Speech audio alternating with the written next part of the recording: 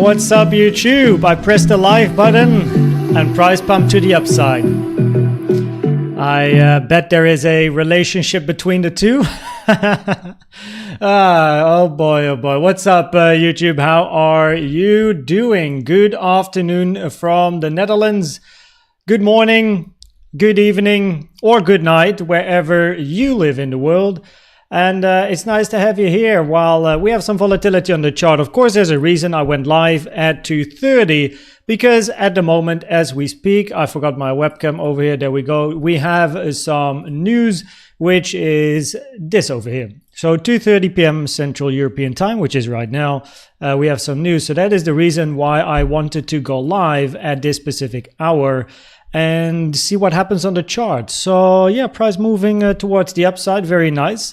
And as always, when price is either pumping or dumping on high volume, currently increasing volume, best is to wait for a range if you're not yet, at least, you know, from an Elliott Wave point of view in any positions. But we're going to talk about Elliott Waves, different scenarios, the bullish and the bearish stuff on the different time frames. So good afternoon. How you doing? Acid, you were first. You were very quick as well. Maybe a band-aid. I have a surprise for you in this live stream. So I always keep my eyes open and also my ears. And as a respected member of the community, many people will know maybe a band-aid. However, also spoke with Mark a little bit recently about maybe a band-aid.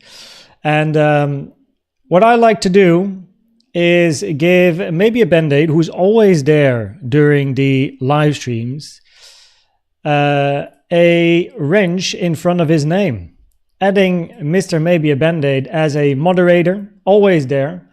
And there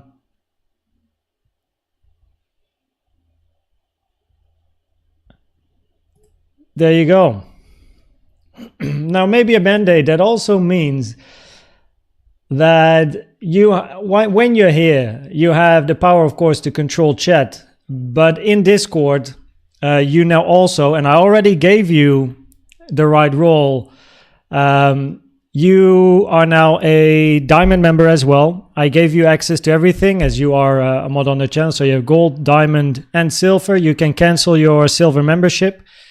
And you're in it because you're a mod. So yeah, there you go. I listen to the community, keeping my ears and eyes open.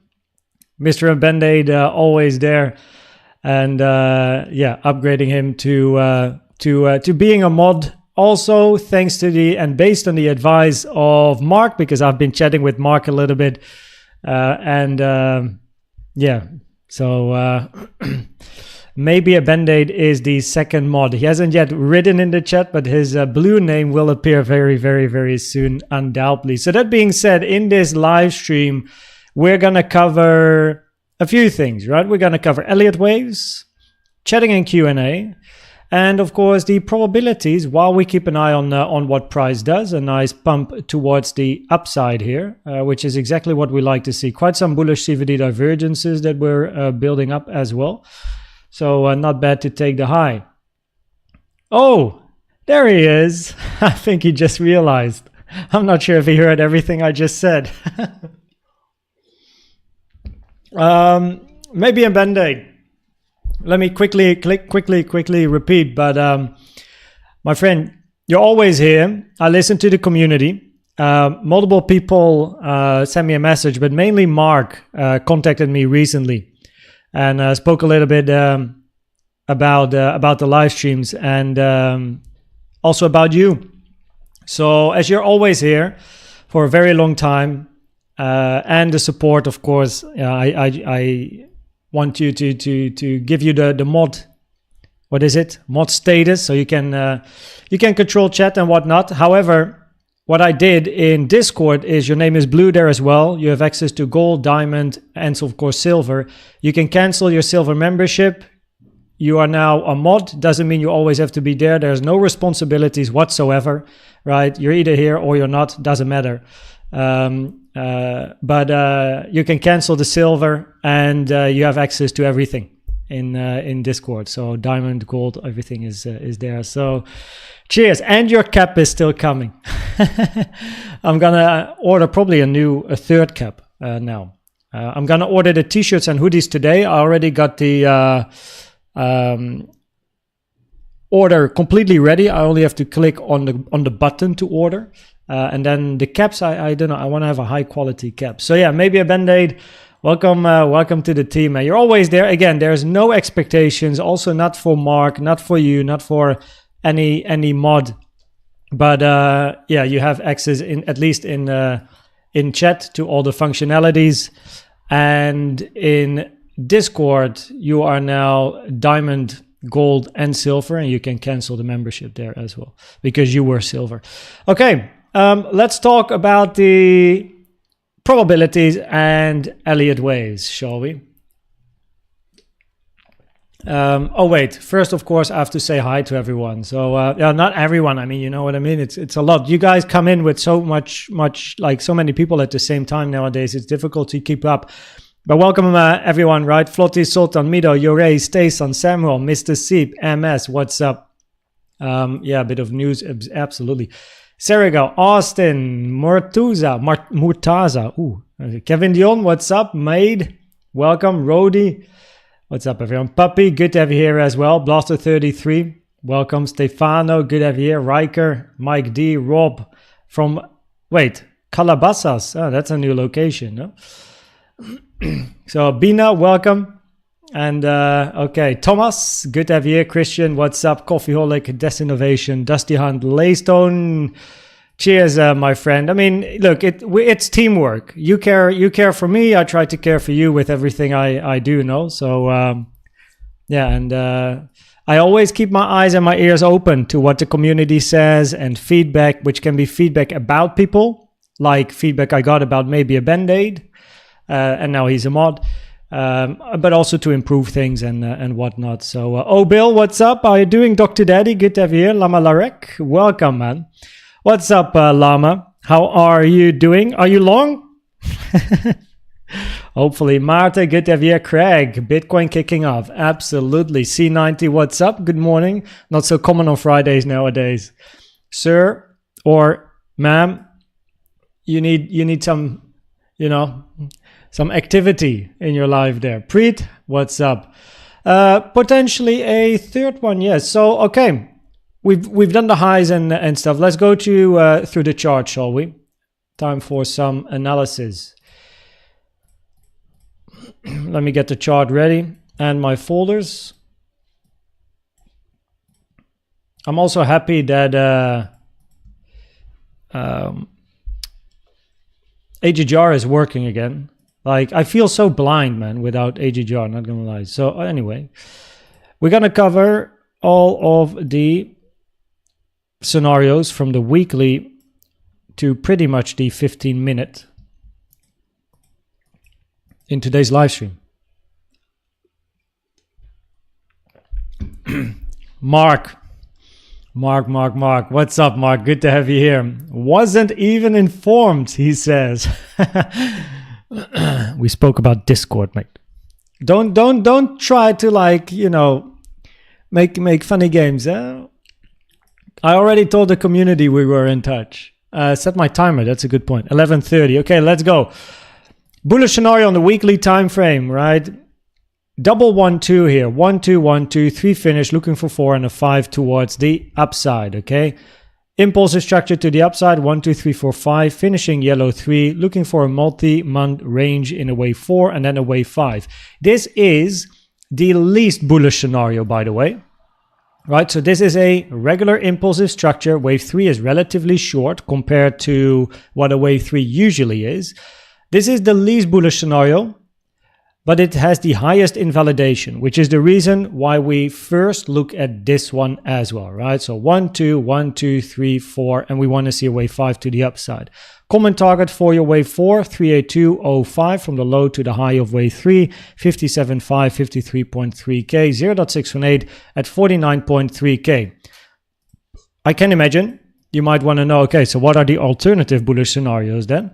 Let me show you. First of all, we have the bullish scenario where your wave 5 is extended. So it's exactly the same, 1, 2, 1, 2, 3, 4, but your wave 5 is going to be extended. Because wave 3 and wave 1 are quite similar in length, your wave 5 has the opportunity to be an extended wave structure, where your target for 5 would be all the way up to max 340k, which of course is incredibly high, and it would create a blow off top, high amount of volume, and then you go into a deep, probably a deep wave 4 afterwards.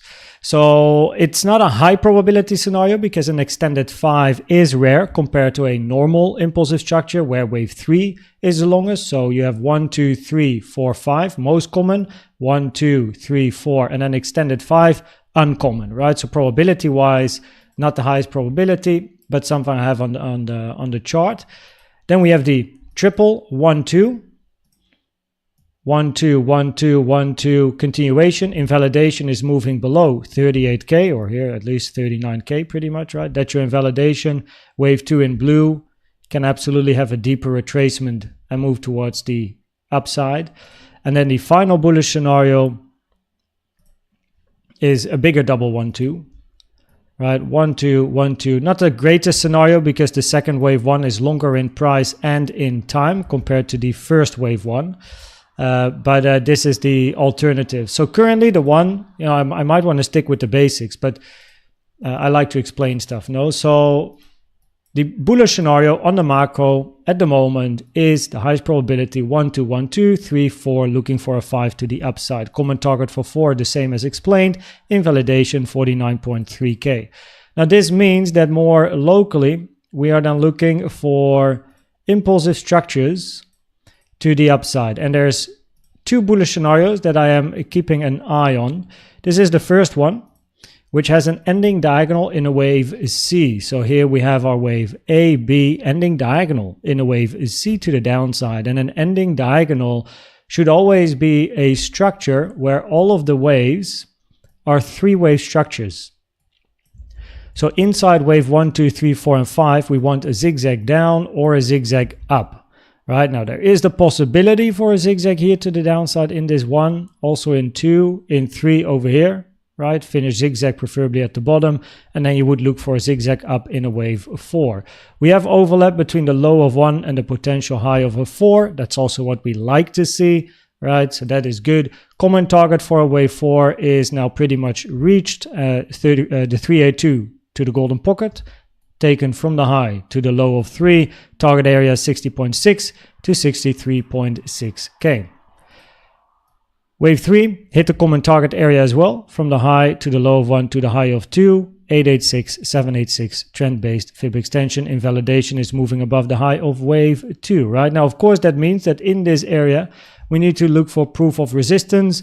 As long as price is pushing to the upside on high volume, I'm not interested, right? I'm long and strong, not interested in any shorts unless the chart shows us weakness, right? It shows us it wants to move towards the downside, which it doesn't, because at the moment it's moving to the upside on increasing volume. And the tip that I always give is, if price is pushing on volume to either the up or the downside, wait for a range to form. The new range will give you all the information that you need, right?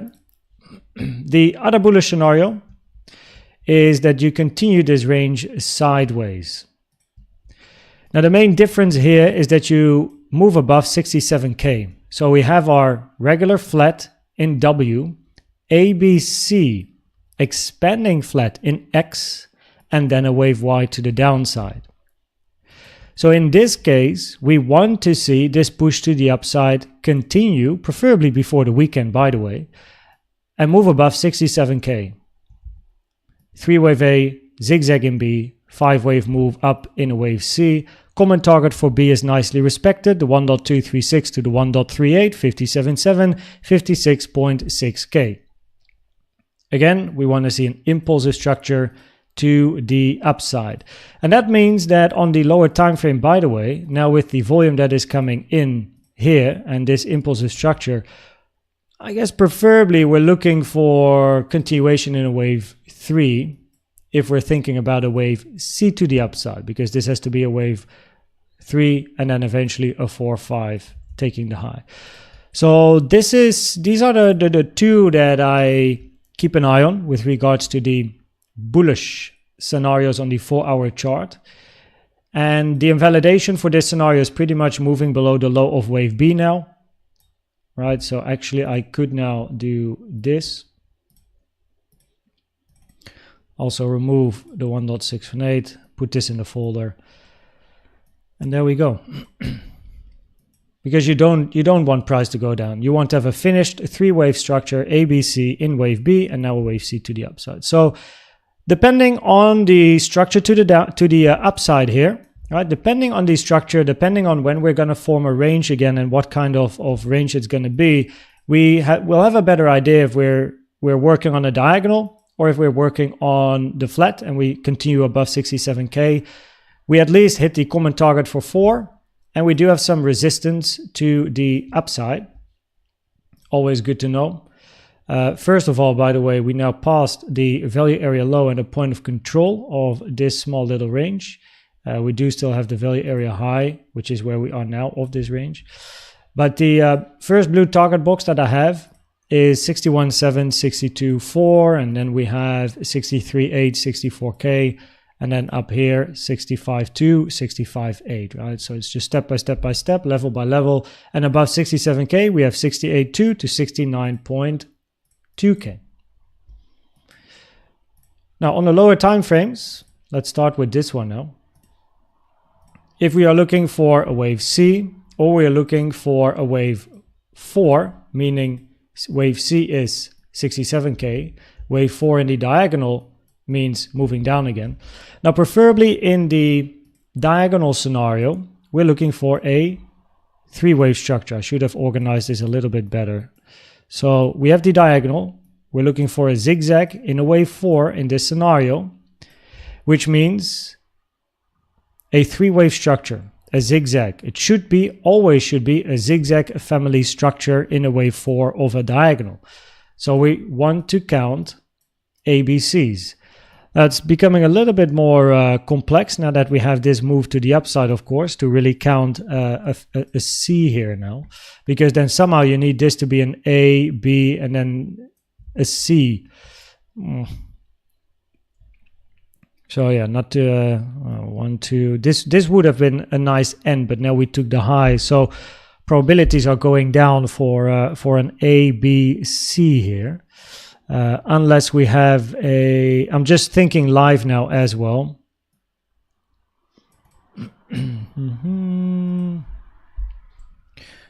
Would be quite interesting though if you have a WXY, but then you need to see price moving down, and this has to then be a 3-wave structure in a flat.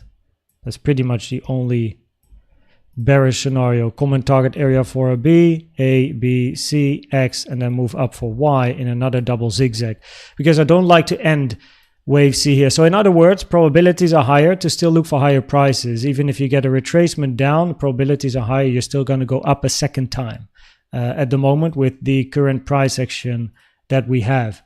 And if we're looking for the bigger wave C to the upside, of course, we want to count impulsive structures, right? And in this case, this is something that I've been at least keeping an eye on. Highest amount of volume now is in this high. So actually, preferably, this is a wave 3 now.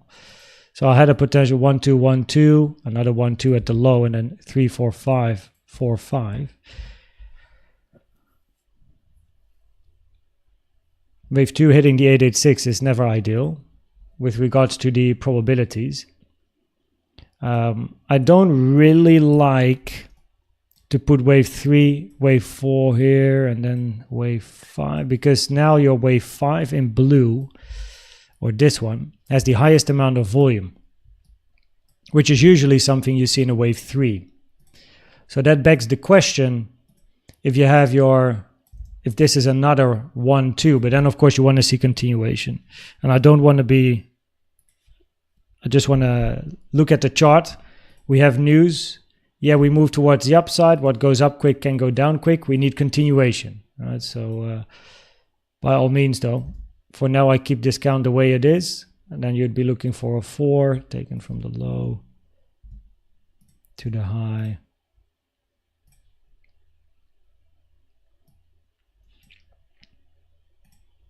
Okay, we're going to keep an eye on this. So your most bullish scenario is simply continuation.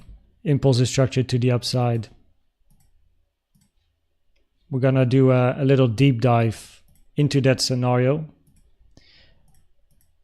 just before I go into chatting and Q&A, because I want to get through the bearish scenarios as well so that everyone knows the different scenarios. Okay. Macro bear, right? We have a regular flat on a weekly time frame, 3-wave A, 3-wave B, 5-wave C. This is a regular flat, right? Common target for being a regular flat is the 1 to the 105. A regular flat is not as common as an expanding flat. Expanding flat is most common. Target of B is between 98K, 122K fips taken from the high to the low of wave A. And then we have our wave C to the downside. Common target area for C is the 1 to the 1.236 trend-based fib extension from the high to the low of A to the high of wave B, giving you a target area between 16.5, 11.6, extension target 6.5K to 1.618, best area of support 10 to 9K, golden pocket from the low to 69K, as well as the value area high of this multi-year range at 9.7. Locally, that then means that we need to count impulsive structures to the downside. This is by far the most bearish scenario, not the highest probability at the moment, but we have a 1, 2, 1, 2. Want to see a very big wave 3 to the downside in this scenario, at least hitting the 1.618 here at 51.6K as a bare minimum. What lowers the probabilities though is the 886 that has been touched over here. It is very rare for a wave 2 to hit the 886, common for a wave B or a wave X, increasing the probabilities. Any move to the downside after an 886 touch is corrective, lowering the probabilities for impulsive continuation. Same, by the way, at the low here. Right? Now on the 1 hour time frame, this then means that you want to count an impulse down. So from the recent high here, 1, 2, short 2, zigzag, 3, 4, 5. The moment price pushes up a little bit higher and hits the 0.618, it immediately increases probabilities for any bullish scenario, right? Any scenario where we're going to continue the trend to the upside, even with the diagonal or the sideways WXY. So the 618 is at 61.6K. Doesn't mean you can't grab the lows once more, because that is why we have that diagonal scenario as well that we keep an eye on. It's just that once you hit the 0.618, probabilities are low for this to be an impulse to the downside, 1, 2, 3, 4, 5, because wave 4 invalidation is the 618. Increasing the probabilities that this is a 3-wave structure to the downside, which means corrective, which then immediately increases probabilities for the bullish scenarios. Where you expect price to either make one more low in a diagonal or move up to 67 to finish your X, right? So that is pretty much what that means. And preferably in that wave 4, you're looking for that ABC to the upside, which is then a corrective structure.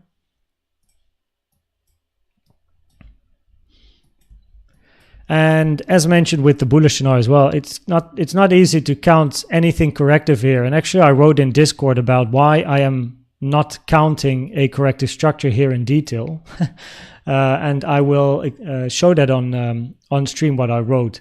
But you need some sort of an ABC here, where this is then an impulse structure. But now that price took the high here on also a high amount of volume,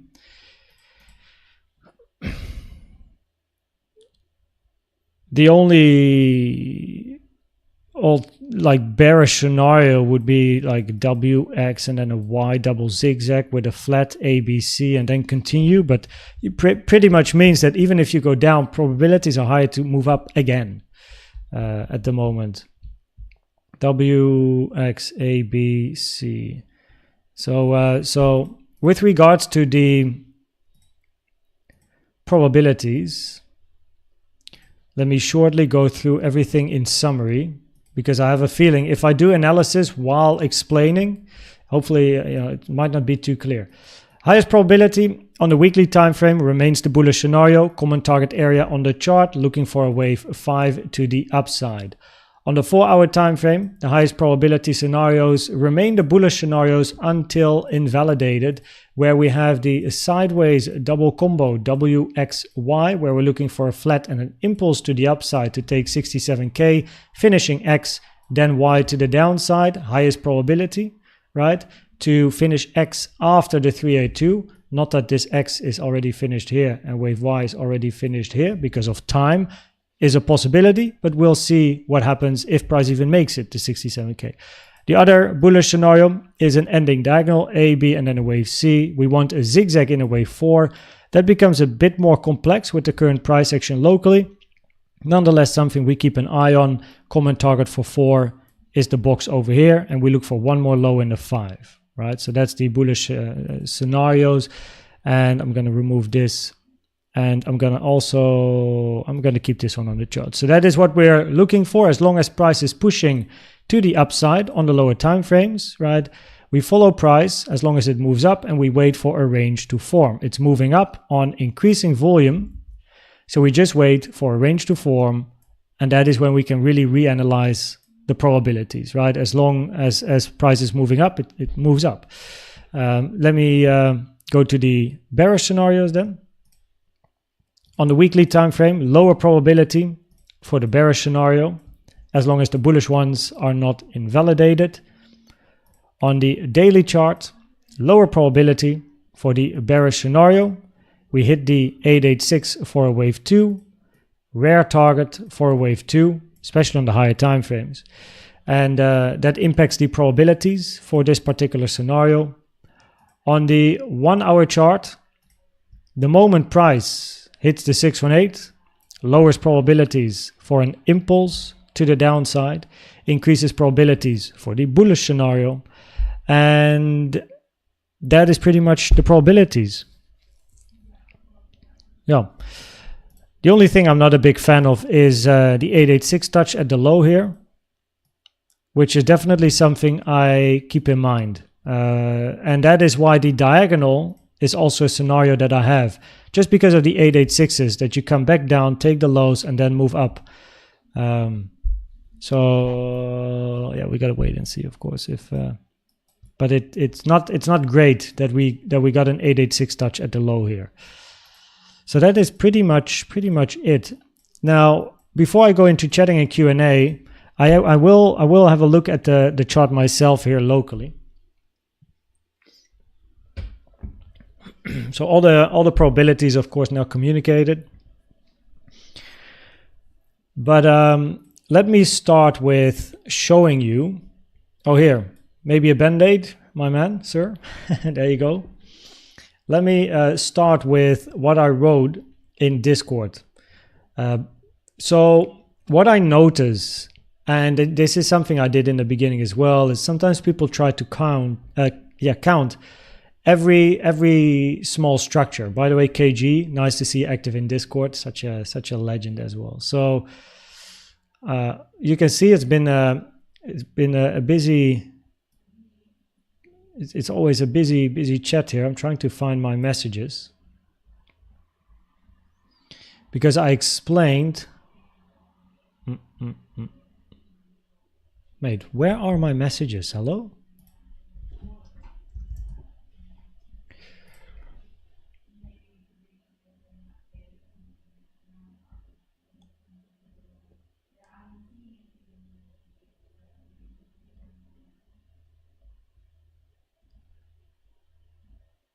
I have absolutely no idea. Anyway, what I was saying in Discord is this morning, I don't know why I can't find it, is that this structure to the upside is very difficult to count correctively. So the only scenario I kept an eye on this morning were the bullish scenarios. I had a few ideas, but all of the ideas would lead with an impulse, ending impulse to the upside, where you then have a 1 2 1 2 3 4 5 4 5 end of C, move down, right? That was the bearish scenario. This over here, whatever, right? I was mainly focused on this structure to the upside, but now we took the high again. So counting something bearish here, so this is going to be a little bit of live thinking, becomes difficult, and sometimes it's just not clear. The bullish scenario is pretty clear, bearish scenario not too clear, and I just don't count the whole structure. I left out this whole bit and I only focused on this must be a wave C of some sort in a bearish scenario, right? Because in the bullish scenario, we are just going to continue up, up, up, up, up. Now, what helped the bullish scenario is we had bullish CVD divergences. On the 50-minute time frame, higher low in price, lower low on yellow, right? Mainly on yellow, the bullish CVD divergences before the push to the upside, which supported the bullish narrative as well. Not easy to find bearish scenarios on the chart. We might actually move towards the resistance here as well. And yeah, that's what I mentioned in Discord with regards to the video this morning, is you don't have to count or try to count every structure. If a bearish count is not clear and you do have quite a clear bullish idea, then it is best to just wait till the bullish scenario is invalidated. And once it's invalidated, you can look for bearish scenarios. But as long as the bullish scenario is not invalidated, then you just follow the bullish scenario. I have no idea where I wrote my messages. Damn, man, I can't find it. So yeah. And now here we are. Any open position? Yes. It was shared in the setups channel.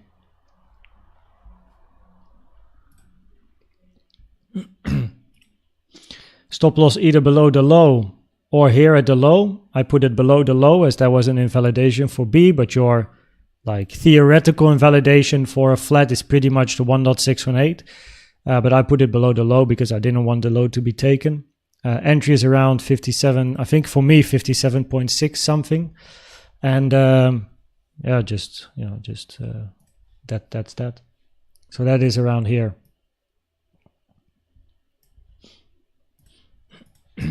And now we just ride the waves, no?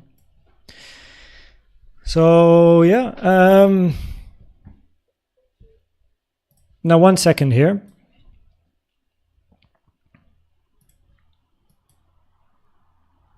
I'm gonna clean this up. Still not a big fan of the wave 2 touch, but that's why I keep the 886 on my chart. Remove this.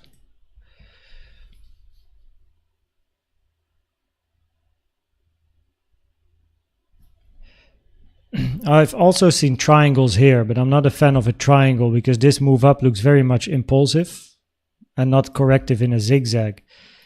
But then again, counting a corrective structure here is incredibly complex. So, you know, if you don't really know what's going on, then usually there is a triangle, but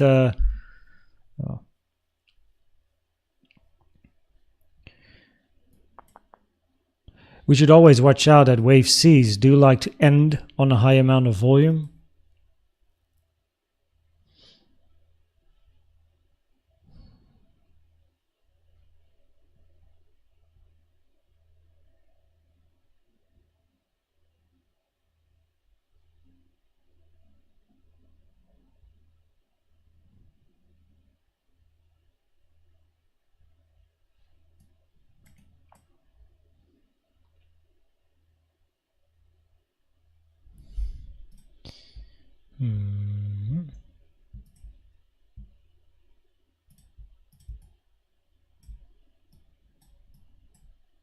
Just missed out on touching the 382.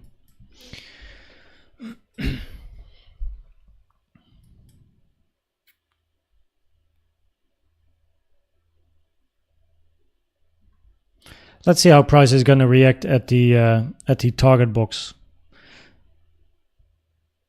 Because the highest amount of volume is now in this move. So from an impulsive, if we do look for the wave C in wave X above 67K, we want to count this as an impulse, wave 3. which therefore means that preferably you have 1, 2, 1, 2, and potentially another big 1, 2, but this is a very shallow 2, so that makes me doubt a little bit. And the 886, I still don't like the 886 touch, so I'm gonna be patient. And the tip here is the same as always: price moving up on volume, wait for a range to form. That will give us all the clarity. If it really is a wave 3, this resistance shouldn't be too difficult, right? Because you're going to be looking, if this is wave C all the way up, for 67k, right? Like, so it just needs to fly, preferably before the weekend.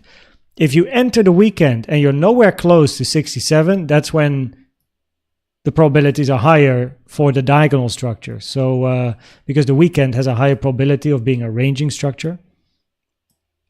So let's see what price is going to give us. But with the CVD, yeah, probabilities to the upside looked good.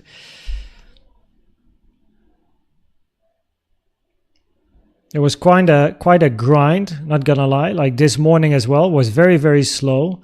Now my morning update was uploaded here, where I said, you know, like this is a very slow move. If we're looking for a bigger impulse, we definitely want to see volume coming in and a parabolic structure, right? For the ones that watched the morning video. So the probabilities here were like, well, you know, potentially zigzag, diagonal. The diagonal is still very much valid. But as we came down, especially here, the big bullish CVD divergences, and let me give you a small tip as well.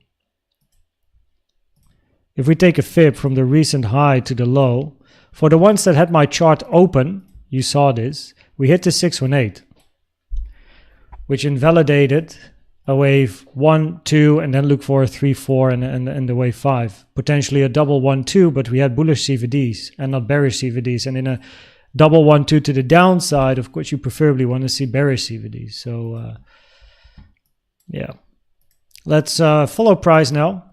So in a nutshell, just to conclude and then go chatting in Q&A, is probabilities on the weekly bullish, on the 4-hour bullish, on the 1-hour time frame, either the diagonal or the, you know, actually that's 4 hours. So weekly bullish, 4-hour, diagonal, or the WXY. Do I have a preference? I mean, it depends on how high this structure wants to go. But one thing I don't like is that wave 2 hit the 886 here, which is very rare. So it would put a little bit more eggs in the basket of the diagonal compared to the WXY. On the 1-hour chart, hitting the 618 at 61.6 will give extra probabilities to the bullish scenarios, and on the 50-minute time frame, with all the bullish CVDs here, probabilities turn to upside, and now we just wait for a range to form.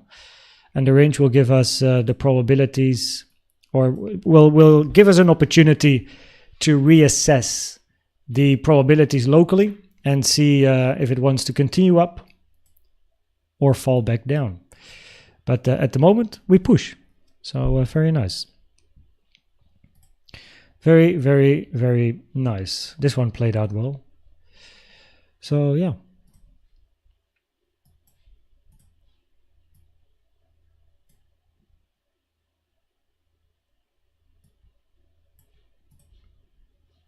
Cool.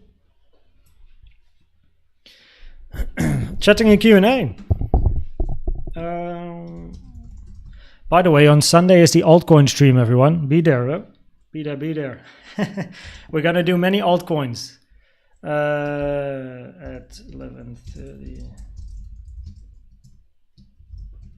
Yeah, I am Dutch.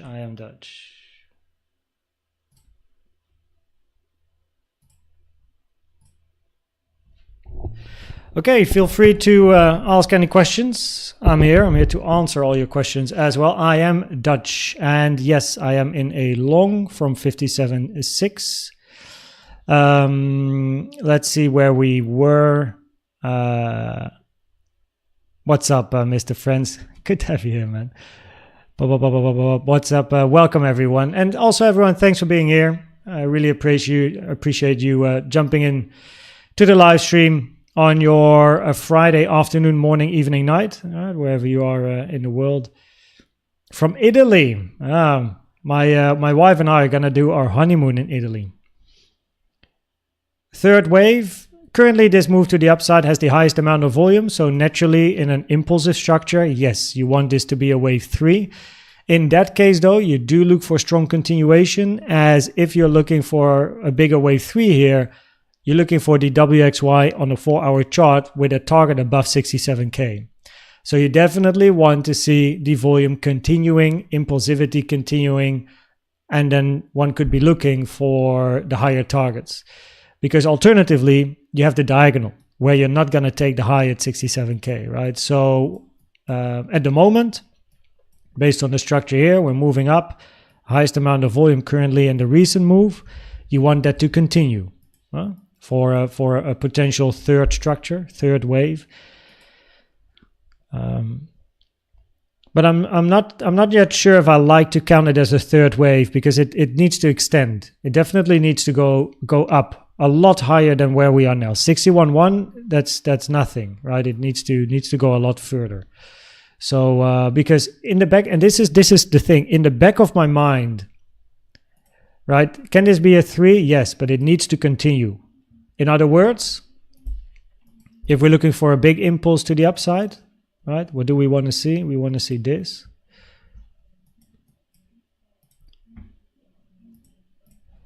Right, so whatever, you have a couple of 1-2s here, and then you want to have a big wave 3.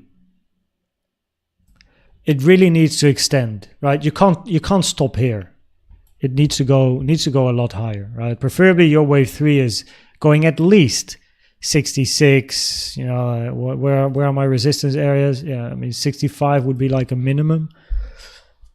So that is with regards to an impulse. So this move is still young. The only thing I don't like about an impulse to the upside from the lows is the 886 touch. I can't help but keep in mind that at the low we hit the 886, and the 886 is very rare for a wave 2, and it is common for a wave B or a wave X. So that is why in the back of my mind, I still have something like this, for example, a double zigzag or some corrective structure, which is not yet clear, and it will depend on the range. That's why I always like to say, wait for a range to form, because if price moves up and it stops here, and here we are going to range for a long time, that's not what we want to see in a wave 3, right? That would be bearish. If we're in a wave 3, we want to see that, no? Yeah, you can have a short range and then continue. But you don't want to be here for too long and then slowly move down again and then poof. You know, so now that price is pumping, we just wait for price to range again. Right? With the bullish CVDs that we had here, the probability switched to the upside. And the only scenario that I was really looking at was the bullish scenario, as explained in Discord, till invalidation, till price would hit the 618, which it didn't. Actually, maybe I have to look for this. So if I 1 second, I'm trying to find a few messages that I wrote this morning, and somehow I'm not able to like find my messages. Interestingly.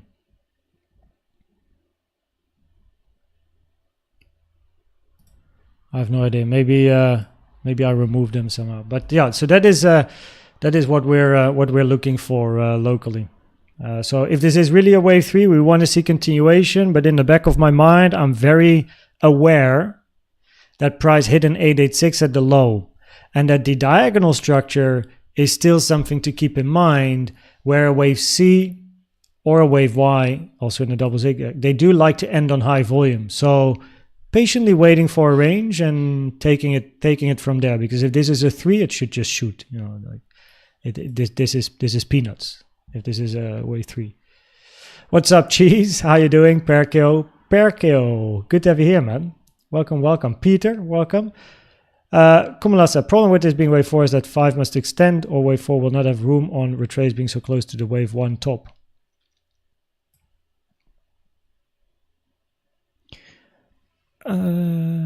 Is that you? I think you are talking about the bearish scenario. Is that 5 must extend?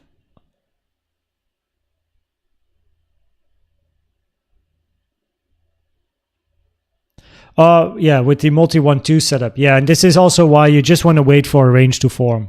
Yeah, it's just that's like a general tip from an Elliott Wave point of view. Married with Backpacks, Legionario. Good to have you here. Newspaper always go on short. I mean, if it's part of your plan, of course, there's always a potential short or a long. But that depends on your plan and your strategy, right? I personally think if you get a move like this to the upside and you want to short inside a move like this, you probably need to use order flow to really and tick charts to really see what's going on inside the candle in order to snipe highs or lows. From an Elliott Wave point of view, no financial advice, but wait for a range to form before anything else. Yeah, what is common with news is price moving up one way and then later gives it all back. So I'm patient. Also, the 886 at the low is still bothering me. Can't deny it. What would be a short setup here for you? Maybe if we get a range now between the 05. Yeah, so I'm not really aiming necessarily for a fib level. So at the moment, what I'm just waiting for is a range. I am not looking for, at the moment, right, based on like if I would go short to put a high, like stop loss there or there for a bigger swing, I need local weakness. And then it's going to be a local setup. So let me put the levels on. Do we have anything interesting here now? So what I would need to see is hit resistance somewhere, range, like weakness, maybe an impulse invalidated because a wave 4 retraces to deep, hitting the 618. Okay, interesting, right? Potential short. And then put my stop at either a high or an invalidation, depending on the structures that form after. So it will take a bit of time. And I'm with Elliott Waves, I do like swing trading more than like day trading. So yeah, I got my entry at 57.6, and I also told Diamond this morning, like, hey, there is a potential long setup locally, but I'm not really interested because and they know because I shared it as well as in the public Koens Trades channel. Like, I'm already in here. I don't want to be too greedy, like it's just a psychology thing, I suppose.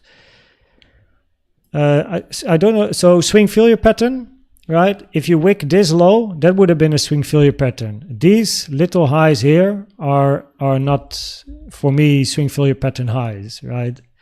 So in that case, I would like a low, range, wick the low, and then move up, which we didn't. So these are, I call these like in-between highs, right? This is an in-between low. It's not interesting. You need a clear high or a very clear low. Like here, this is a great example, right? You make a low, up, down, wick the low, boom. Well, that's the swing failure pattern and a half, right? That was a nice one. So it needs to be a clear high or low. In other words, for example, if we range here, we make a high, we range, wick the high, and then that's interesting. Probably this one is not interesting to me. This one, I mean, it is in confluence with more resistance, but even the highs here, we have a couple of highs here, triple tops, also not interesting to me. So at the moment. Enki, how you doing? How you doing? News pump, yeah, absolutely, Shadowjacker, absolutely. Any open position? Answer that one. The answer is yes. Crazy Potato, I truly believe in you now, Koens, bro. What's up, Crazy Potato? How you doing? What do you believe in? Just like Elliott Waves, or I'd be interested. This may be a W with a triangle on X, and we're doing the C of Y. Yeah, I would agree, Blaster. I still have something. Because of the 886 touch, I'm just not comfortable with that. So I won't be surprised. If this is a wave 3, it needs to go a lot higher. You can't stop here, right? It's not good. It needs to go.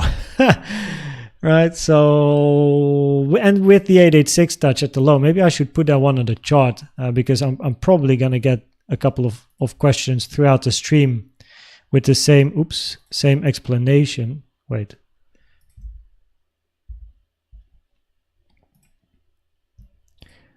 So let me at least keep this on the chart here.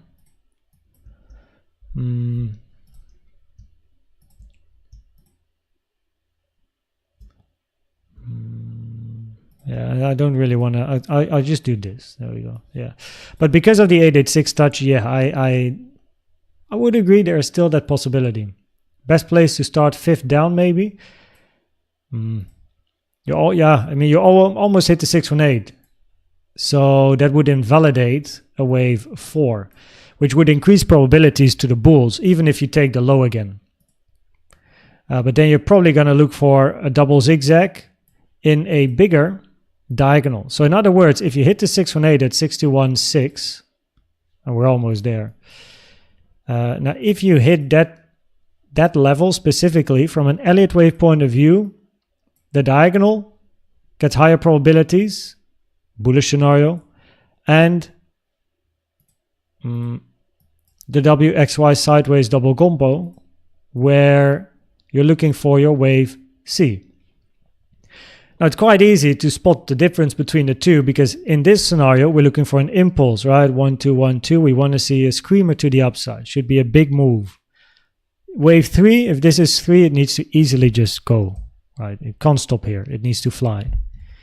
And if it doesn't, well, we're going to think about the diagonal, no? And then take the lows one more time. Would be nice because we have that 886 touch, so it would actually be nice to make a low and then another 1, 2 bullish without hitting the 886. So, yeah.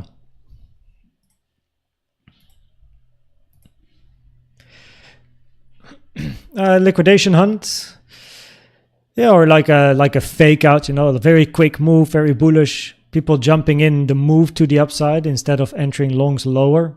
That would be, from a psychological point of view, that would be FOMO, no? So I quite often say on the channel, of course, don't FOMO, YOLO, or try to catch nice. With the catch nice, it can be possible if it's part of your plan, if you have a plan to do it. But generally, at least from my experience, it's probably best to wait for a new range to form and then try to enter in that range, either long or short, depending on the price action. Help the channel. Anyone here oiling? Upside or downside? You trade really low leverage. Yes, correct. You want to do a poll. Upside or downside from here? Yeah, if you have a good strategy, probably people like to use tick charts, order flow, or things to really look into the candle. There's definitely a possibility to catch the highs and the lows. Sunday is going to be the altcoin stream day. Now, actually, I am making a mind map, right? Currently, a mind map about the YouTube channel because there's a lot going on and it's not always easy to actually know exactly what's happening, right? So I have a couple of stuff written down on my mind map, and one of the things that I wrote down is live streams, altcoin/stocks. Now, of course, it's every first Sunday of the month, but depending on, for example, upcoming Sunday and how these streams go, I might increase the amount of altcoin streams to like one per 2 weeks or even one per week. And in an altcoin live stream, everyone, we don't do anything Bitcoin related. We focus on alts from the beginning. You vote what alts you want to see. The top 5, sometimes top 10, but the top 5 gets analyzed live on stream. I do a whole Elliott Wave analysis on the alt, usually the higher time frames. And then the remaining alts go into a wheel of fortune, and it's a random picker, because, you know, else the lowest voted alts might not, will never get picked if I only do the higher voted ones. So yeah, Sunday is going to be the altcoin stream in the afternoon. So yeah. Joshi, welcome, man. Thanks. Really appreciate your comment. That's very kind of you. I try to share as much as I can, and you know, sharing my passion for Elliott Waves, using it for years, analyzing for years, and it gives me it makes me happy to read messages like yours, and yeah, keeping you all updated. So thanks, Joshi. Very, very kind of you for writing this in the chat. Cheers. It's a pleasure. It's a pleasure. Yeah, I love Elliott Waves. It's my like, how do you, what's it? Bread and butter. Bread and butter. I need to. Are you Dutch? Yes. Gonna move to the south of France though. How long it took you to start writing your trades? Not sure what you mean with writing my trades. But if you mean how long did it take you to start writing your trades? Maybe journaling, but journaling you can do instantly, of course. So I guess like building a strategy takes time. Learning Elliott Waves for me took about 1.5 to 2 years to be, like 2 years to be good, right? And of course you develop, you increase your knowledge, but you're still shit. And then slowly you start to get a feel for it, and you feel like you're really improving. You can read the chart better. Scenarios are playing out better. And after 2 years, that's where I really felt like, okay, you know, I'm actually good in Elliott Waves now. And then of course it, you know, just continues. Now I'm at it for like what, 3 years and a couple of months. So, and I learned it during pretty much the pandemic. So I had lots of time because I'm an entrepreneur, and yeah, I was at home. So, and with my other strategy, so I have another day trading strat. That one also took about 1.5 years to develop. And that is a personalized trading strategy. So you can't find that one online. It's completely personal, only in Diamond. People can learn it and trade it as well. And they share their statistics and everything. And that one is based on data. So lots of statistics checking. So if you want to increase your probabilities of being a consistently profitable trader, follow these 6 steps, right? This is exactly how I have done it, and I can recommend it to anyone.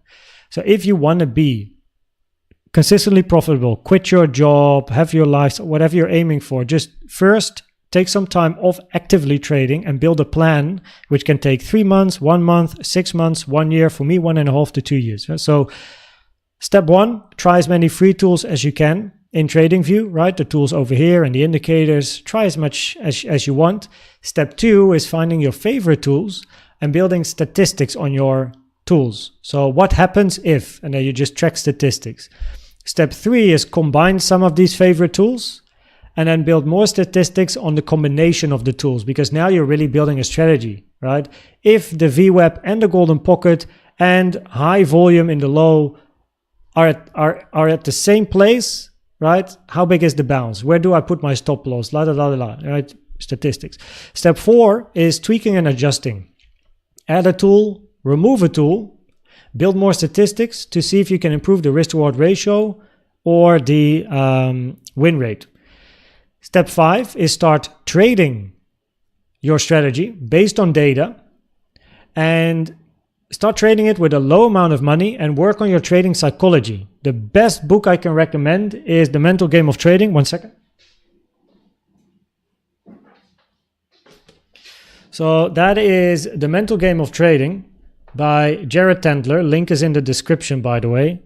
Right? And yes, that is an affiliate link. So, you know, if you do get something, you support the channel. But that book is by far the best psychology book that I have read in forever. Trading in the Zone is nothing compared to this one. This one gives you, it's just more today's age and time, I suppose. And it covers all the psychological problems and difficulties but also gives you a system to actually actively work on your psychology. And that's what I like about the book. And then step 6 is increasing your portfolio size slowly to get used to the bigger losses. So that is how you build a strat.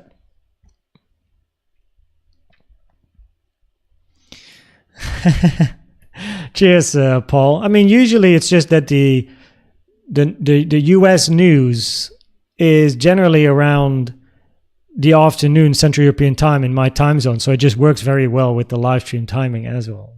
So I don't mind. I like some action. What did you have for dinner last night? I guess you're talking about the restaurant because of the birthday of my wife, which was on Wednesday. And I had beef tenderloin teriyaki as main.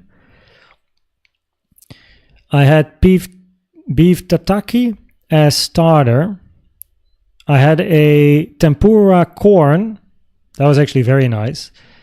In between the two. And the dessert was a pineapple creme brulee with a pineapple vanilla ice cream with pineapple pieces. Sure.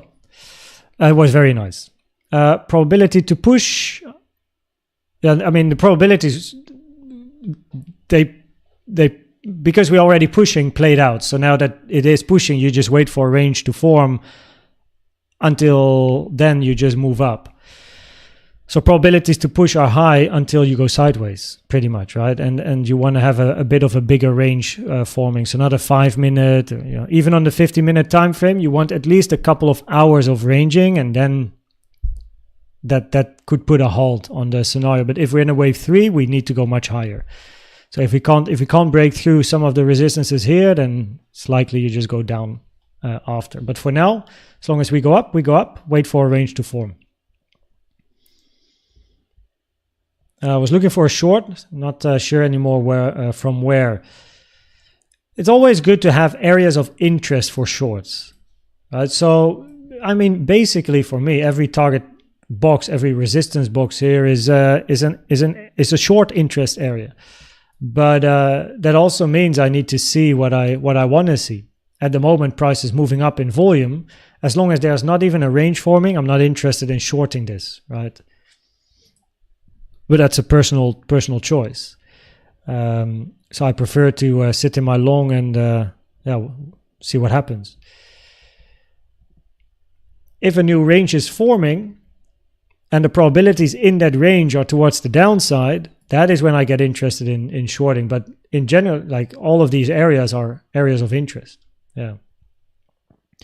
Live stream on Sunday will be afternoon Central European time, pretty much the same time as always. I guess maybe a bit early because it might be a long one, but I guess still 2 p.m. Central European time-ish. 2 p.m. I guess. Yeah. So now we hit the first resistance area here. Right, that is where we are now. Is there some news leading up to this pump? Yes. We also have some news at 4, by the way, which is in 24 minutes.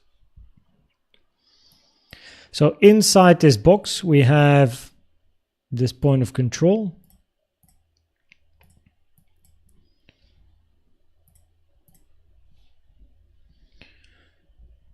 Is the resistance area changed now? It's still the same. Still the same. I have here. Is that intended to be part of your target box? 61,200. I don't have one at 61,200. I have one at 62k. Yeah. 3RR in my bag. Yo, Flotty, there you go. You said it. You said it in the morning with your comment. I gotta actually check. 1 second. I'm almost at 3RR in my bag, by the way. Nice, mate. Very, very nice. Good job. Good job. Love to hear it. So Flotty is hilarious, man. So in the comment section, like below the videos, of course, the normal videos, Flotty always comments. And this morning he commented that have a nice 3RR in your bag today. And he already caught the 3RR, so I replied. And I'm pretty much there as well. So nice. Joshi from Germany. We're neighbors, man. We're neighbors. If nobody told you you're good, I'm telling you you're better than good. Cheers, MS. Thank you. Just try sharing my 2 cents. And yeah, I'm happy so many of you enjoy Elliott waves. It's not an easy theory. It's difficult. But hopefully in a way I can make it very accessible through the content and answering the questions and explaining everything. By the way, I see the green name here. Ayman Attia. Holy moly, Diamond. It's so rare for that to happen. I'm also apparently really behind chat here. But Ayman Attia. Shit, hey, welcome to the higher than the top step because you're in Diamond now. Cheers, man. Welcome. Welcome to the Diamond team. It's a great active group. There's lots of information in there, so make sure to start with the FAQ, frequently asked questions, and it will guide you around all the information in Diamond. But welcome to the team, man. It's so rare for that to happen during a live stream. So what's up, Ayman Attia? Make sure, by the way, to send me an email with your YouTube, Discord, and Telegram username, if you have Telegram. If not, that's no problem. But Discord is a must, as Discord for Diamond is that's the place to be. Yeah, send me the email, and I will make sure that after the live stream, I'm gonna get you sorted. So cheers, man. Welcome to the team. Really cool. Did he already? Yeah. Okay. Thanks, Mark. Yeah. So koenztrading@outlook.com. That is the place to go. Oh. Welcome to the team. A new Diamond joining. I'm gonna go quick because I want to be at the current chat and not all the way up here. How far do we push is the question. Wait for a range to form. We're now at the resistance from Austin Powers. Austin, America. You love gold. Oh, wait. So you were talking about the content. I see. The Elliott Wave course content. Loving gold. Nice, man. Keep learning. And then also implementing, right? So watching the videos, making the notes, and then implementing it on the chart. Tonight, Crazy Potato is the gold live stream, eh? Feedback and Q&A live stream. Wasn't he Dutch? I am Dutch. Oh, with wave 5 extending. I see.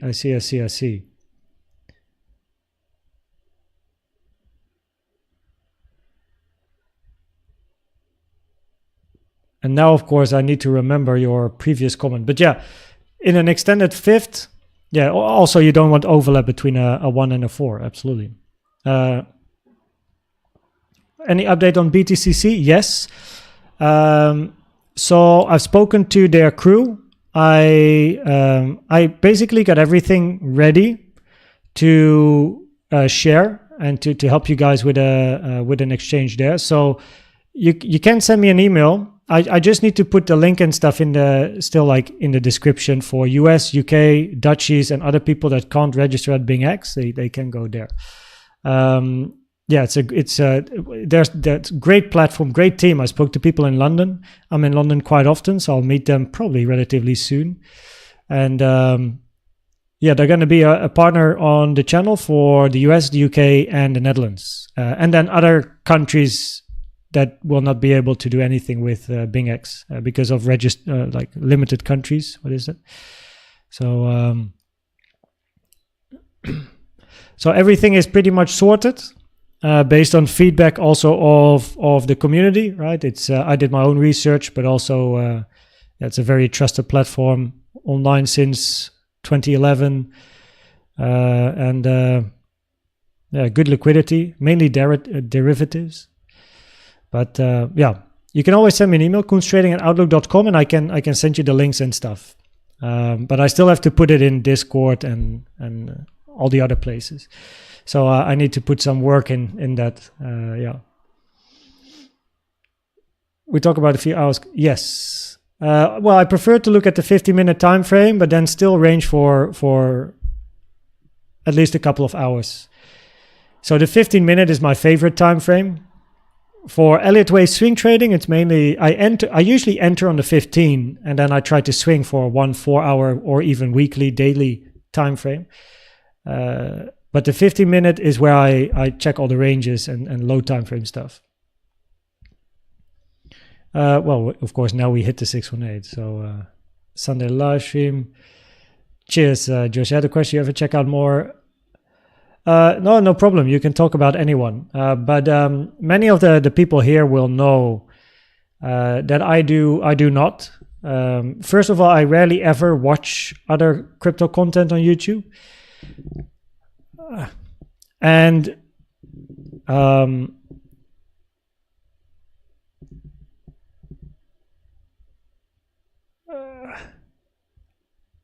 I gonna go down the rabbit hole again?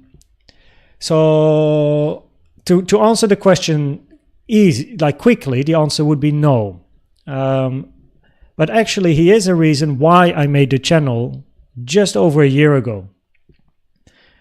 I think he's done an amazing job with YouTube, over 200K. I mean, Ben, if you're here, like, mega congratulations. Very impressive. He works incredibly hard, but I also think that his success at the moment is resulting in a lack of quality of the videos. So there's many videos, many Elliott Wave analysis videos, but in most of them, certain rules and guidelines are not respected, and that is something I can't watch. And I mean, if I see him in real life, I mean, easy, like drink a beer and have fun and have a chat. But of course, I know a lot about Elliott Wave, so when I see a channel or a video and they don't respect the rules or the guidelines, and it's not all of them, it's just I see what goes wrong because I know Elliott Wave, very well. So maybe the average viewer might not spot it, but probably usually in every video there's at least one rule that is not respected, or probabilities or guidelines are not well established, and that's something I can't watch. So which is also a reason why I actually made my channel, because I also upload 3 times a day, but I'm very strict on the rules and the guidelines. So I think he's amazing in what he has done, right? I don't want to down talk any channel, but there's only 2 other channels that I follow. And I don't watch every video because, as mentioned, I rarely even watch crypto stuff online. Usually I watch Formula 1, Trackmania, because I used to be a professional Trackmania player, so I keep up to date with the community for 11 years. But I don't watch him. No. But I'm very impressed by how he grew the channel. Cheers, Madaginarti. What's up, Vitalian? How you doing? Always love the Goku pick. If I have you, it's always good to know.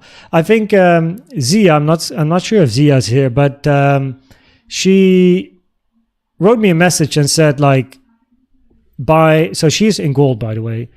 But by understanding more and studying more about Elliott Waves, it becomes easier to follow the content. Now, I really try to make it as easy as possible and as accessible as possible with the scenarios and how I present the different scenarios, like very clean charts, very easy to follow. But of course, having some knowledge will help in understanding probabilities, I suppose. So what's happening here? What about, I see. Is this, we got a fan here. Okay, let me be, Crazy Potato to spot where it should go. Yeah, it's all about eventually the probabilities and then enter trades, and that's the difficult thing. Getting the Elliott Wave theory is one, but then trading it is step 2, right? I think that because the bottom structure is not like, yeah, the bottom is a bit of an issue with the 886. It's not great. If I join, I learn your strategy first before making my own. That's what many other do as well, because they learn how I have built my strategy. Which will help them in developing their own. Because the strat is out there in Diamond, and the rules and the guidelines and everything is there with regards to the strat and the entry requirements. But it gives people a good idea first, I mean, they can trade it if they want to. But secondly, it also shows them, oh, so this is how to build a strat, right? This is what includes a strategy. Common target for potential wave 3, usually minimum the 1.618 trend-based sub-extension. Everything pumping. We had some news. Mark, hungry? Mark is hungry. Go have lunch, man. Now we got maybe a band-aid here as well. Where are you traveling to on Sunday? Ayman again, welcome. Good to have you here. Once again, I'll make sure to add you after the live stream. Send me an email, right? Send me an email. Sir, will Elliott be helpful in intraday trading? I said it's very helpful in long-term cycle. I'm asking because it's very difficult to count on lower time frames. The lowest I go personally is the 15-minute. And the 15-minute for me is doable, as that is usually my entry time frame. But I like intraday trading as like multiple trades a day with Elliott Waves is very rare for me. But if you would ask John HBG is in Discord, he is a 1-3-5 minute Elliott Wave trader. So for him it works, but you need a good plan. So it's possible, yes, but Elliott Waves usually is a bit stronger on higher time frames. I like to go as low as the 15 and use that as usually my entry time frame. Yeah. Okay, we're almost at the bottom. Yes, but that doesn't mean you can't go down. It's just that the bearish impulsive structure now has a lower probability, right? So yes, you can still wick the low. However, if you're looking for a big impulse down, where is it? Right, 1, 2, whoops, okay, 1, 2, 1, 2, and then you're looking for again 1, 2. You want to see a move to the downside, right? So you're looking for 1, 2, 3, 4, 5.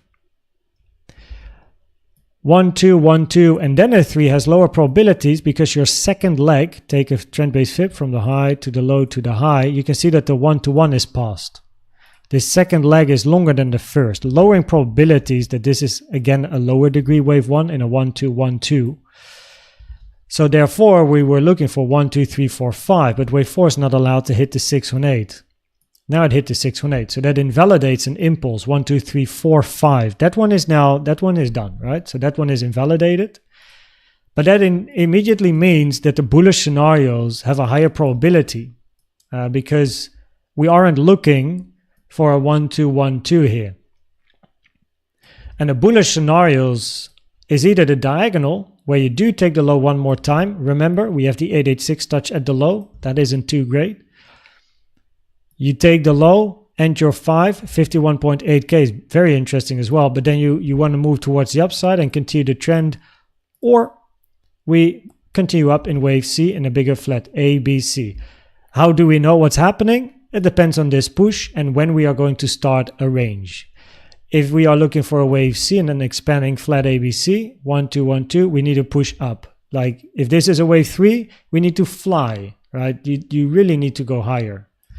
So if we stop here and we go and start ranging for a significant amount of time, it's too quick. So we like a bit of a range is no problem, right? You can have a 3 and then a 4, 5. But if the range gets too big, yeah, we're going to look for downside. But now at the moment, it's just waiting for a range to form. So yeah, that one is answered. So the bullish scenarios, the diagonal or the WXY sideways double combo. What city do you live in? Gouda. Oh, by the way, makes me think. I see shorts and videos by who's the right here? Milos Milner. So one thing I also wrote down in the mind map is, of course, I'm in touch with Arbuzny Sok, but he's also currently, so he edits edited some of the shorts in February, and he's an amazing editor. But he's also working on his own project at the moment, so I am in touch. But I do think that probably not too long from now, it would be good to really have someone also dedicated to editing shorts, maybe again improving thumbnails, banner, logo, maybe even. Like more like an editor / designer, like social media type of guy. So hey, if that's you, koenztrading@outlook.com, and if you have a portfolio, make sure to send it. I'm happy to have a look. And Abuzny Sok, once he has time, he's an amazing editor with shorts, and he can do like a lot. But he's now also working on his own project. But he is currently my main contact with all of these things. And Douwe is the one that made the thumbnails at the moment. So Douwe in Discord. That is correct. What's up, Barbie? How are you doing? Is there a big difference when trading on Coinbase to trading on BingX? No. It's so also because usually I'm not a scalper, so the difference in price doesn't really matter. Usually it's about $20, but the difference is no problem for my trading. It's just that with the other strategy that I've developed based on data that I'm using for a long time now, and that's shared in Diamond. It works best on Coinbase because of the wicks. I tracked it based on data, so that's why I use Coinbase. How's the structure looking for Bitcoin? Currently, of course, bullish, moving towards the upside, waiting for a range. Currently at resistance. Iman, there he is. I'm happy to join the team. I'm following you since 2 months. To be honest, quality of your content is so rare on YouTube. Cheers, man. For 2 months you've been here, and now you joined the Diamond Squad. Appreciate that, sir. Welcome to the team, and I'm happy to share. And a lot more sharing goes on in Diamond, and that's also usually where I'm active during the day. I always read what's happening in Diamond as well. Want to get back into a bit more like Discord chatting, but you'll figure out what that is. But yeah, welcome, man. Good to have you here. And yeah, just trying to give the most value I can, and hopefully people find it useful. Cheers, Errol. Yeah. So if you're like if you can't make an account on BingX, but you do want to support the channel, or you want to get into the Koens Trades channel, right, or the Koens Setups channel to see how Elliott Waves can be traded, right? So Koens Trades, that's this one. I was making my post. I forgot to finish that one. Where is it? So currently I only have this, but of course not everyone can make an account there. But then BTCC is coming. So you can already send me an email because it's all ready, but I need to put it online. And then I'll probably tag everyone that it's there as well. But if you send me an email, I'll send it in, I'll send a reply. Never trash talking, but it's just, I very easily see, I don't even need a video to see if someone respects the rules or the guidelines. Give me a chart and I can immediately see if that person is good or not good with Elliott Waves. It's very easy to spot. Yeah. Okay. Trackmania was always awesome. It's an amazing game, man. Wait, look, talking about it. Damn, my Czech. I became third at the World Championships in 2013. If you Google Trackmania Koens ESWC Electronic Sports World Cup, you'll see my name. And but my Czech is, I think it's in the shed now. I got this check of like $1,500, which isn't a lot, but hey, you know, I was 11 years ago, so 20 years old, not bad. That was my job, playing professionally. Agreed.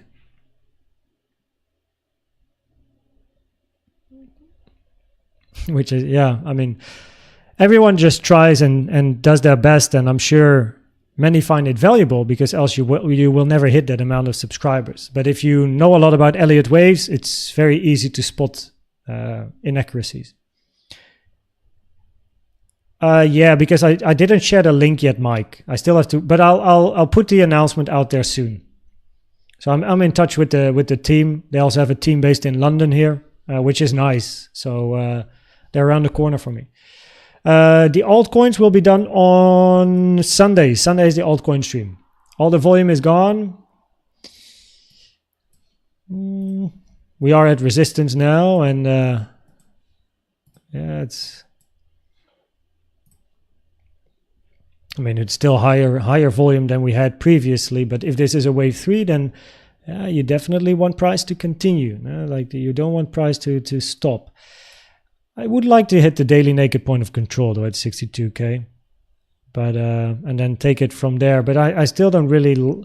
If this is a wave 3, we want to see it fly, right? Easily go past resistance and up, up, up. The moment we start ranging here for too long, also knowing we have an 886 touch Fibonacci at the low. Yeah, that's when we go and look for new lows with the diagonal. Neo waves of the, no, I don't even know neo waves. I only know I've seen people talk about it, but I have no idea what it is. But you don't need anything else. Like, I mean, if you study Elliott waves, then that is a separate strategy, right? A plan. Neo waves is probably something different. But you don't need that after or before Elliott waves. If a YouTuber was talking about it, it might be marketing / sales, because I think neo waves is from someone, but I don't know who, and I'm not sure if there's courses and things attached to it. But neo waves is for me not. I just use Elliott waves. Yeah. Any thoughts? Wait for a range, AMF001. And then once a range is forming, reassess probabilities, look at the structure. Of course, we do that here on YouTube as well. And then if there's an opportunity for a short, that would be a recommended plan. No financial advice, by the way, of course. I mean, you can short anywhere you want, but shorting into a push is not too great, usually. I just always wait for a range. I'm not interested until we get a range. Pretty much, but that's personal opinion. Will Bitcoin fall from here or not? Maybe, but we wait for a range or another Verstappen weekend victory. Yeah, I know. Yeah, I know. I mean, look, his first championship against Hamilton. I mean, that was an amazing season. It was so close. I was very happy actually he won, just because you get tired of the same guy winning the championship so many times in a row. But now that Max is now into his, soon to be fourth, I guess, or third, I don't know, I've already forgot how many he has. 4, he's going for his fourth now. I want, I like the underdog stories. I loved it when Max won against Hamilton, the championship. I love seeing a Haas ending in the top 10. I like the underdog stuff. I want to see Fernando Alonso win. Get Adrian Newey to Ferrari, right? Like, get Leclerc and Hamilton, in that case, a better car, and go at it again. I want the battle, right? So, I mean, it's nice the first season. Second season, okay, nice, you did a good job. It was quite close with Ferrari in the beginning, but then Ferrari. But then it's time for some new stuff and battles. What music do you like? I have a very diverse taste in music, from simple pop to dance to hardstyle to DnB to rock, but not like rock. What's that called? Alternative rock. Piano. I love the piano as an instrument. So yeah, many different things. How up will it go? Currently at resistance, waiting for a range. As long as we don't range sideways for a couple of hours on the 15-minute. Yeah, we just wait. Goes up.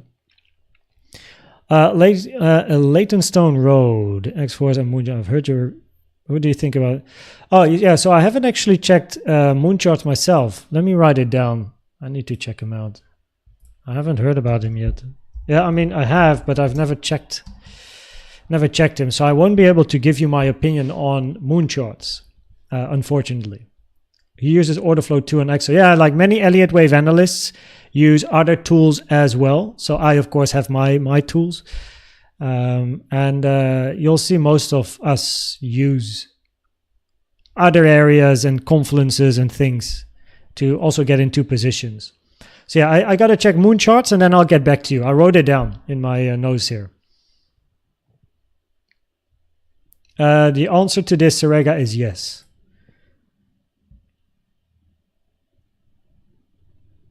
Wait.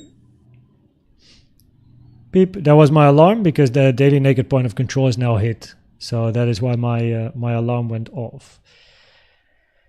2 days is quite long, especially looking at the ranges we had previously. So for now, like especially on Friday, preferably if you are in a wave 3, it needs to go up today, preferably, right? Before the weekend hits, you want to really get quite far.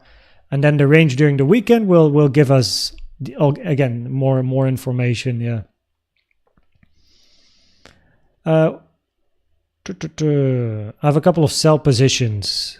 So yeah, as mentioned, as long as there's no range, not looking for downside, looking for upside, we still have quite high volume as well in this move. And so far, there's not been any like longer range, 15-minute, couple of hours.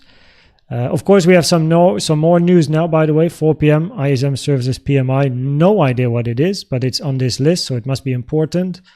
And yeah, see what it does. But yeah, with regards to price moving down, it currently moves up. Volume, of course, is quite high. So just observing price and waiting for a range to form. I have to email you guys for the bronze. Yeah, so bronze is... Wait, Iliagelos, you were gifted, no? Yes, you were gifted. You had I remember. So yes, send me an email because the gifters, I bumped them up to the silvers. Yeah, and also, by the way, always a pleasure, my friend. Yeah. Oh, I mean, look, people follow who they want to follow. I'm not here to say who's up but yeah, there's only 2 that I know about that are good, and I don't follow anyone else. Yeah, but that's of course personal choice. Yeah. Back to Hunter. Back to the old days.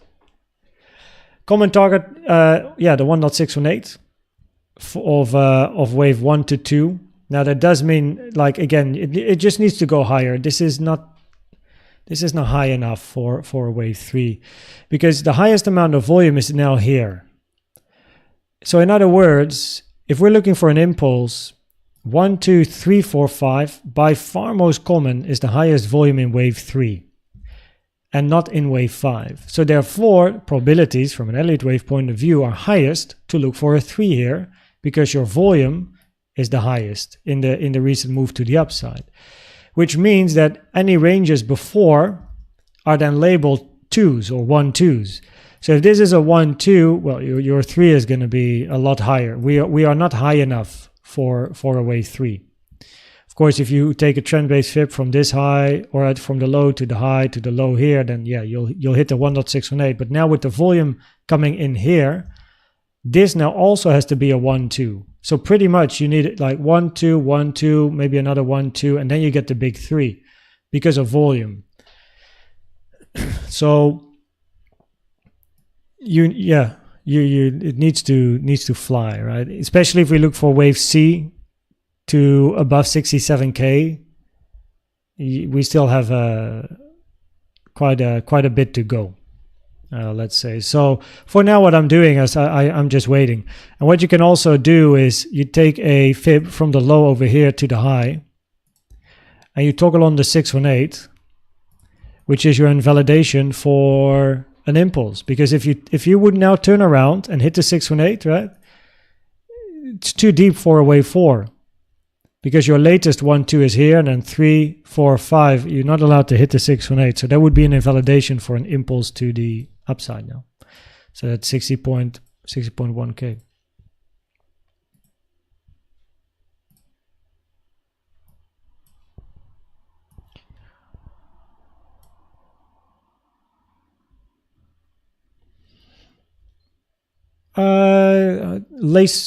Leytonstone Rose.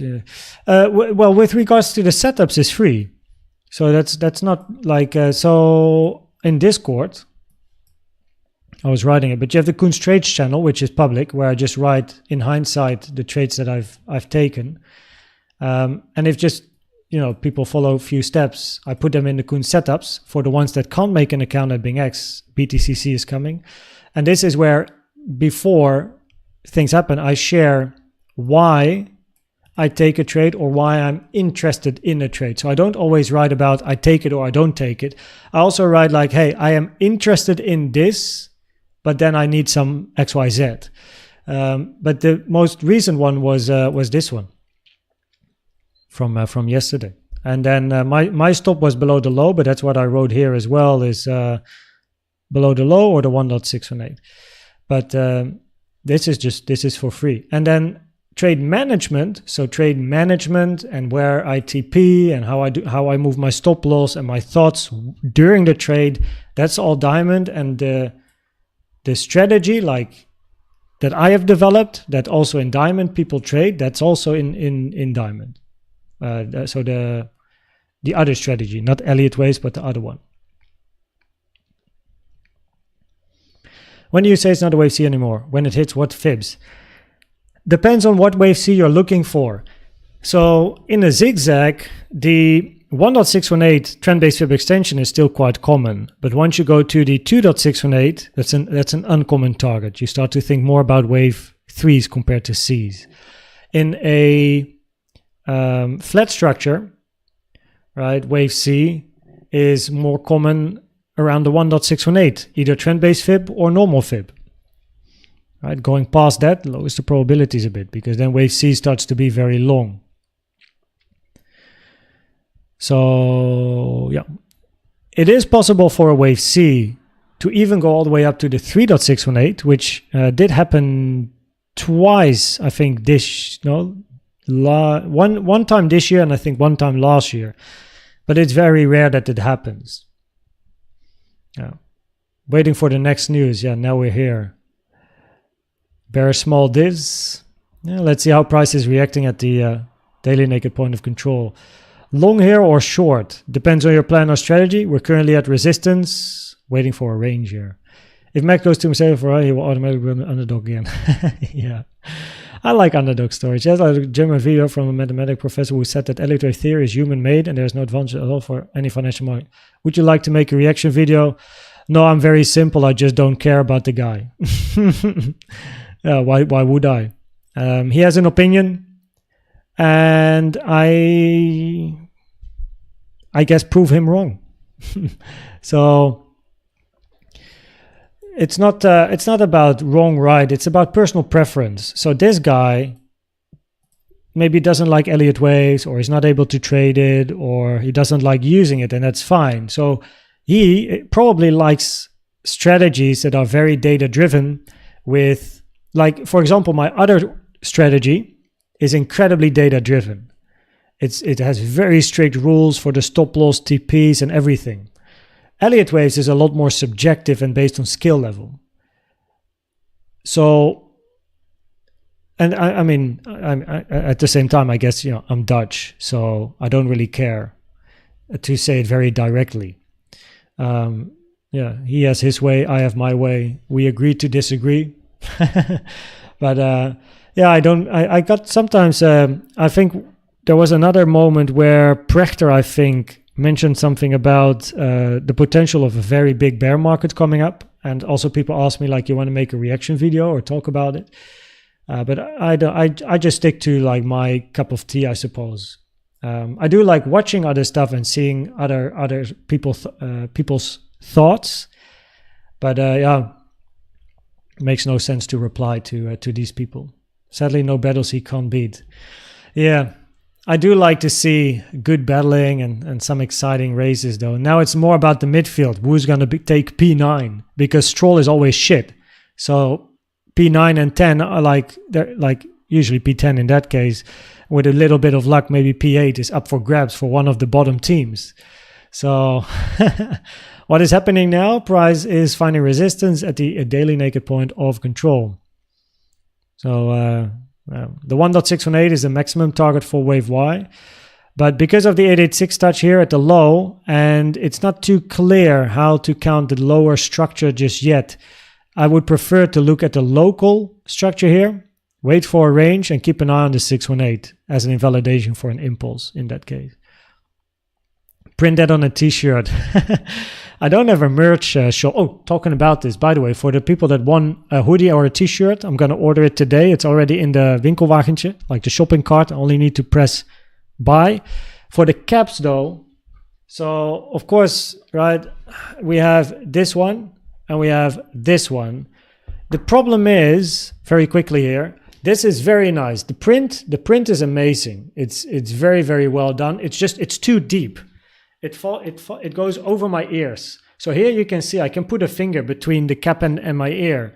But with this one, it goes like it's on my ear, which I don't like. It's too deep. So then I asked another shop, do you have a low profile cap? And they said, yeah, we do. So okay, I bought it. But here the logo is not as great. You can see. I mean, it's yeah. You know, it's not really the quality per se I pursue. It's okay, but it's not amazing, you know? And the hoodie and the t-shirt are amazing. So I actually want the cap to be amazing. So now I wrote both of them an email and another one. No, wait. I wrote the first one with a good print, an email, and a new shop like, yo, guys, do you have a low profile cap where you can at least put a finger between like the ear and the lower end of the cap like this? This is one of my favorite caps, like easy finger, right? It's not deep, sits nice on my head. I want something like this. And then with a good print. That's what I'm looking for, like a nice, clean print, like on cap number 1, but not as deep. So the caps might take a little bit more time, but I want to give you guys quality. It takes sometimes a bit more time, I suppose. What's up, Rodney? Damn technology, damn YouTube. Yeah. Or in Discord, I always tag the team, right? So that's a solution where if I post something, the @team tag. And you can get the tag by going to reaction roles channel and then click on the purple thing here. And then you get a notification in Discord. Mark knows the 6 steps as well. Easy, out of his, like, I'm pretty sure, out of his mind. Mark is everywhere. Found a wife? Question. What's the probability of Bitcoin falling to 53, 55K? Depends on this push up. If we start ranging too quick, high. It definitely has probability still. So absolutely. And if we can't get a wave 3 to the upside, which should go a lot higher, probabilities are high. Good afternoon, Davey. Good to have you here. Welcome, welcome. You don't see the Koen setups in your Discord. That is because you don't have the role yet. So make sure to follow the steps in the Koen's Trades channel. There's a few steps in there if you scroll up a little bit. Send me an email with your UID and then I'll give you the right role in the setups channel.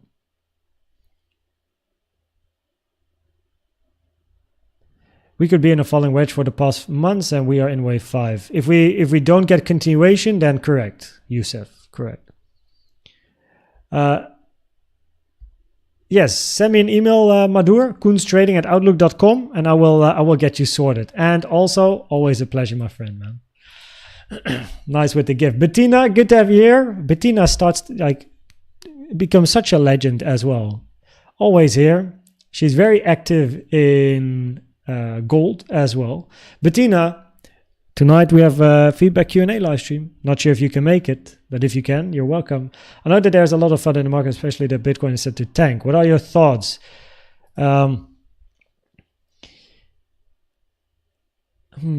You know, emotion is, of course, part of market dynamics, and Elliott Waves actually has a lot to do with trading psychology and emotion.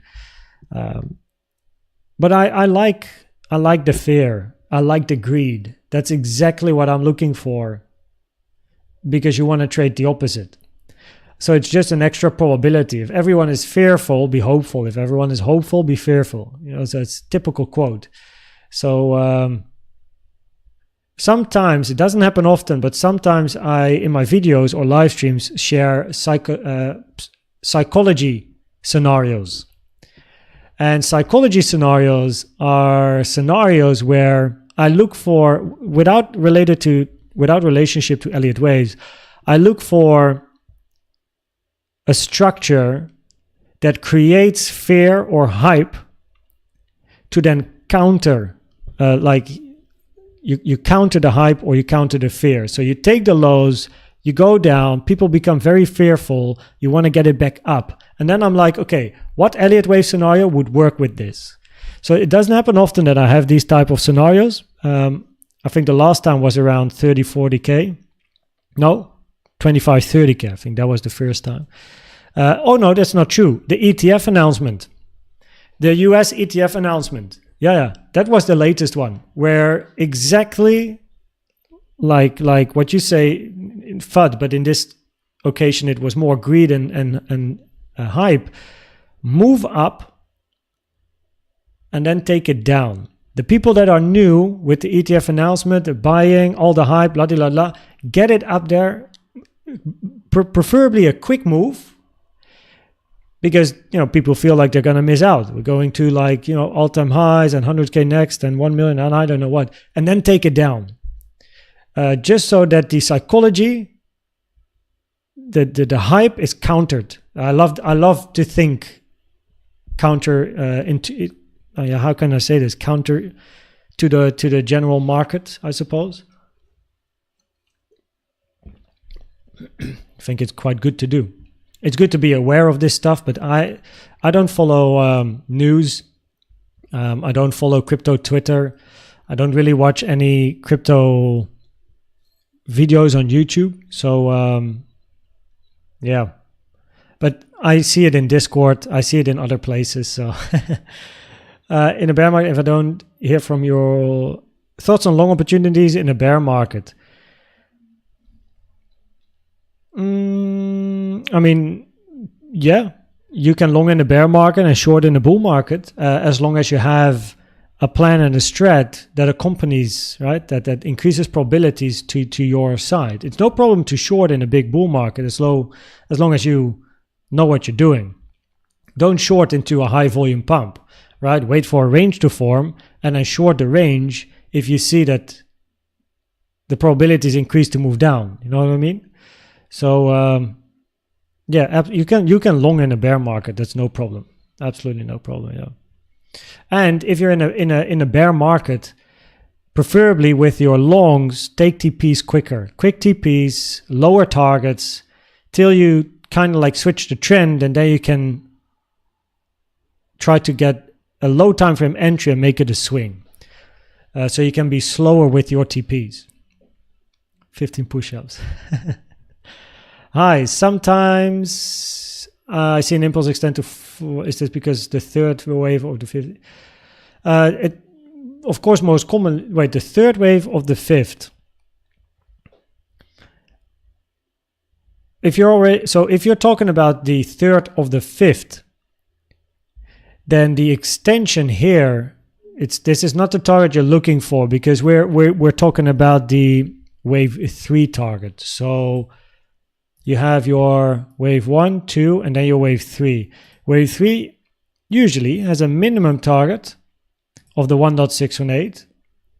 Can be very extended, by the way. A wave 3 can be very, very extended. Are we talking about a C or an impulse here? An impulse. So for a wave 3, it's absolutely no problem to hit the 3.618. Sometimes goes higher, right? Absolutely no problem. So yeah, you can definitely reach the 423.6 for a wave 3. But a wave 5 compared to a wave 3, right? Not if this is a 1, 2, 3, 4, you don't also want an extended wave 5. If you see this, right, then likely you're talking about a 1, 2, and then a second 1, 2, and this is your 3. So then it's better to look for double 1, 2s compared to an extended fifth, because an extended fifth is quite rare. If it breaks resistance, is it likely to rocket up? Yeah, I'll just look for the next resistance. So that's then going to be around 64, 63.8, 64K. But now we find some nice resistance here. And yeah, what's happening? 3 minutes. Very low time frame, of course, but nothing is happening yet. So it's, of course, we don't really have a range or anything, but we are at resistance now. So rocket up, not necessarily, right? We can still be in corrective structures. Take the low one more time, especially with the 886 touch at the low, because for a wave 3, we need continuation. This is not high enough, guys. For an impulse, it's not good. It's not high enough. It needs to go higher, preferably before the weekend. Because if the weekend hits and we are going to have 2 days of sideways price action, probabilities are higher to take the low. So if we're looking for a wave C in a flat in the bigger WXY, it needs to be an impulse. This needs to be a few 1-2s. Highest amount of volume is in this push, so preferably this is your wave 3. It needs to go up. It needs to be higher. If it doesn't do that, before the weekend, probabilities increase to take the lows one more time. Which is also the reason why I have the 886 on my chart, because the 886 is very rare for a wave 2, common for a B or an X. And we hit the 886. So it's something that I at least have in my mind. But I'm long. And I just wait for a range. Also, and that's the same, by the way, with taking profits or closing trades. Is I never enter at the low. I never exit at the high. Like I wait for a range to form, and if the range gets very bearish probabilities, I get out. But yeah, I don't mind. So imagine this is the high here and we go down. I don't mind exiting here, right? It's no problem. But I need to see, I know from my experience, it's better to wait for a range and probabilities to turn than take profits at every resistance level and price continuing. So yeah. I know you don't use RSI, but according to RSI value, it's on max. So according to RSI, it will not go up. Let's have a look.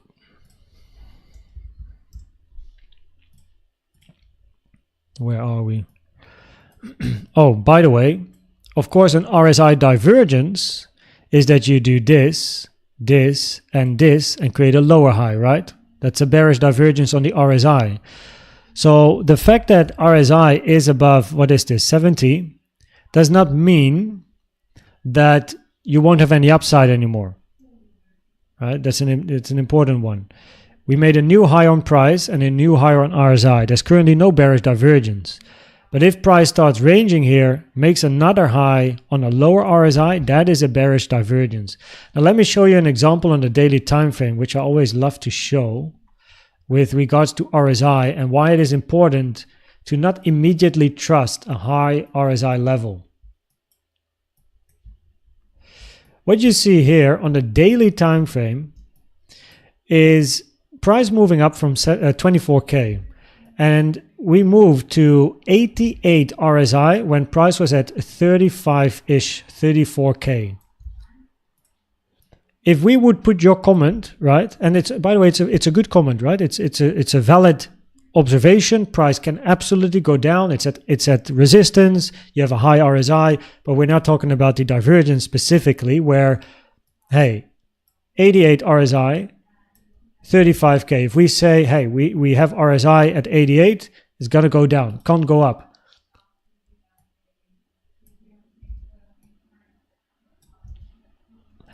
We would have sold at 35 and missed up on doubling our investment. So we had our first RSI divergence, second RSI divergence, third RSI, whoops, you know where we're going? RSI divergence, fourth RSI divergence. I can keep going, you know? So yeah.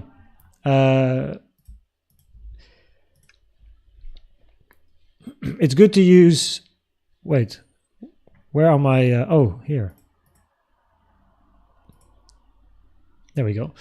So it's good to use RSI. It's a very efficient tool. But if price hits a resistance level and RSI is high, it doesn't mean it can't find any more upside. What you want to look for is a pattern on RSI. So when you create a strategy, which is always according to my 6 steps, remember? So we have try as many free tools as you can. That's step 1. So in your case, you like to use the RSI, and preferably you use some support resistance levels, whatever that is for you, right? And then on step number 2 is collecting data, right? on the individual tools. So first, you're going to check, collect data on RSI, right?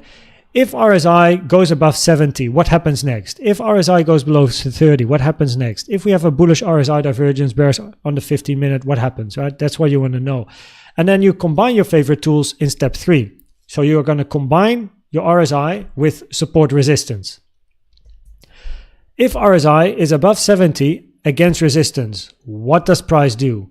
And if you backtest this and then forward test this, then eventually you'll get an idea of, hey, in 60%, so this is a random number, in 60% of the cases, when price hits resistance on a 4-hour time frame with an RSI above 70, we get a rejection of 5%. You can trade that. If I put my stop loss above the resistance, the most common risk-to-reward ratio is a 1-to-4. You can, that, and that is how you then develop a plan around using RSI. So RSI by itself is useless, but putting it in the context of a plan with data, it becomes a very incredible tool, right? An impressive tool. With Elliott Waves, you have the wave 3-5 divergence. Now the first wave 3-5 divergence was at 35K, but you missed out on another 35K. So, but it's the same with any other tool. I mean, CVD, I like to use CVD. By itself, CVD is not amazing. It's actually better, in my opinion, than RSI. But preferably, you use it in context with other tools and support resistance or Elliott Waves or something. So, yeah. Yeah, but I like the caps that are on my head. Maybe that's the problem. Can't wait for the cap. Yeah, it's gonna come. Quality matters. No space for mediocrity. Absolutely. Answer this one. Where's the support at the moment? Not looking really at support. I mean, the closest support would be the previous range here. Yeah. To which range should it cross? Depends on what you're looking for, but locally we're just waiting for a range to form. 50-minute time frame, at least a couple of hours. No, there's more than 2 likes, I believe. I don't know how many. 122. Thanks, everyone. Yeah, it's dangerous if you only see what you want to see. That is correct. Man, I'm so slow. Let me. When would you assume the low is in, Kun?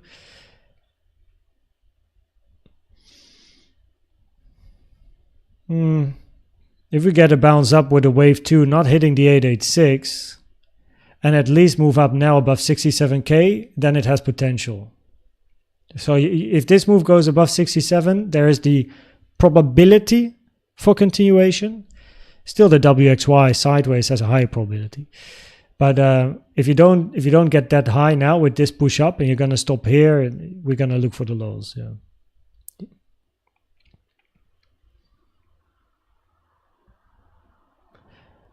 About volume point of control. Yeah, so I use daily, weekly, monthly, yearly point of controls on my chart, these lines, and I also use the volume profile tool for lower time frame stuff and ranges. And just when you select a range, so for example, we have a range here, then the point of control, actually, I think I have this in my folder. Yeah, there we go. So the point of control of the range is a high volume area, and I want to know about it, right? So because it's an additional support resistance area, so that's how you use it. It's just an additional support resistance area. The daily, weekly, monthly, yearly point of controls are the ones that those are the strongest, the best ones, right? Usually give a reaction. Preferably they are in confluence with other tools. That's why I have a target box here and not just the daily naked point of control. There's more going on here instead of just a solo daily naked point of control level. And with the range volume profile, the point of control is just relevant. Like I tend to pull a volume profile on a range, see where the point of control is, mark it on my chart, put it in the folder. And that's just because in that particular range, it's the most traded area, highest volume area. So and you can use the 4-hour, 1 hour, but you have a point of control per time. Like a daily naked point of control is it's taken from 24 hours. It's a point of control of a day. Of a range can include multiple hours, days, weeks. Of course, the bigger the range, the stronger the point of control if you revisit it. What do you want, down or up? It's not about what I want, it's about what I read in the charts. It's about probabilities. And at the moment, we're at resistance. I am long, so I don't mind price going up. But if I start to see strong weakness and things against it, then I have no problem getting out. And potentially even move into shorts if things change, but we need a longer range for that to happen. Waiting for a range looks like this. Move down, high volume. I'm not interested in longer here. Not interested in longer here. Another move down on high volume. Not interested. And then we start to move up and up. Bullish CVDs coming in, and this is where I was like, okay, I'm interested. Stop loss below the low. So yeah, also here, right? Wait for at least a couple of hours of range. So that is what I mean. So wait for the range to form, right? That will give you all the info. Big move up, and then we get a range. Eventually, you always get a range, and then the range can be an interesting entry area, unless your strategy is developed around sniping highs or lows. What books do you suggest to start the journey of trading? Every book in the comment section. I have them all. Or in the description, not the comment section.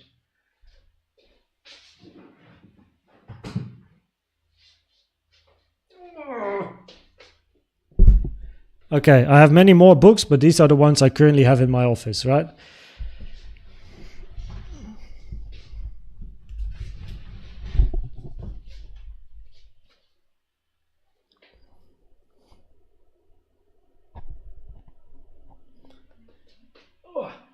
And then also Jared Tendler with the mental game of trading. So what do we have? We have, I feel like I'm on a market, you know. Jared Tendler, mental game of trading. It's in the description. All the links of these books, but these are the best. That's really good for your psychology. The Market Wizard books are very good for inspiration. Best Loser Wins is good about learning about losses, I suppose. Elliott Wave Principle by Frost and Prechter, Elliott Waves. Psychology of Money is just a fun book about money, I suppose. Reminiscence of a Stock Operator is an interesting book where you kind of like go through the life of a trader in the past. Eventually he passed away, but it's like more like a biography, I suppose. Trading in the Zone, don't get that. Get the psychology, the mental game of trading first, and then maybe after Trading in the Zone, but it's inferior to the mental game of trading. The Intelligent Investor is more like, I suppose, investing and long-term stuff. And then business. My favorite author from a business book perspective is MJ DeMarco, The Millionaire Fast Lane, Unscripted, The Great Rat Race.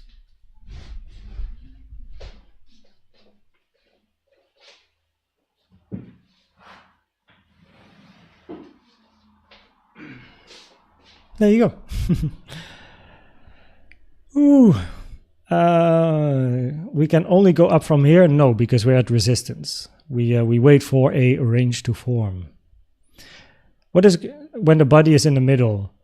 I think that's a doji, no, where the body is in the middle. It's indecision. People are selling and people are buying. Solid strategy, Mark.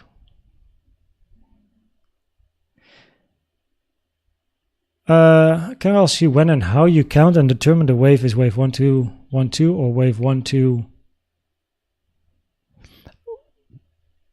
Well, we can't have a 1, 2 ABC. Like you either have an ABC or an impulse. And if wave C is extended and a high amount of volume, which it tends to have, it's all about wave 4 to decide if you're in an ABC or an impulse. So an impulse is 1, 2, 3, 4, 5, right?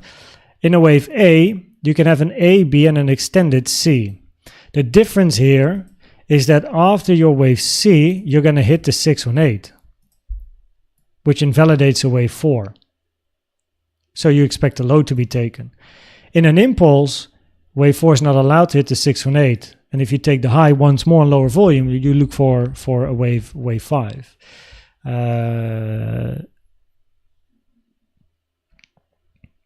How I count and determine the wave is wave 1, 2, 1, 2 or 1, 2 ABC. Yeah, so a double 1, 2, 1, 2, 1, 2, and then a big push into wave 3. That's your highest amount of volume. So any of the structures before have to be 1, 2s, preferably some nice bullish CVD divergences. Also, what is ideally the case is that if you have a multi 1, 2, then the lower degree 1, 2s are smaller before you get the push. So you create a sort of a diagonal before you then eventually get the drop or the pump to the upside. That is ideally the case when we talk about multiple 1, 2. So I think a great example of a double 1, 2 was actually here.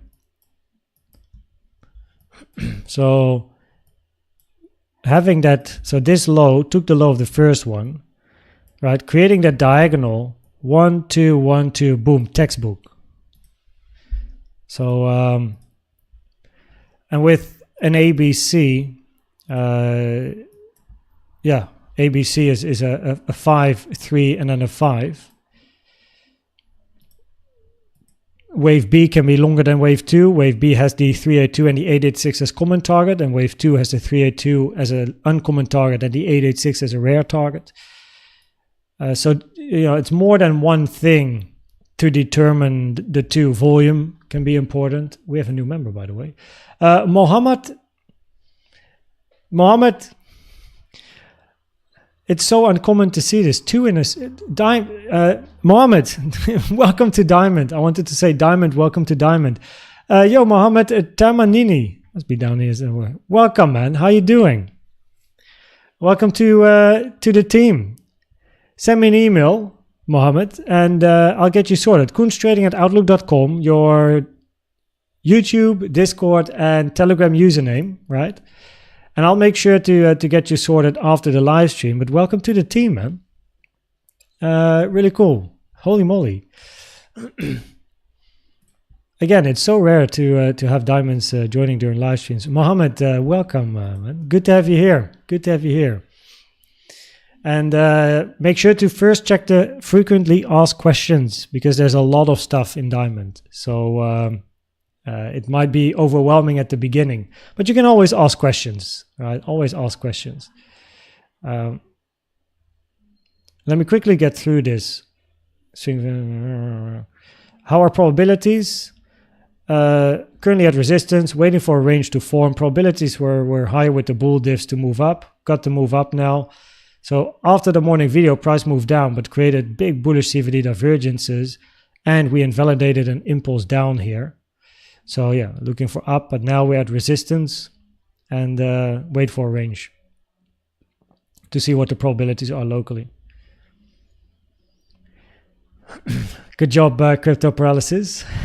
Cheers, cheers. Okay, what are the positives now for a triangle on the 4 hour? Very low.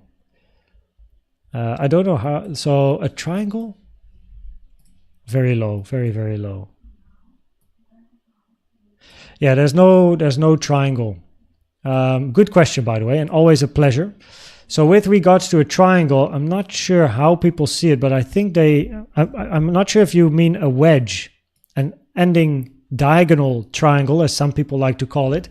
But for me, a triangle is not a diagonal. So this is for me an ending diagonal.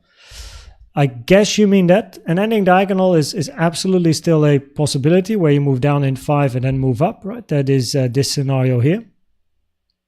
Absolutely.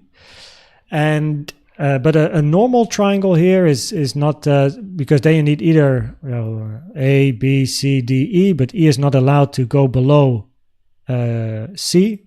So that's an invalidation. A, B, C, D, E, E below is also not allowed. So there's no triangle in this structure that follows the Elliott Wave rules. If you're talking about an ending diagonal, right? Ending diagonal triangle, that is still a possibility. 1 second.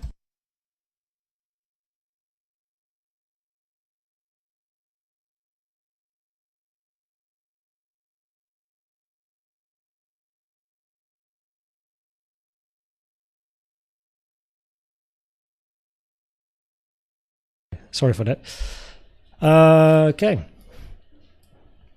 So disinnovation. So yeah, a triangle has low probabilities unless you talk about the ending diagonal, and some people call it an ending diagonal triangle. But an ABCDE is a normal triangle. But on the 4-hour chart, there's currently no valid triangle from an Elliott Wave point of view. And always a pleasure. Always a pleasure. Thanks for writing a comment in the chat, disinnovation. A lower high on RSI and higher on price is generally a 5. Yes, correct. All about context, correct. Does price always move towards the point of control? It is an area of interest because of the high amount of volume there, which equals liquidity. Of course, doesn't always go to, but because the value area high and low are important. But yeah, Mark knows I'm always curious. Melons or buns? Jeremy, my brother, what's your favorite Dutch DJ? I know there's a ton. Tinligger. I don't have a favorite DJ. There's many great DJs, and my music taste is like I have a wide variety. You know, so I don't know. Like, I mean, usually when I listen to songs, I don't even know who made the song. Pleasure, babe. So, yeah, like I just have playlists with, you know, just a random playlist I select somewhere. And so, yeah, I don't really know. Some additional confluence, Topti? What's your thoughts on using it on spot trade, on low time to be safe and I think RSI can be used on any time frame. It can be very effective, right? It can be a very effective tool as long as you use it in confluence with other tools. It's all about the context. So high time frame or low time frame can both be very valuable, but the problem is the same as on the daily as explained. You need the context. So if you would have traded RSI only on a daily time frame, you would have sold everything at 35K because we saw bearish RSI divergences and you missed out on doubling your investment. Same on the 1 minute.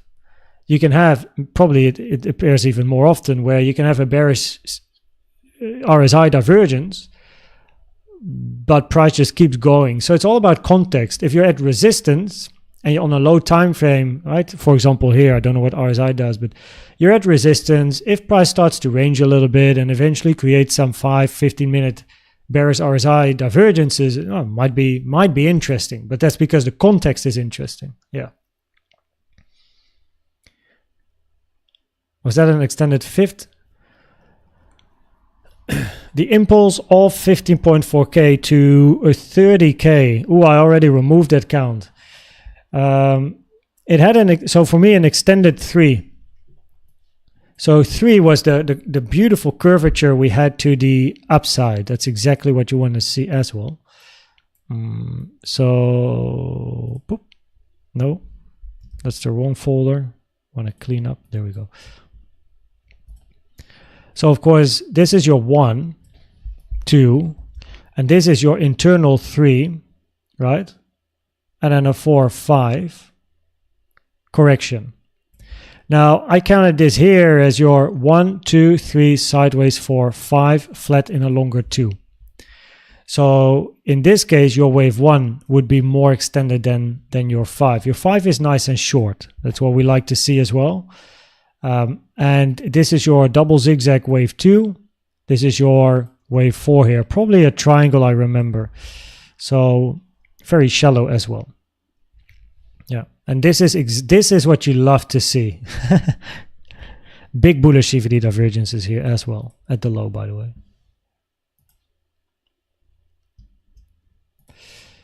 Okay, it is currently 4:45 p.m. Central European time. The US market is open till 10 p.m. ish. So about 5 hours and 10 minutes. We're still ranging at the point of control here.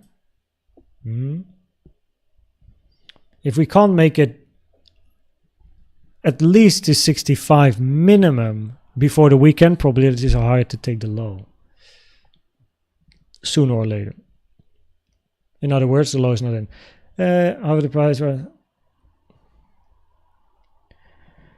however, as the price rises higher and higher, does this not form a rising trend, be it a channel or triangle? Does this not break down lower?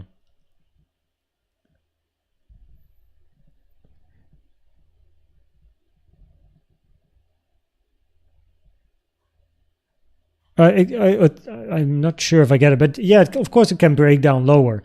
But from a trading, so from an Elliott Wave perspective, if price is pushing on high volume, you want to wait for a range and look at the structures in that range to reassess probabilities for a long or a short, right? Either go long and continue the trend, or go short and look for price to move down again. If price moves higher and higher without a range, we just look for higher and higher. And of course, people can buy in the middle of a pump. The problem is that commonly you buy at the wrong time. You buy due to FOMO, and then price returns the other way around. And doesn't mean it happens. Of course, you can get lucky sometimes, but it's not really a valid strategy. Like breakout trading in general is a dangerous thing, unless you have a good plan. So yeah, and then once it breaks, in your case, a channel. Depending on the range and the structure, you might look for a move down. By the way, a wave 4, you want to break the channel. So a little bit of education here. But if you have an impulse, 1, 2, 3, sideways 4, 5, this is what you see on YouTube. They pull a channel, and the first time they pull a channel is this, right? Because that is all the info they have. No? So from the low to the low of 2 to the high of 1. And then price breaks out to the upside. Okay, everyone happy, everyone bullish. So they do this. And then you get the range, wave 4. And wave 4 breaks the channel, which is beautiful. Because the expectation would be, oh yeah, we go down. But no, we go up. This is typical wave 4. Break the trend line, right? That is made from the high of 1 to the high of 3 to the low of 2. And from an Elliott Wave point of view, your target for a wave 5 can be the high of the channel if you take a channel from the low of 2 to the low of 4 to the high of your 1. And then the high of the channel can be a target for a wave 5. Also, might be a lot of channel information, but this, your initial channel can often get retested by a 4. You break out, retest, continuation. Or another 1, 2. 1, 2, 1, 2, up. So, yeah. It very much depends on what channel you're looking for, because in some cases, you want the channel to be broken and it's actually not bearish. Because that's typical wave 4.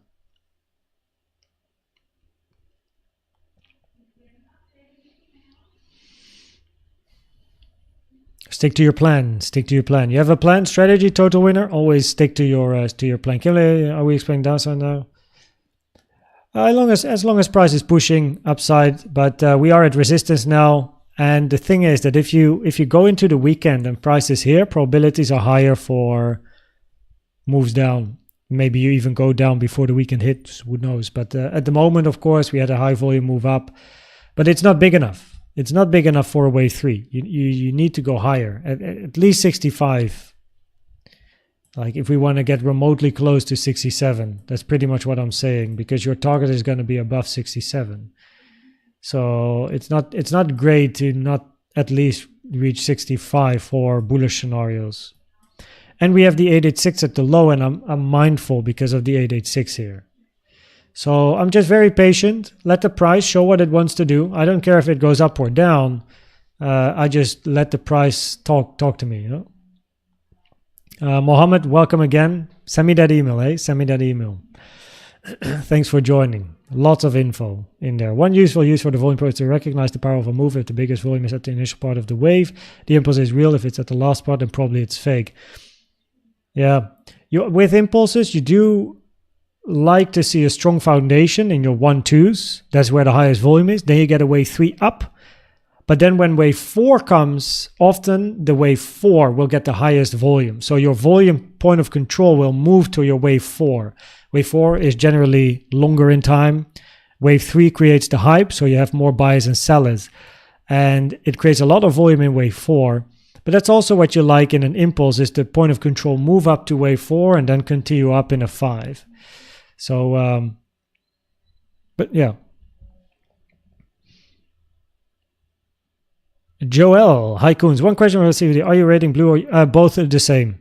Both absolutely the same.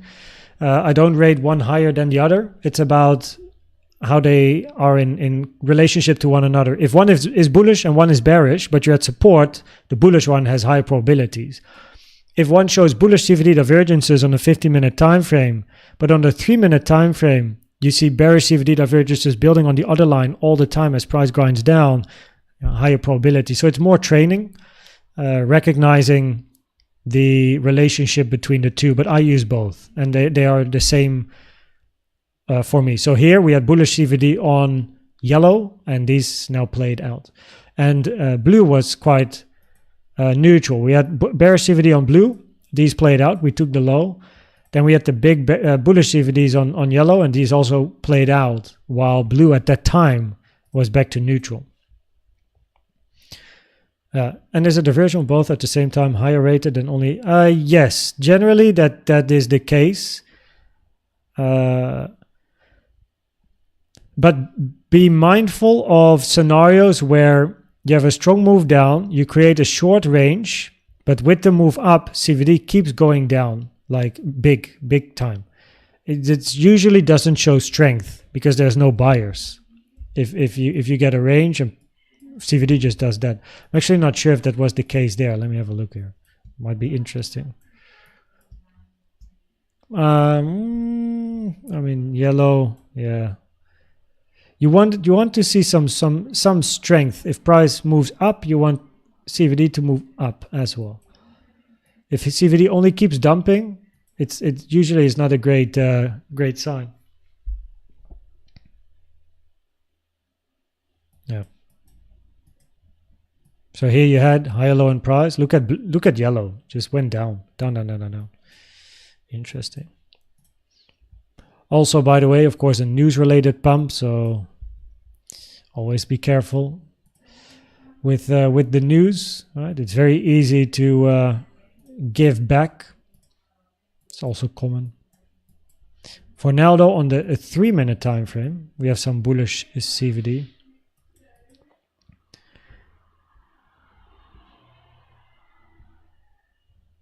But it's too young. The range for me is not long enough yet.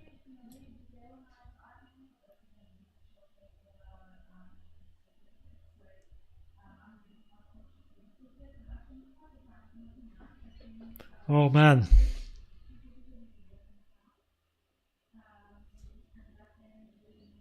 The 1-2 with lower highs. Could this to a bullish pennant? Yes, that could be a range. If you have a 1-2, you look for a 4 and continuation.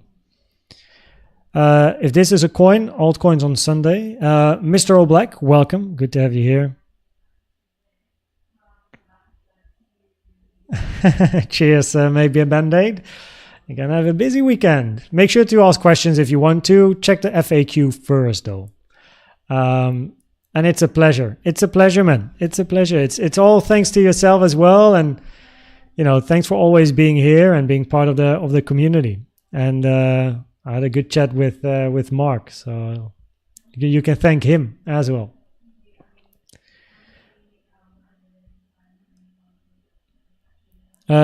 The 1 fib is generally a target for wave C, so that is correct.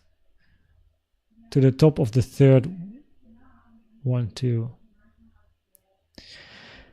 So as long as the fib is taken from the start to the end of a move, and it's which is a little bit annoying here, of course, with the structure that we have. But yeah, if we don't find strength today, we're going to be looking for the lows. It's not high enough for a wave 3. We had some volume. It is a news pump. We hit the 886, so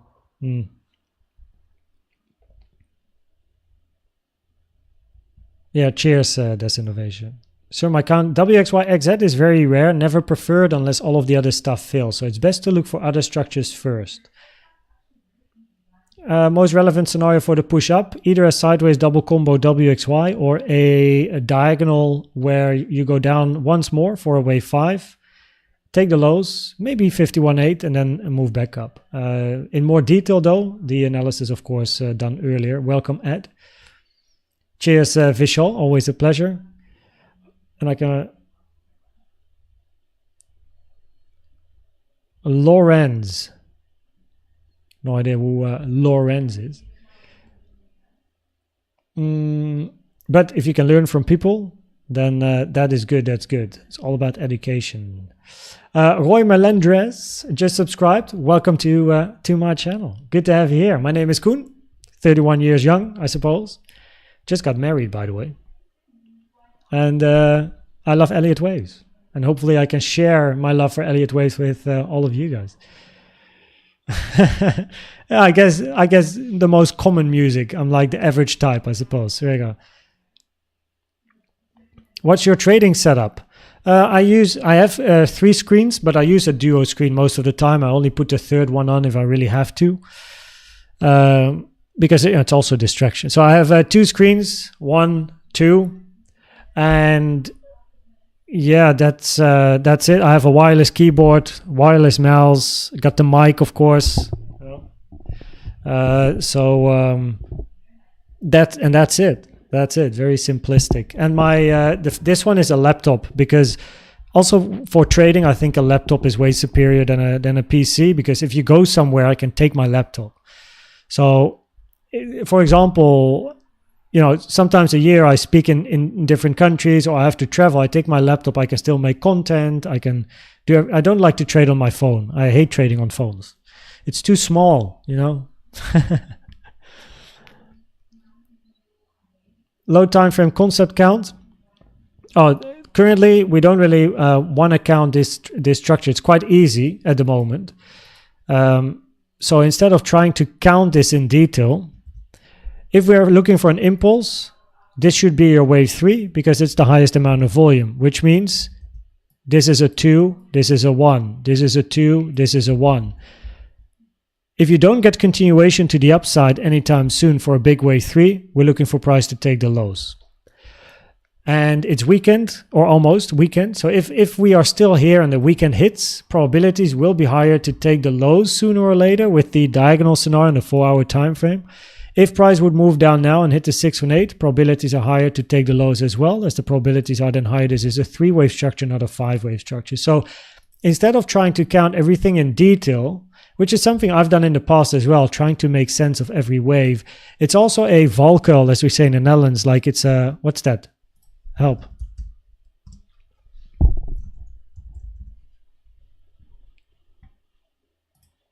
Pitfall. No. Because it was quite clear, we had like an impulsive structure here, like a nice 1 2 1 2 bullish CVD 3 4 5 4 5, and then we went down and continued up. So there's the potential for ABC structures here. Then I'm looking at the WXY potential, but the only thing I care about now is the latest move with the volume. If we're in a wave 3, we want continuation. We don't want to hit the 618, and we want to be higher before the weekend hits. That is pretty much the only thing I'm looking at now. And of course, 4-star strength. Welcome to the channel. Zero, cheers. Is Bitcoin going to reject from here? There's absolutely the potential for a rejection. It hit resistance. It's a nice area of resistance as well. And we then want to see signs of weakness. Of course, it's no problem for price to range, right? Even for a wave 4, it's no problem to move deeper. But it's all about a local range now, and a lot of patience, and see if price is going to give back the pump. Would be quite a nice volatile day if you move up and down on the same day. No, would be quite funny as well. So, but for now, yeah, we are at resistance here, and we just wait for price to show what it wants to do. Because if we do get continuation, then preferably what I like to see is price ranging here for a little bit, but also build some bullish CVD divergences, right? So like, or at least some more bullish signs. And at the moment we are stalling, so I'm just waiting. And also over here, even for longs, right? Interesting take profit or close area. And this is also a thing which I sometimes I still struggle with this, where I'm quite good in taking profits, but I'm quite bad in closing trades, like completely taking 100% out. While at the same time, I do know that I have the strat and the skill to, hey, if I am out at a valid point of resistance and I'm like, okay, this is a good area, I've made my RR, I go out of the trade, I'm fine. I know that based on structure, I can always re-enter. I can always join again based on what I see. So at the moment we are at resistance. If I wouldn't yet be in a trade, then for a long, I'd be interested to enter only if we start creating a range, and the range is going to show me strength. So it's a corrective range structure. I'm going to see bullish CVD divergences. I need something. We're going to flip resistance into support. But at the moment we're at resistance. You know? So from South Africa, no? Suhail. My wife is from South Africa as well. But yeah, it should be like I do want people to, of course, be able to join. So lowest option is, of course, just silver. But yeah, low is not in. He said it's not in unless you at least go to 67K before taking this low. Like that would be a minimum. So and currently we're still at 61.6.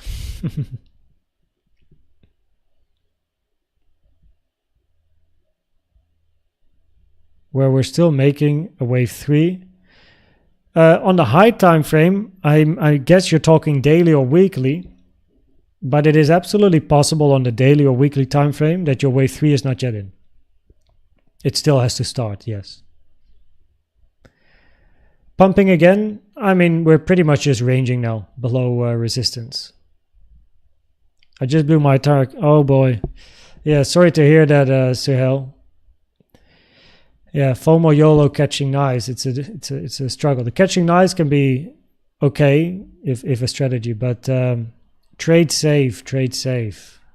Yeah, it's a bit too late, of course, now. But I think most important now is what went wrong. Right, analyze the mistake, analyze what went wrong, and what you can do better next time you are going to trade again. Right, like what should be the plan, what should be the and also, right, don't forget about this book, The Mental Game of Trading, Jared Tendler. Right, this book, really good book about trading psychology, because probably the problem that you had is not really trading related, but it is psychology related. FOMO, of course, being one of them, which is also spoken about in the book, The Mental Game of Trading, link in the description. So I just definitely recommend, I really recommend the book. It's a really good one as well. So yeah, make sure to check it out if you haven't, with regards to psychology. Yo. So there's of course no certainties, but if you don't at least go to 65, it's very low for wave 3, and the weekend commonly is a ranging structure, not an impulsive structure, which basically means that if you're going to start a wave 4 this weekend, like ranging for 2 days, it would be too early for a wave 4 to start. You would like to see price to continue first to higher prices before you start a wave 4. So it's not a will, but probabilities would increase.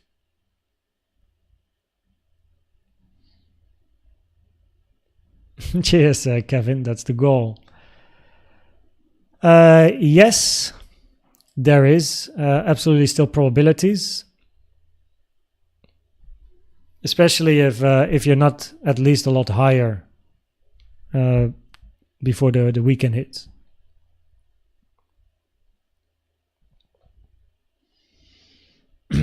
Yashwant Bor, appreciate you being here for the first time. Mind the spam though. Mind the spam. But welcome. Good to have you here.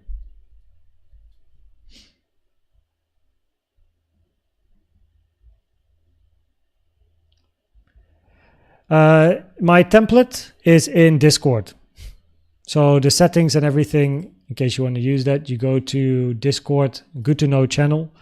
My template is here, website is here, and of course the CVD one pager. And yeah. But so, and then you can check the settings because you can just upload the template.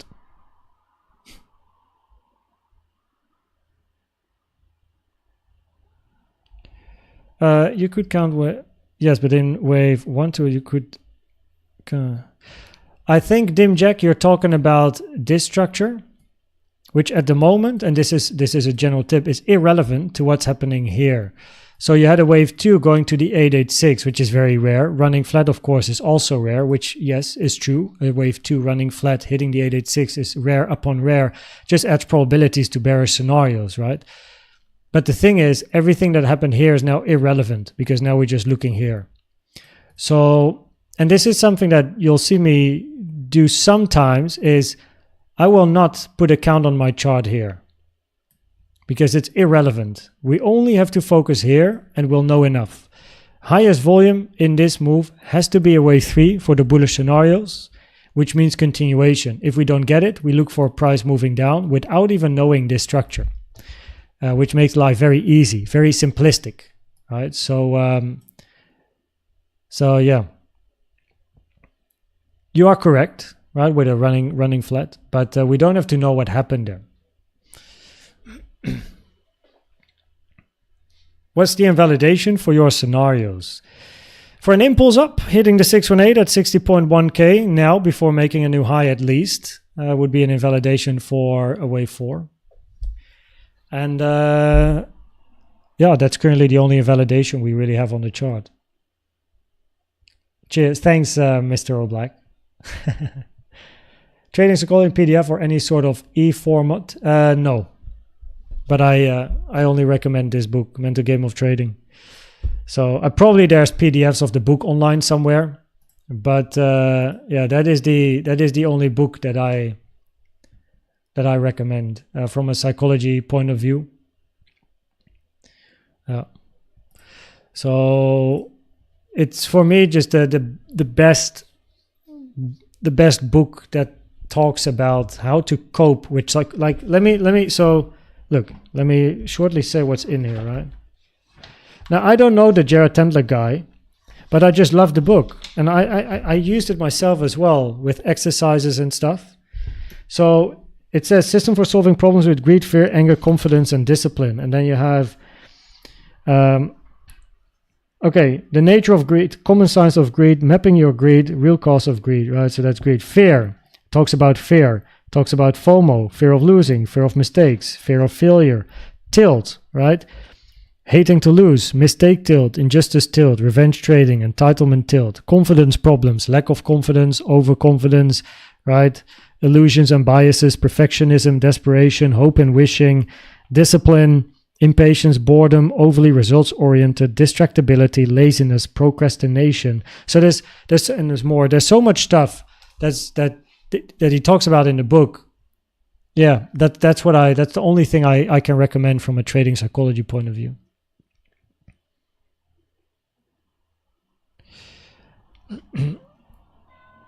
Oh, 1 second.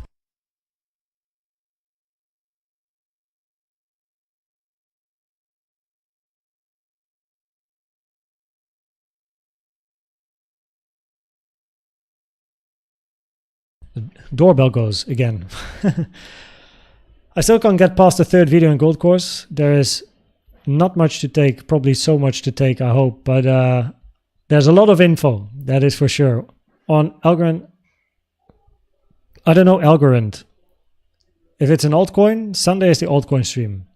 Closing trades is the hardest part. I agree.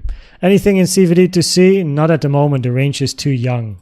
It's not like big enough yet.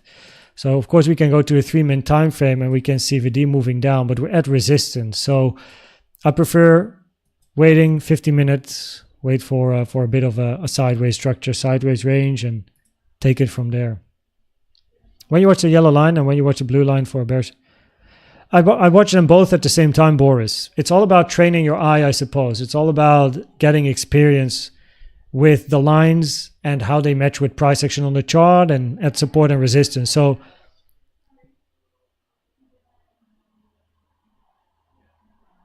just like anything, really, I'm just listening to what's happening at the front door. I can kind of hear it.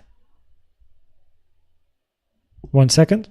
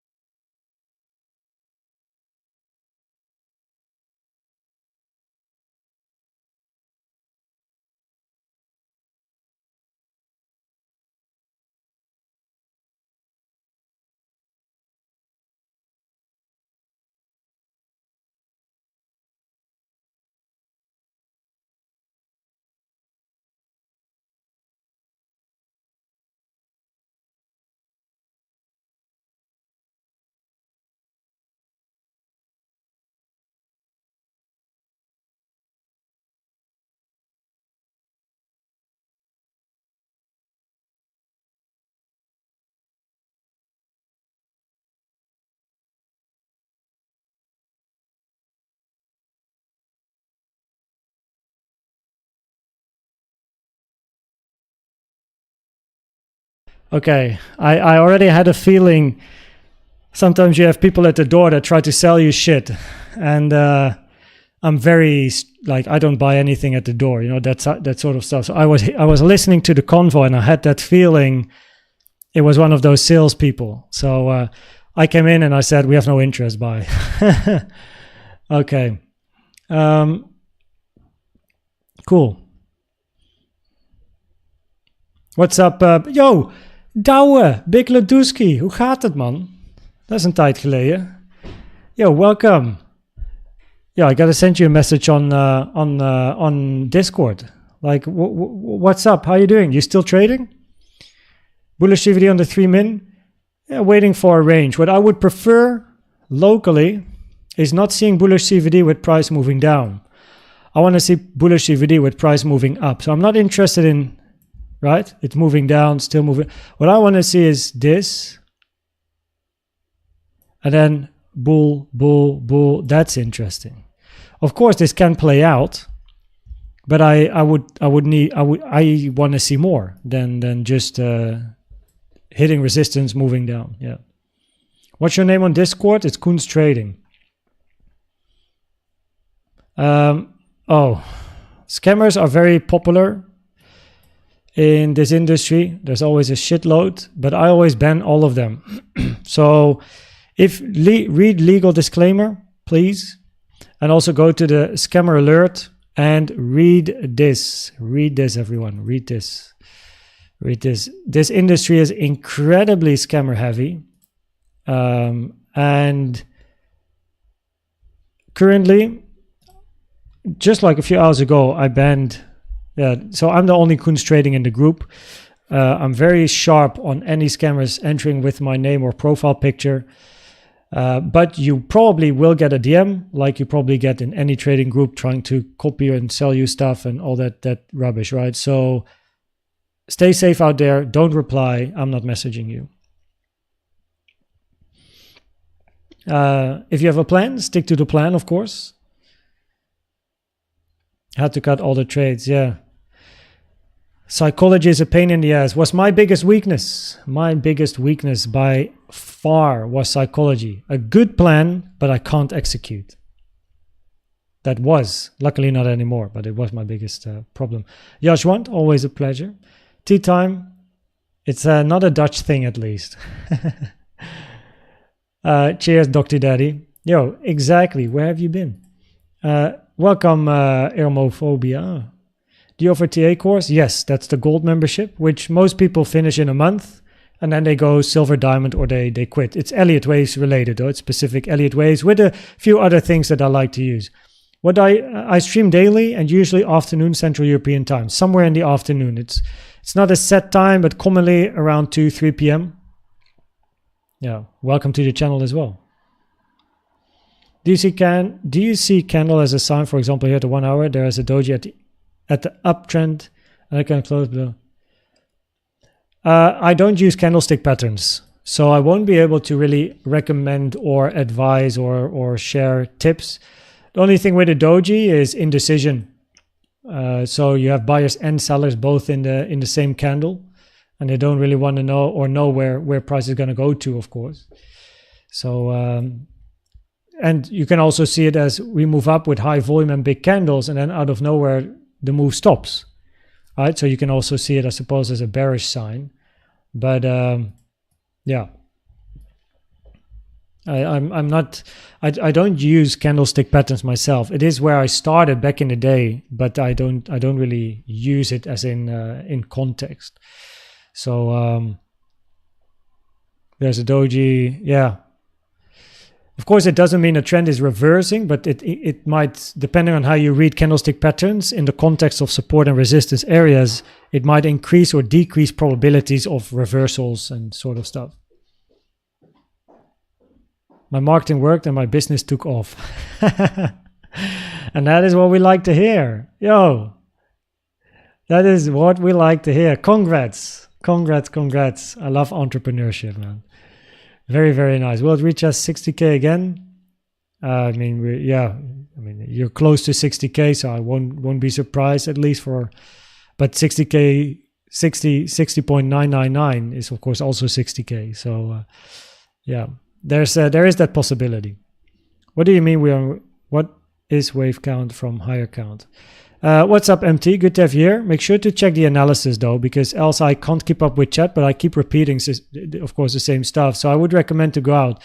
It's a diagonal on the 4-hour time frame where we finished 1, 2, 3. This move to the upside here is then a 4, and you look for a 5 to the downside. More locally, if this is an impulse here to the upside, and we are looking for a big wave 3, 1, 2, 1, 2, and a big wave 3, we need to go higher, much higher. This is not high enough for a wave 3, so we would need to continue up, else it's more bearish than bullish. And of course, more locally here, you could say, okay, we got a 1, 2, 3, we need a 4 and a 5, so we don't want to hit the 618 at 60.1K. That would decrease probabilities for continuation.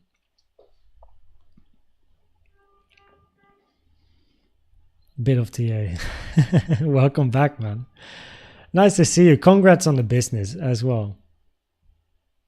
Wise words. It's just training the eyes, time. Yeah, they want to know price. They have no idea what I'm doing. You know, I'm live here, and people are ringing the bell. My wife opened the door, but I could hear what was happening. Wait, Mugandusi.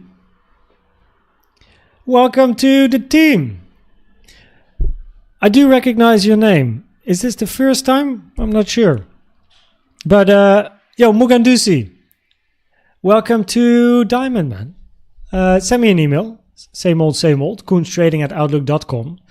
YouTube username, Discord username, and if you want or have to, or have it, then Telegram as well. But welcome to Diamond, man. Start in the FAQ because it is a lot of info and stuff in there. So yeah, write me an email. I'll get you sorted. Welcome to the team, man. SW Mugandusi. Good to have you. You've been around as well for a while. So thanks for joining. Welcome to the team. Lots of stuff going on in diamonds, so be prepared. Value overload. Start with the FAQ, because else it's going to be difficult to know like what's actually happening. Obelix be like, I have no interest, convoy guys, you need to form a range. Exactly.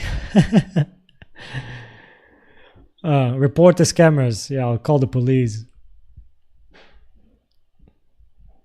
Entering from Colorado, Zach Abilo, I guess. Welcome. Good to have you here, all the way from Colorado. Such a legendary, like that's the thing with the US. So many of the names in the US are like, they sound legendary from the movies. No, it's incredible.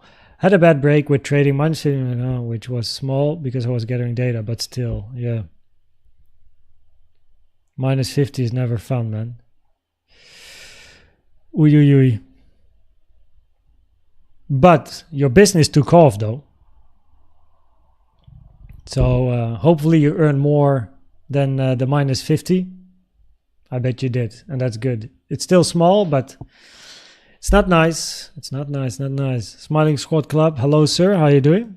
Anyone get those ads on YouTube where the scammer's voice over in different CEOs? Yeah, I know what you're talking about. Where is Bitcoin going? Currently at resistance, waiting for a range to form to reassess probabilities. So is it a good time to get into short? Depends on your plan and strategy. We are at resistance, but you need a plan and a strat for you to enter, either long or short. So make sure you develop a plan or a strategy to go either long or short. Yeah, I don't know what happened today, actually. Like, it's incredible. Wait, Mark. It's Mark is at it again.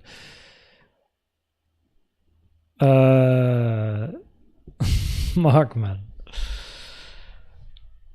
It's always B channel versus Mark on the channel. But Mark, thanks again, man. Save your money, dude. Save your money for the world trip in the, you know, like we're going to Spain or something. Thanks anyway, though. Of course, Fresh Funky, Lucifer, Incestus, B Team Crypto, Martin W, and Genji Main. You can thank Mark. You just got gifted a bronze membership. But if you send me an email, koenztrading@outlook.com, I will bump you up to silver. Make sure to send your YouTube, Discord, Telegram username, and I will get you sorted. And that is thanks to Mark. Yeah, Mark. This guy. I actually saw Mark last week, Friday. We had a meeting and had a couple of drinks, and it was very nice. Very nice. Mark is officially the first person I met through YouTube. It was quite special. Now, I used to be a pro gamer myself, so I have no problem meeting people online, offline. I've been doing that for like years, over a decade, and meet people all around the globe like this. But from YouTube specifically, Mark was the first I ever met. Yeah, never forget that one. It was great.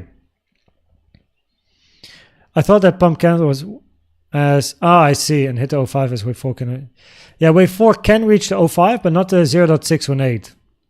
So for example, I think I actually already removed that scenario, but if we're looking for 1, 2, 3, 4, 5, and we take a fib from the high to the low, the 618 is touched, invalidating a wave 4. So if we do move down, then the diagonal looks better, zoomed out. Like this. Right, we have some solid resistance. 0.5 is hit for a wave 4 in a diagonal, which is perfectly fine. Overlap between 1 and 4 is also good. And in that case, of course, we want price to move down. Now, just for the sake of having a look, if we take from the high to the low to the current high, then the maximum target for C would be 51.4. That's the invalidation. It's getting very close to 51.8 though. You don't really, in the bearish scenario, you don't really want price to go a lot higher. 51.8 is great support. 54.4 is a little bit of support. Naked point of control there.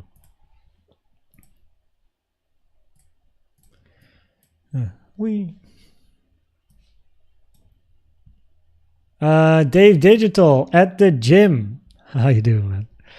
Good to have you here, Dave. Good to have you here. What's your gym day like today? What you doing? Arms, legs, core, back, upper back. Like what? What are you doing in the gym? You knew it but missed it. Yeah, you're my wife. Yeah. Got married, man, in the meantime. Shit. Became an adult. He still says fiance now and then. I try to avoid it. Doesn't happen often anymore, though. Going up or down again. What's up, man? How you doing? Literally this time. Mark is, of course, giving the right answer here. The answer indeed is yes, because we can actually not answer this question with up or down. We can only talk probabilities for up or down. Higher probability of up or down. And at the moment, with regards to probabilities, we're waiting for a range to form to reanalyze probabilities locally. However, if price before the weekend hits can't make it to 65k, probabilities are high to take the low pretty much. If price now moves down and hits the 618 before taking the high, probabilities are high to take the low. Right? We are at resistance as well at the moment. So those are currently the two to keep an eye on, really. Do you find the patterns allow news to follow through a pattern, or do you feel news drives the pattern? Usually it's like the analysis that we've done before is correct. The news follows the probabilities. So yeah. But it does increase volatility. So even though probabilities are then higher for up or down and the news goes into that direction, it's the volatility that you can't take into account. So yeah, but generally the probabilities before the news comes out were already in that direction. It doesn't happen often that the news does something completely different than what we expect. My Bitcoin short is minus 100%. How is that even possible? Oh, wait. Yes, leverage, of course. Yeah.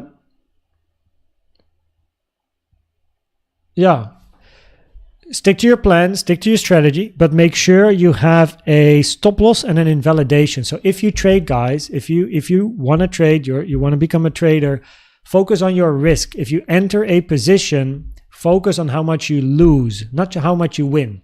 Don't look at your TP, look at your stop loss. Where's your invalidation? If my invalidation is hit, how much do I lose?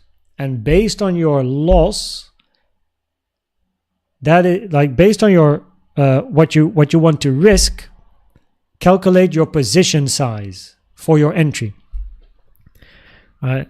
So that your position size is in confluence with how much you lose at your stop loss, right? That you want to risk. So if you have an account of 100k, you want to lose $1,000 and your stop loss is at 1%, you enter the trade with 100k.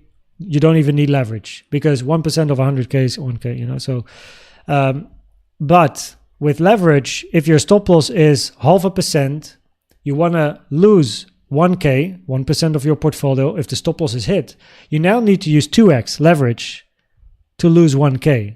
So manage your position size. So you need to enter with 200k basically to risk 1k.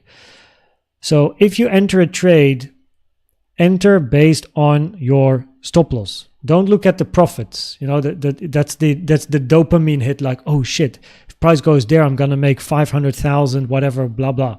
No, look at the loss, right? That's what matters. The wins come over time. No, don't look at the take profit. Look at the loss. And once you're in the trade, right, you gotta have a plan, of course. You gotta have a take profit. You gotta have a stop loss. But when you calculate your position, don't look at your take profit, look at your stop. Look at your stop loss. Obelix, the coins really are quality motivated high, even from channel 2. Thank you for the streams and videos in gold as well. I'm gonna learn a lot. So we like to hear people learning more about Elliott Waves. Adding my 2 cents to the industry. And so will you now, Obelix, with the knowledge that you have gained. So And it's nice to see that you work yourself through the content as well. So nice, man. You're doing good. That's what I like to hear. And that's also what the content is for, of course. So far, it's a very rangy-ish structure, right? So maybe can we reach the high again? Who knows? Daily naked point of control.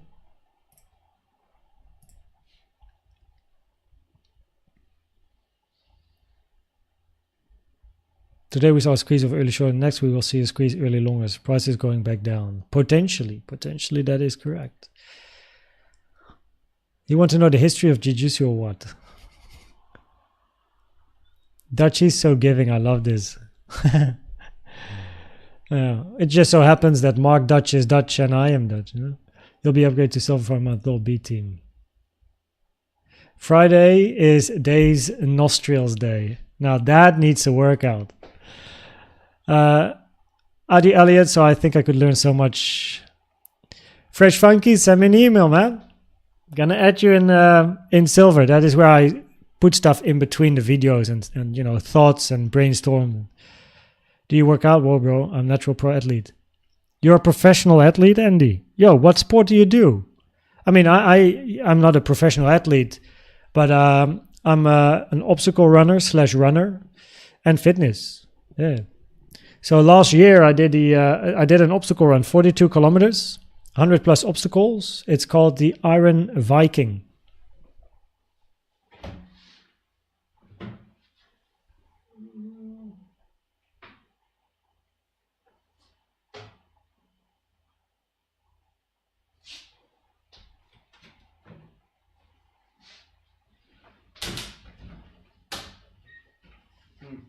I forgot where I put my my medal.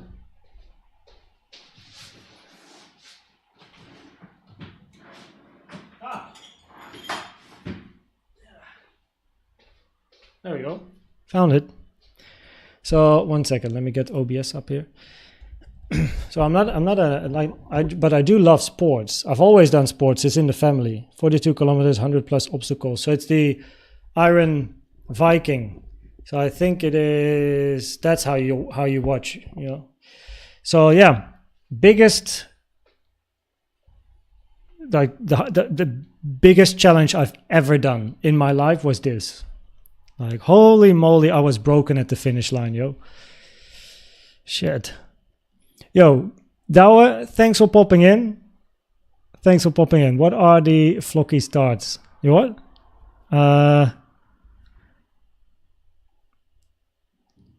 Gotta walk the dog, as you should. But yo, Douwe, thanks for being here, man. Nice little comeback. No, good to know what's going on. I also don't know what flocky charts are. Chest, shoulder, arms, quads, and sit-ups. Okay, wow, it's pretty much full body. Looking forward to the alt stream. Sunday is gonna be the day. Diagonal looks very good. It does. Around what time? Probably same as like always, around 2 p.m.-ish, I guess, 1:30, 2. What's your opinion about funded accounts? I mean, why not use them if they're there? So, no, I have no... But if you do funded challenges, make sure you take a company that is well known. Don't go for the companies that exist for a day and, you know, because it's a very profitable business model. So left, right, and center, you see like funded, like how do you call them? Prop firms. They're everywhere out of nowhere. Just stick to the bigger ones, right? Yeah, you may pay $1 more. Yes, the challenge might be a bit more difficult, but my friend, if you instead of reaching 8% have to reach 10% and you can't, then probably you won't make it anyway. So I think they're very good. Why not use them? Start very small. Start with a 5K or 10K account, low budget. First, develop a plan or a strategy before you attempt a challenge, because trading at random and with emotion doesn't make sense. You're just wasting money. So first have a plan and a strat. try a challenge, try the cheapest one. Don't get lured into a 100K account and 200K account, because again, you're thinking about only profits, about the money. You're not thinking about, fuck, if I don't go through this challenge, I lose 1K, right? That's your loss. That's real money, right? So start low, test your strategy with a challenge. That's absolutely fine. Check the data that you receive from the prop firm about your trading, because if you lose, you want to use that to find solutions. And other than that, yeah, why not use other people's money? But stick with the good ones, you know. Rob EV, that might not be a surprise that happens, yeah. Always learning from Koens. Cheers, man. Altcoin stream on Sunday, yes. Watch your count now. Either this is a wave 3 or a wave C. For a wave 3, we definitely need to go higher before the weekend hits, preferably, right? 65K at least. If we are still here when the weekend hits and the market's closed tonight, probabilities are higher for price to move down later, because it's not big enough for a wave 3 yet. So yeah, that's pretty much the only thing I'm looking for now, because the highest amount of volume is in this structure up. So that is why we're looking for this to be a wave 3 in a bullish scenario. In a bearish scenario, it can be a wave C. Wave Cs do like to end on high volume. The target, commonly in a diagonal, wave 5 either overshoots or underperforms and doesn't reach the trend line. So it doesn't have to hit the trend line. But of course, the trend lines that you pull are 2, 4, and 1, 3. But your 5 can surpass the trend line or not even hit it. Natural Pro Bodybuilder, I have a YouTube channel with 250 subscribers though. Hey, we all got to start somewhere. We all got to start somewhere. I had a YouTube channel with 0. You know, we all start somewhere. And now I'm here, but it's about the consistency, no? Swagze, I don't know if Swagze is here, but he wrote in a comment recently, consistency is key. I completely agree. So keep sharing about your passion, keep sharing about your bodybuilding, the food, the whatever products you use, the exercises, and you'll get there. It's the consistency. Go slow at the beginning, but you'll never know, right? It's a hockey stick effect. Slow start, and once it goes, it goes, man.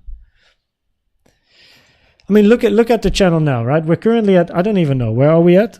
10 point something. 1 second, I gotta check here. Don't really check the numbers too often. We are at 10,000. Loading.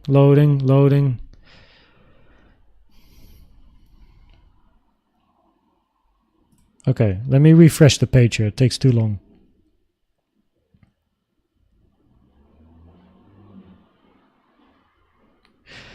$10,612. All right. Now, a year ago, so the channel started on the 20th of February last year. So about a year ago, March, April, I had about 1,000 subscribers, I believe, because 20th of Feb,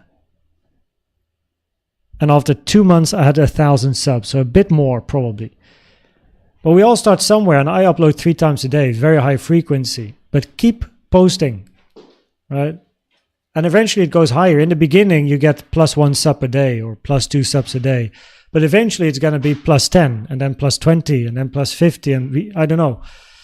It's just because more subscribers, more viewers, higher in the algorithm, more front page, more viewers, more subs, more viewers, more subs. It just keeps going. Thanks, man. So it's you know, it just goes, and it's also, it shouldn't be about the subscribers, as in it shouldn't be about the number. It should be about the subscribers, and as in the people. So it shouldn't matter if you make content for 250 people or 10,000 people, because you should have a passion for the content. You want to share, you want to inform, you want to educate, and that is what you do it for. So I usually don't know exactly where we are with the subs, because I just focus on creating the content. I want to try and create the best content I can about Elliott Waves and what I look for, and people will like it or not. And if they don't, they go somewhere else, and if they like it, they might view and eventually maybe sub. So but it's about the videos. Muay Thai, Ramon Dekkers. First what I do, they started whooping the Thais at their own game. I don't know like who that is. I might want to check him out while listening to your lives. Just finished the gym. Yo, people are doing a workout here. What's up, Boyka? What did you do in the gym? Where can we deposit our charts? Hey, Legionario. Welcome to the support team. Welcome to Bronze. Thanks for joining, man. Welcome, welcome. Good to have you here. Good to have you here. Welcome to the, I suppose, koenztrading channel team. Thanks for joining. Huh? This seems like a great group. It's a fun group. It's a great group. Yeah, I mean, also in Discord, there's a lot of activity. Really like it. Where can we deposit our charts to look on Sunday? Sunday is not a review day. It's I do an altcoin analysis on Sunday. In gold, so the gold membership, that is where I analyze or look at charts of other people and stuff. And then sometimes I'm very active in Discord, so generally I look everywhere. So, the blue line and the yellow line are both used for CVD divergences, higher low in price, lower low on CVD, or bearish CVD divergences, lower high in price, higher high on the CVD. So the blue line is the same as the yellow line. It's just a different calculation that's behind it. The blue line is the aggregated CVD. What's up, Dumpy Booty? How you doing? You were watching a tsunami documentary. Maybe it's in preparation of what is maybe supposed to happen on the chart. Who knows? Can you draw the 4? I guess you're talking about a wave 4 in that case. I don't really know what 4 you're talking about, but if we talk about the recent push, then what you're looking for is a 1, 2, 3, 4, and a wave 5. And then your fib is from the low to the high, toggle on that. Currently at the 236, minimum target for wave 4. 05 is max, 60.5k, and the 618 is an invalidation. So yeah, that is currently what we are looking for. Oh, there we go, there we go.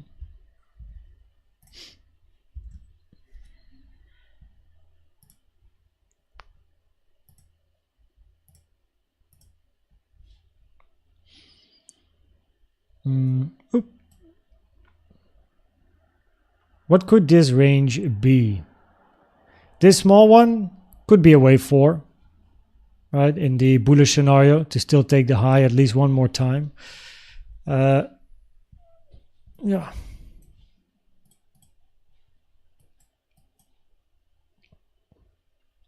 1, 2, 3, 4, 5. 1, 2, 3.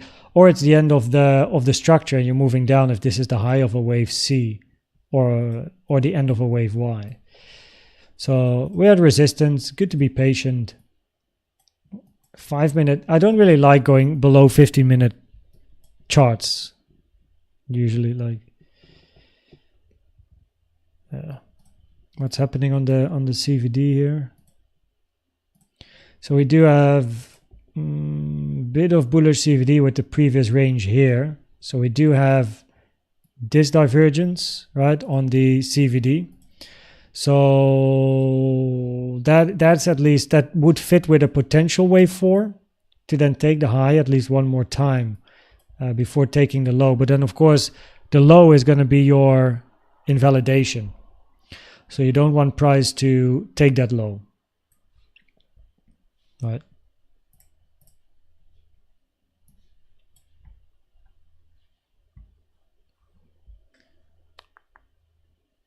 Welcome, Kunal Shrimali.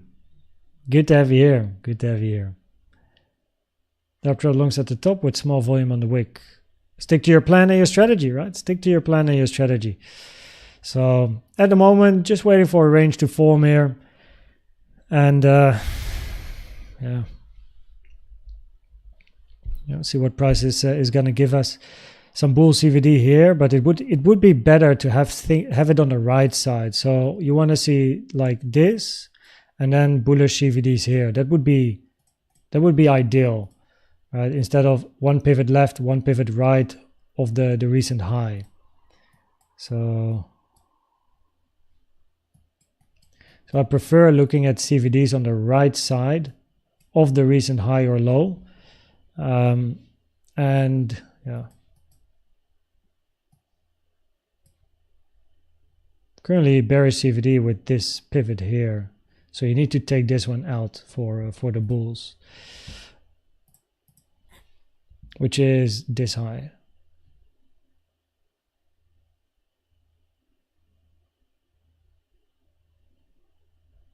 Oh shit. Ooh. Oh yeah, Ahmed. Sorry to hear that, man.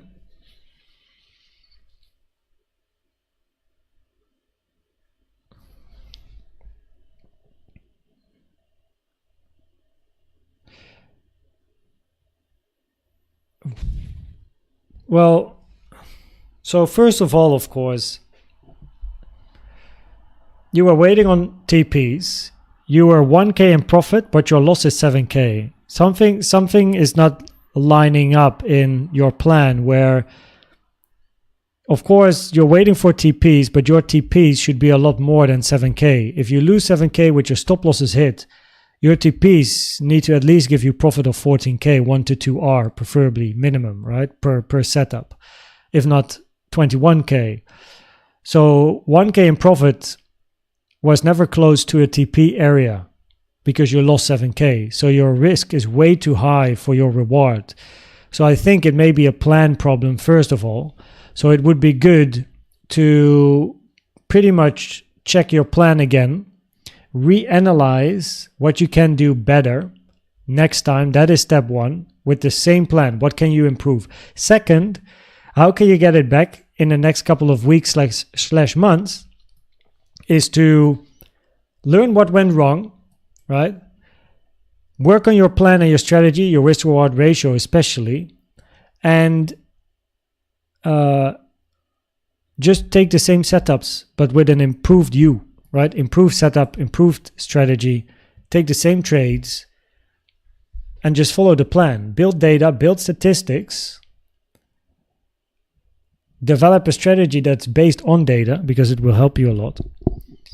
And then just trade responsibly. Don't go into revenge trading, which is also what you might imply here. I lost 7K, so now I want to try to make it back as quick as I can. It's not how it works. Take the 7K loss, right? And don't forget about it. Now we start over again. Don't try to revenge trade, go in high leverage, small time frames and that sort of stuff because it's going to kick your ass. You're going to lose a lot more. So trade responsibly.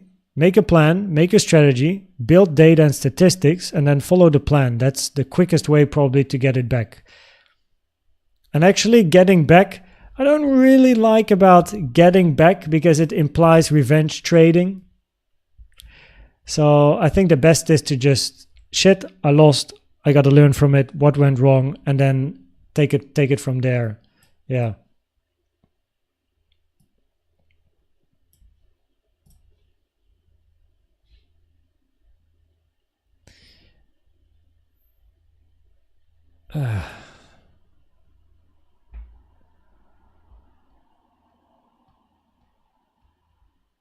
I'm not chill for this shit. Hi, bye.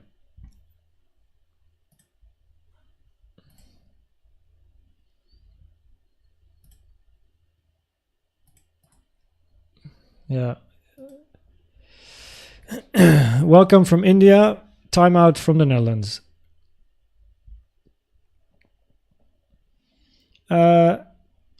Blue suits you, sir. Maybe a Band-Aid in blue. Looks good, no? What's up, Kevin? Good night, good night. Cheers, Dumpy Booty. Was grabbing coffee when he did it in the morning, yeah. He wasn't even there. I was like praising his ass, putting feathers in, like we say in the Netherlands, like putting feathers in someone's bum, like praising someone.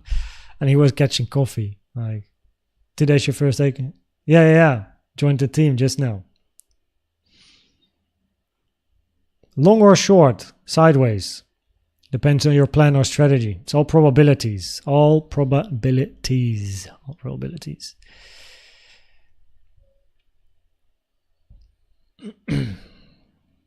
Yo, this guy. Second time. Long or short.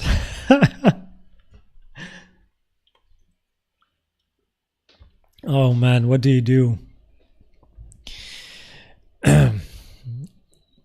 You know what you should do? You should do both at the same time.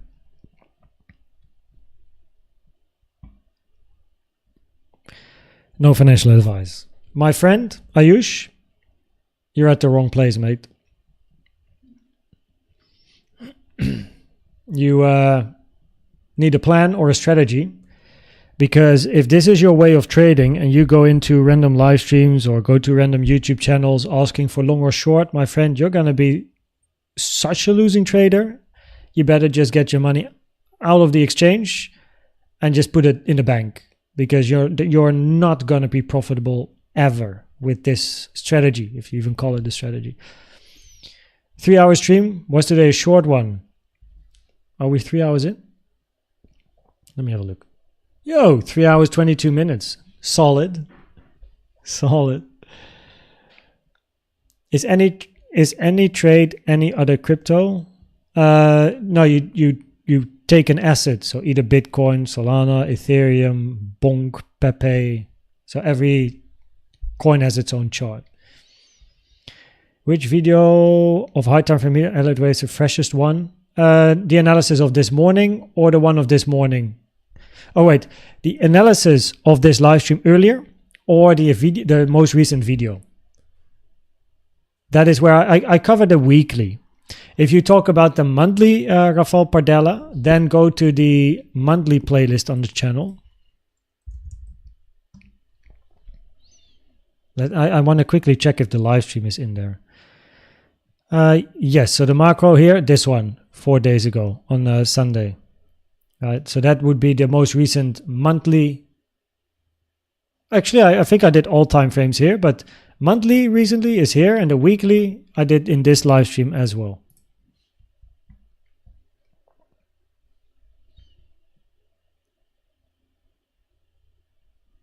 Best time frame to trade for high accuracy depends on your plan or strategy. For a scalper, it can be a 1-3-5 minute time frame. For a day trader, it can be 15-30 minute time frame, 1 hour, and for a swing trader, it can be 4 hour to the daily. So it depends on your plan.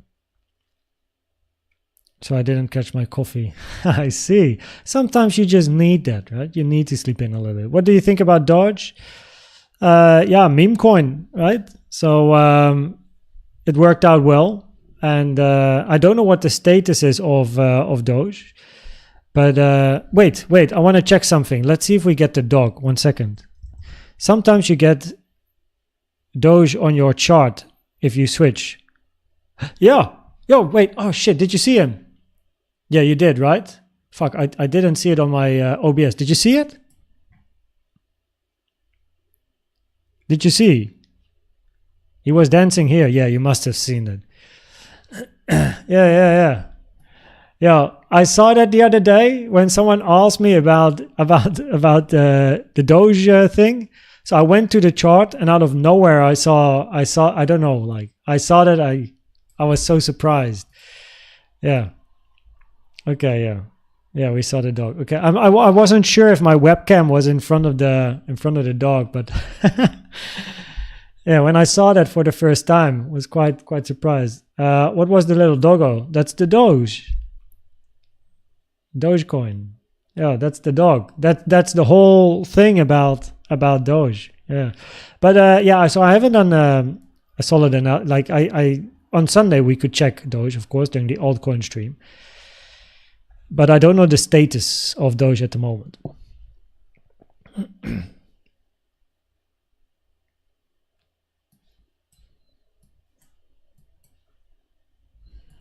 Mm-hmm.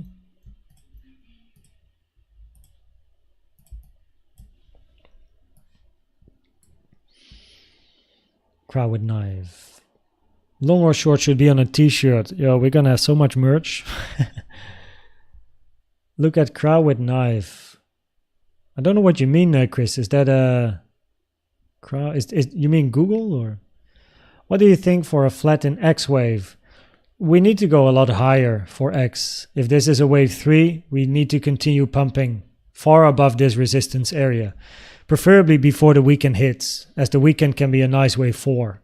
But this is too low.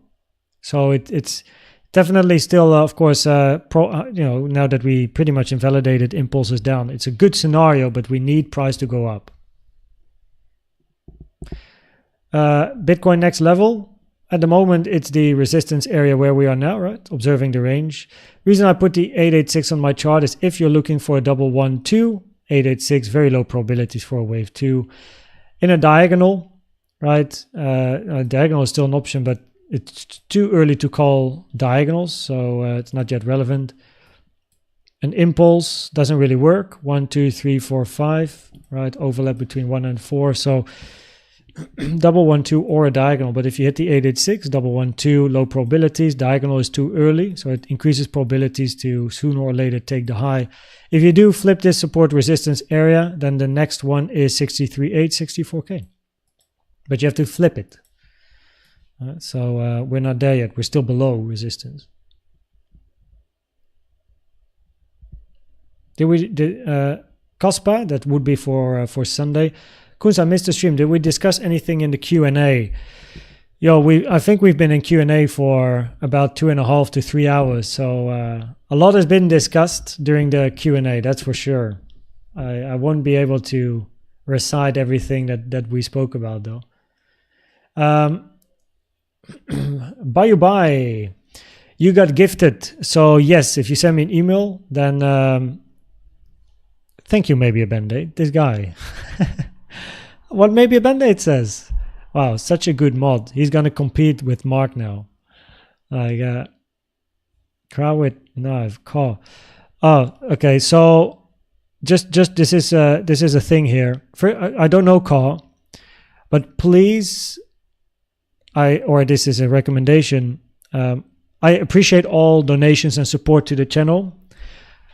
But donating for me to analyze charts is useless. So I very much do what I do.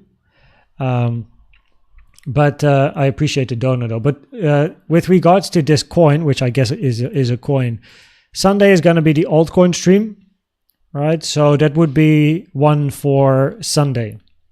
That was one for Sunday.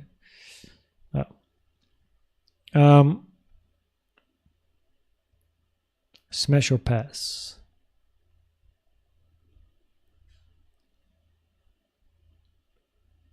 Where were we? Yo, Particles of Time. You back. Congrats. Still learning every day. Cheers. Cheers. Nice to see you back. Yo, one of the earliest subs. That is true. Very early. One of the OGs. I mean, it's crazy to think how quick things went in the past year. Still takes a bit getting used to because things went so quick. And everything is new for me as well. It's not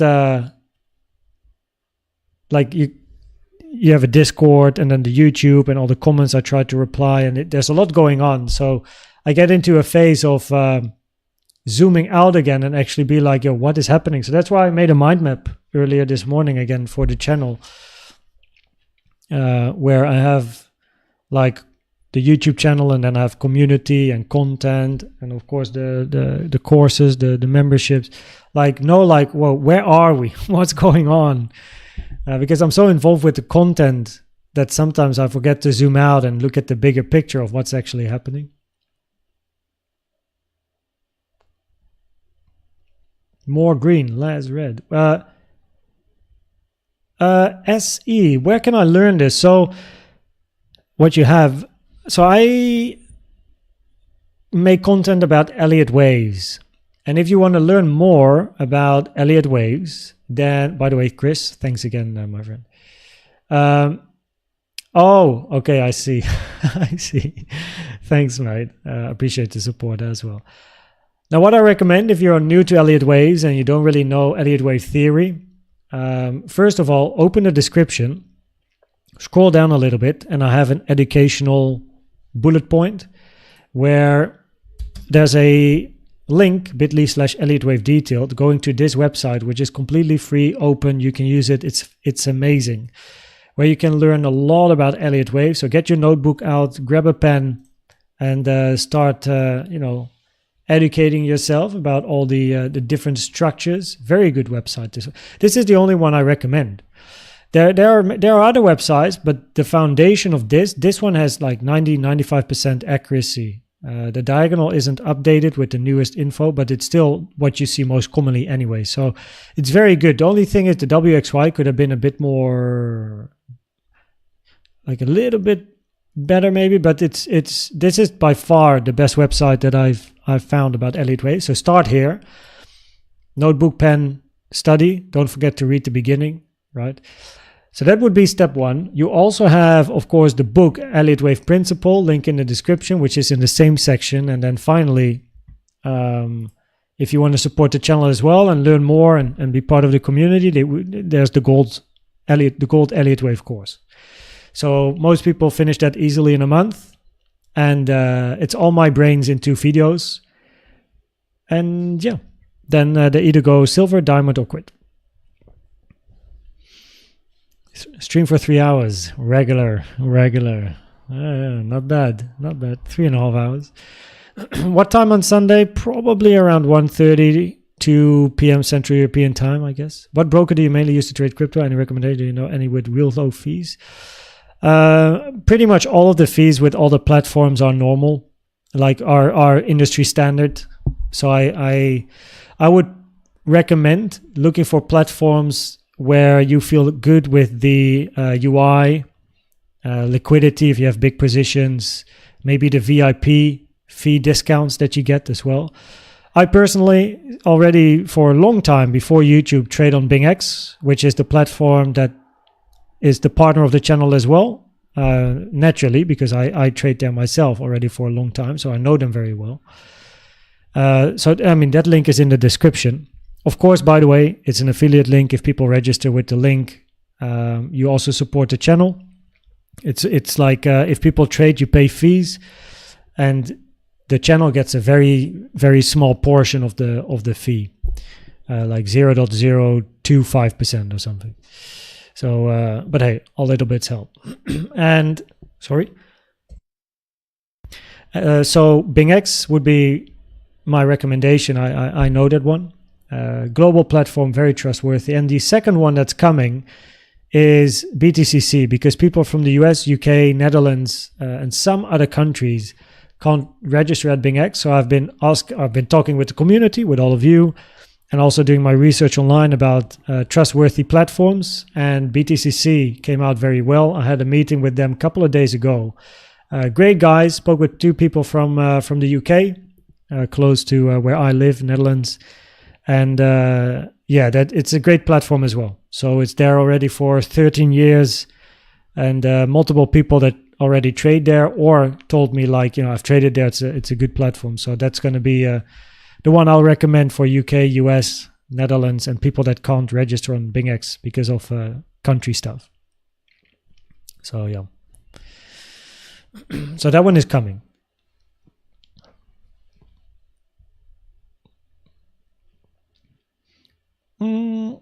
Quick tips for new traders.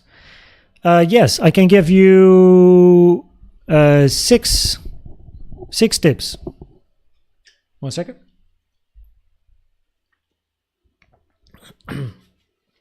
Guess what, chat? It's going to be the 6 steps. So I can give you 6 tips. Tip number 1, actually 7, because usually this number 1 tip is not really in the 6 steps. But tip number 1, if you are new to trading, right? Don't put all your savings and all your money into a trading account. You're going to lose it, right? You're going to lose it. You might have a lucky winner and then it goes downhill. So be responsible with the money. It's not a get-rich-quick industry, or trading is also not a get-rich-quick scheme. It's about consistent profitability. It's about week in and week out trying to get that 2R, that 3R, that 1R, right? Trying to end every year with, I don't know how many R, depends what you're looking for, but consistent, slow profitability. In order to achieve this, you will need a plan. Right? You need some sort of a strategy, some sort of a plan to trade with. And this is where the tips come in. So have low budget on your account, have play money, like $50, $100, preferably not demo trading, use real money, but very, very low amount, and try to build a strategy. Meaning, step 1, try as many free tools as you can, right? Indicators, tools, whatever TradingView offers. Step 2, find your favorite tools, build statistics on your favorite tools, right?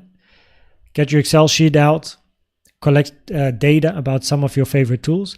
Step 3 is combine some of your favorite tools and build statistics on the combination, which is now starting to be a strategy. Step 4 is tweaking and adjusting, add a tool, remove a tool, continue collecting data to improve your win rate or RR. Step 5 is start trading with that low amount of money you have in your account. Work on your trading psychology at the same time, right? Mental Game of Trading, that's the book I recommend. By far the best one, to be honest. I'm such an ambassador. I should like write Jared by email and say, yo, if you haven't watched my stream, I always recommend your book, mate. I don't know the guy. So that's step 5, link in the description, by the way. And then step 6 is increase your portfolio size, right? Preferably slowly, so you can get used to bigger losses. Getting used to bigger winners is easy. You want to get used to bigger losses. No. David, thanks, man. Welcome to the channel. Welcome to the channel. Good to have you here. Matt Boswell from Australia. Wow, it must be night there. Must be past midnight, no? Yo, this guy. It's weekend. It's weekend. Welcome. One more question. How you think? Will Phil hit all-time high again? I don't know. I don't know, Phil. Altcoins is for Sunday.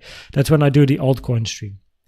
So, and it's going to be voting and then Wheel of Fortune type of thing. But yeah, I don't know what the status is of Phil, but I guess it goes in line with Bitcoin, and Bitcoin probabilities on a weekly are still higher for upside and continuation of the bull market till proven otherwise, which it is not. So I guess Phil will join Bitcoin towards the upside in that case. Fresh Funky. It was a matter of time. You are the first one that asks me about the SK system. And let me tell you something funny. The founder of the SK system used to be in Trackmania as well. Like I know the guy. I know him pretty well. We were both in the Trackmania scene. I was a professional player and he was more into like being a coach. So I'm very familiar with what he does and who he is. His strategy is related to Elliott Waves, but it is, of course, it's very different. I don't know exactly how it works, but he's done very well for himself. And yeah, I know the guy personally. It's not that I talk to him a lot or something, but I just know very well what he does. And we were in the same industry. We got each other on Instagram, and you know, sometimes we chat. So I might actually be able to find him. So yeah, I know him very, very well.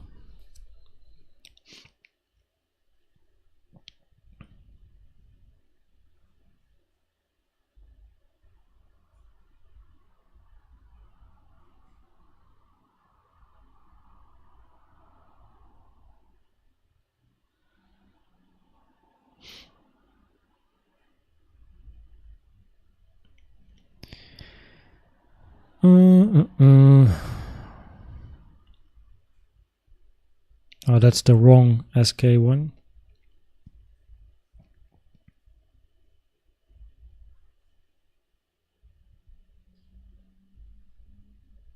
Man, why can't I find him on Insta at the moment? I gotta do that at a later stage. Let me go to my browser here. Oop.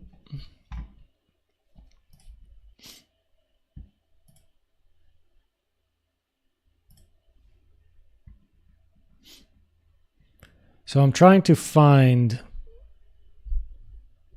Stefan Cussing.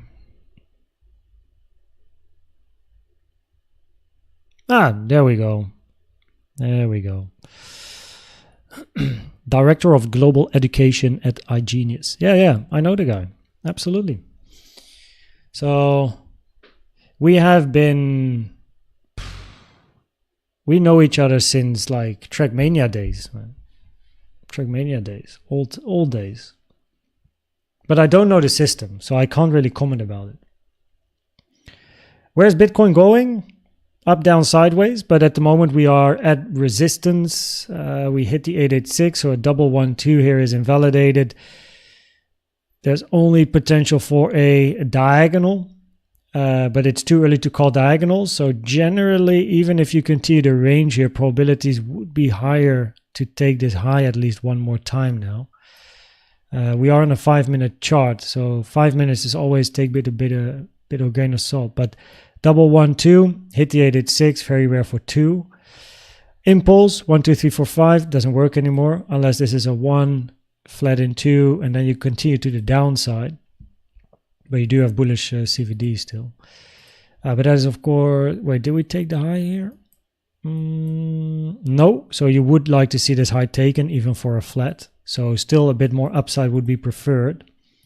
And also if we do this is a wave 2. It's already very long for a wave 2, so that lowers probabilities for this to be a wave 1, 2, 3. And then you have the diagonal left, which is then 1, 2, 3, 4, 5, but we need a lot more price action for that. And generally, unless wave 4 is in, probabilities are low for a diagonal. So that increases probabilities to take the high sooner or later. At least before maybe rejecting deeper and moving down, or at least continuing up. But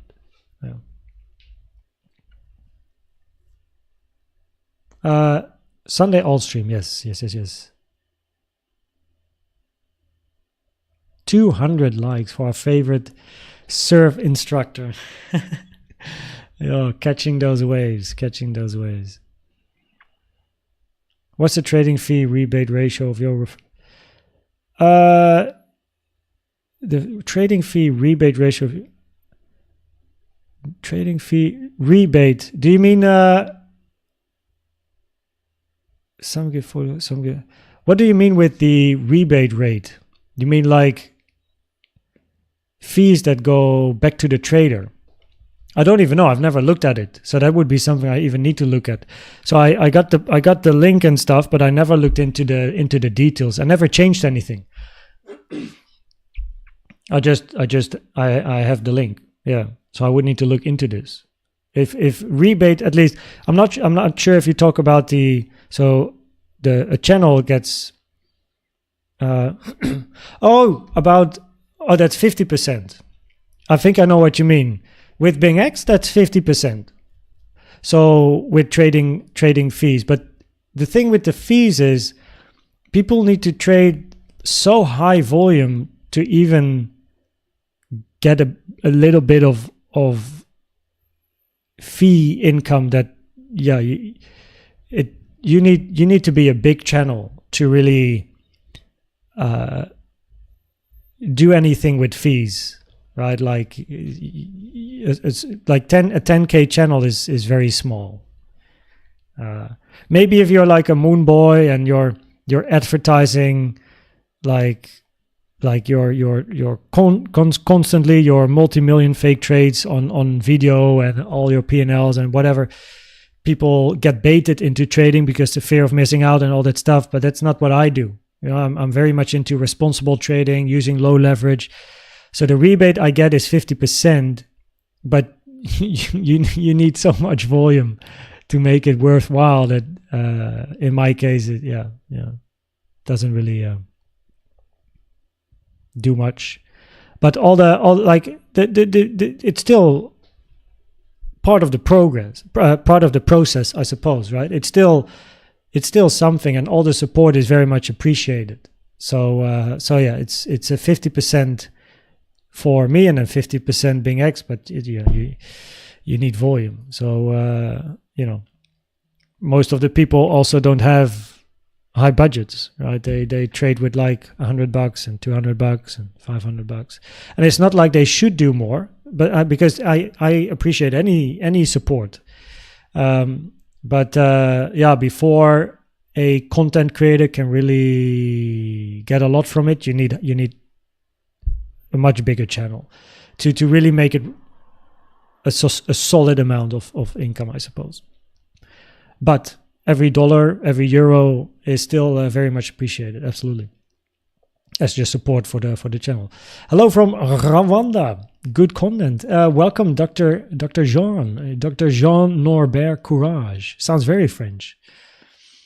My brother, could you take at the... yeah, I don't use liquidation heat map. I wouldn't even know where to look. So I think it's a better question probably for Discord, because there's always people there that use it. SK only marked it with ABC only. Yeah, I don't know. I actually need to hit up Stefan and write him a message on Instagram as we follow each other. And sometimes our latest conversation, let me have a look. Our latest conversation was about... yeah, okay, just the general stuff. Our latest conversation was about how you're doing. Let's see, 26th of July, 2021. That was the latest time, the last time I was talking to him. So, oh yeah, so look, Stefan, if you're watching, or one of you is going to reach out to Stefan, send him this clip. So here's Stefan, right? This is Stefan Cussing. I know him well. And he, on the December 2018, he wrote me a message, right? He said, could be your dad. I don't know exactly what it was. And then a little bit later, out of nowhere, so yeah, And then on the 20, he wrote me a voice. And then, are you still with Acer? And when I was a professional esports player, I was playing for Acer, Team Acer. That was the team that I was performing with. So I was a player for Acer, and he in Trackmania, he was more into coaching and stuff. And then on like 22nd of April 2021, I wrote him a message. I said, yo, I see you're doing stuff with Elliott Waves. I use that a lot myself. And he was like, looks like it's my own developed system from the last 6 years. Yeah, that's how we then started talking more about, or at least that was the message about Elliott Waves. Then I found a scammer. There was a fake profile of him. And that was the last time we were in touch, the 26th of July, 2021. So send him my regards, if you know. Great guy. I don't know exactly what he does or how it works. Yeah, I guess ABCs or impulses, that's where the, you want a 5-3-5. That is where the money is made. So I guess that is where I guess he's then, based on this at least, I guess he's focusing on a 5-wave impulse, a 3-wave corrective structure, trying to aim for the 05 to the 786, most common, and then look for a C or a 3 where you take profit, but it's probably way too simplistic.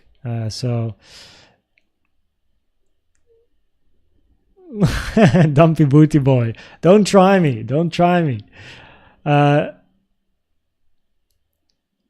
Different methods. Yeah, I also use different things, of course. So I have Elliott Waves, but I use different things, different tools. Cheers, George. Yeah, I mean the fee given back to the traders. Oh, I don't know. I would need to look at this. So because I've never touched those buttons of the link or the settings of the rebate or the link. Yeah. So I wouldn't even know. I would need to check. So since the moment I got the link, I didn't really deep dive into how, like, what I can do. It was just like I got the link. So yeah. Is 62K your entry? No, that's a daily naked point of control. It's an area of resistance. which is part of this blue box, which is a resistance area. So it's a general area with multiple confluences.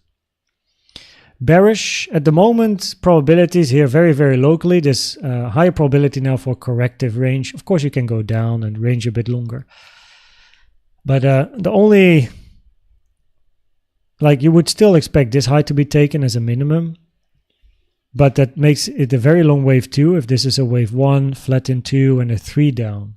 So any move down, unless we start forming a diagonal, is a higher probability corrective structure to take the high sooner or later. Raise Kun in Trackmania. Oh, be my guest. I like a good race. That's the thing. Like when I'm with my friends in the past, we never played Trackmania because they didn't really like to play Trackmania. They like the game, but they don't want to play it with me. So unless I watch and don't play myself, you know. So yeah, they never won. Do you have trading courses? Yes, that's the gold membership. That is all my Elliott Wave brain in a couple of videos, and by far most people finish that in a month time, and then they go either silver, diamond, or they leave. So yeah, that is the gold membership. So now hours you are on live. Yeah, I'm probably not gonna make a evening update because it's already 6:30 p.m. So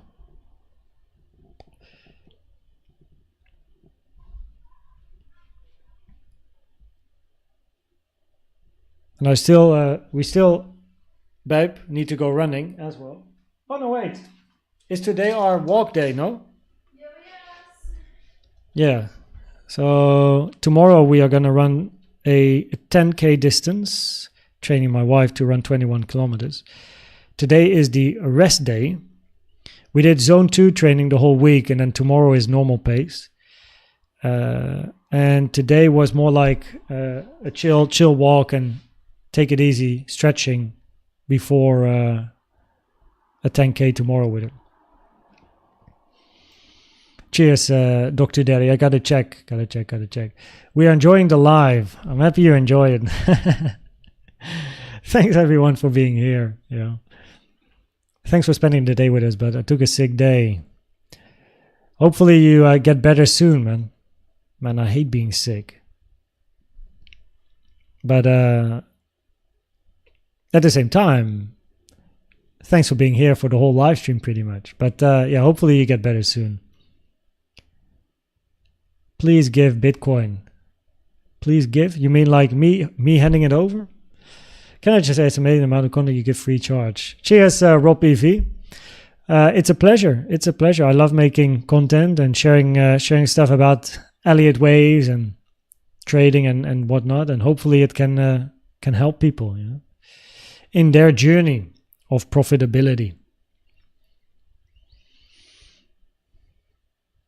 Wait. Maybe a Band-Aid. Are you sick as well?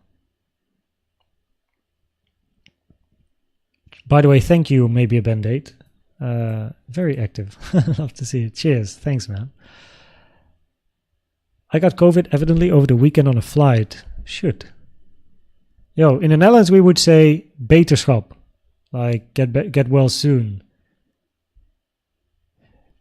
It usually, COVID nowadays looks pretty much like a cold, no?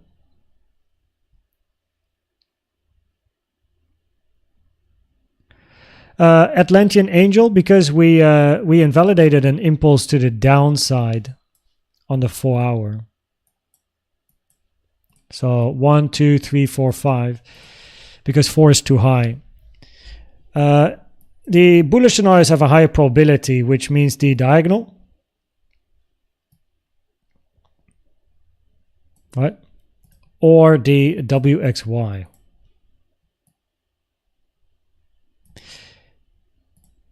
However, with the bounce here, if we do want to look for the WXY, right, and price moving up, A, B, C flat, we look for an impulse in C, which means we need continuation, and we don't want price to stall here. We need price to move, right, up, up, up.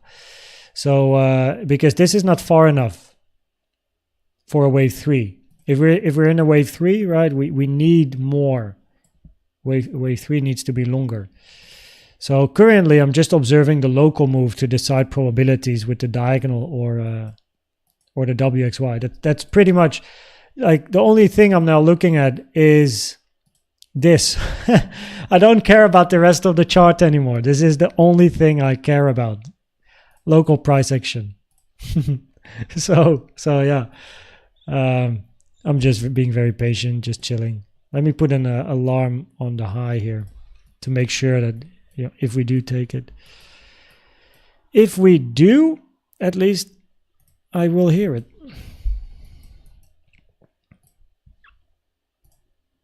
Okay. Oh, well, I just answered this question. So, yeah. Still here, not going anywhere. Oh, it's moving a little bit. We literally went live the moment price started pumping. I mean, the timing couldn't have been better. Sure. Not feeling dumpish today. Yeah, not at the moment at least. Not at the moment. Let me also pull the 886, by the way, from the high here to the this one.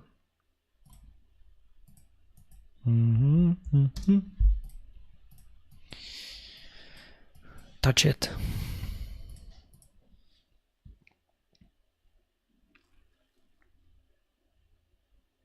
Took a test during the stream. I had figured it was just a head cold. I see. Like Mike says, take care. You know, get well soon. Hopefully it doesn't get worse, you know. How long does it take the WXY to play out? Well, a wave C, preferably your wave 3 is finished before the weekend, and then you 4 and 5, like 4 during the weekend, 5 next week. And then your wave Y can be a zigzag, flat, or triangle. If it's a triangle, we're going to be in this range for a long time. But most commonly it's a zigzag. So then, what's end of the month to finish Y? If it's a zigzag, well, wouldn't be bad. Maybe early next month in the WXY, that is. Probably the diagonal would be quicker though, as for like a diagonal to play out.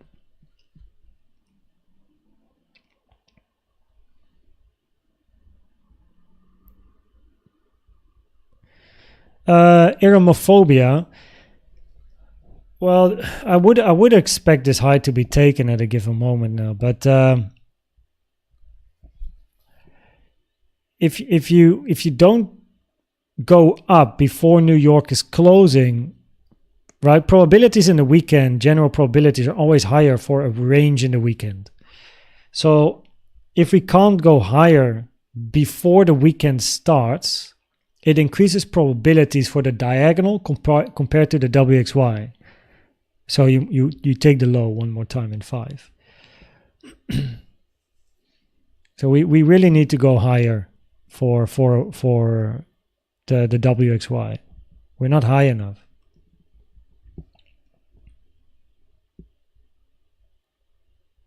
Don't we have to break 63.3 in order to rise or dump?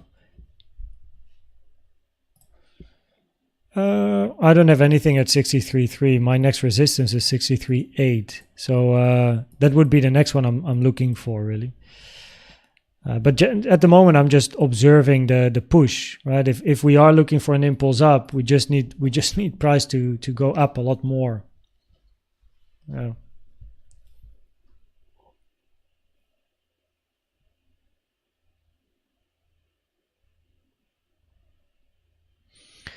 That is a possibility, but likely you're gonna go and range during the weekend. So you'll likely just have a weekend range and then only go down next week. If you do go for the diagonal, I would guess it's more likely to have it after the weekend. Like you get some sort of a range during the weekend, maybe start some sort of a diagonal wave 1. Then retracement wave 2 early next week, grab the liquidity, then move down in a wave 3. That's from an Elliott Wave point of view would make sense if the weekend hits before we make any significant moves from here. Single prints for 63k. Is that maybe what you're looking for? 1 second.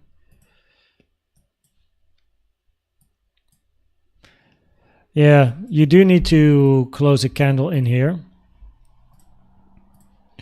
So you want to close a candle above 62.1. And if you close a candle here, a 1 hour candle, it increases probabilities to fill the gap. Oh. And then of course you have a little order block, but the main resistance for me would be here though.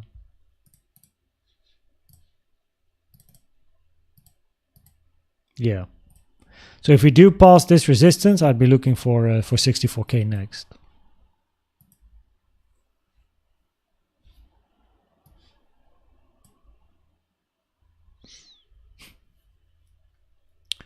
Bearish divergence. It has a high volume candle. Yeah, but I like to, when I observe reactions, I like to be on the lower time frames, I suppose. So on the 4 hour we have a high volume candle, but on the 50 minute your highest volume move here finished at the moment, so you would still look.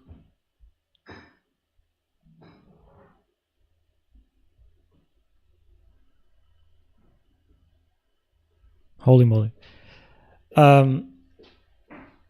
For continuation, either higher volume or lower volume, that's then the question. But prefer to keep an eye on the 15 min myself. Bearish divergence between the 30th of April high and now.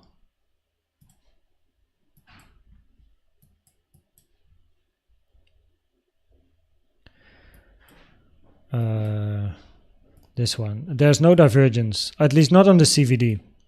Lower high on price, lower high on CVD. That's not a divergence. A bearish divergence is lower high on price, higher high on the CVD, but that's not the case here at the moment.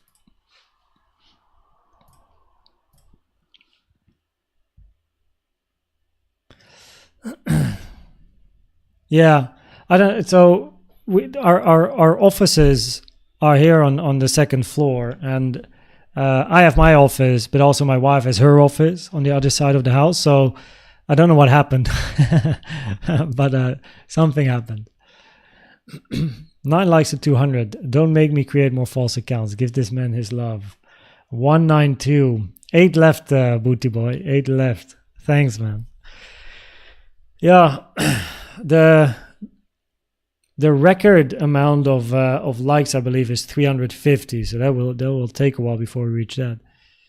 Can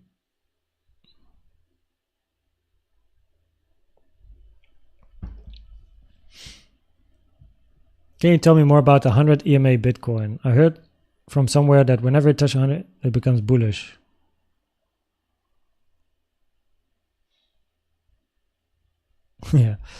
Yeah. So EMAs are also, of course, useful lines. The 200 weekly, I believe, is a very popular one. I don't personally use EMAs, so I won't be in a position to really talk to you about EMAs per se, like trading wise.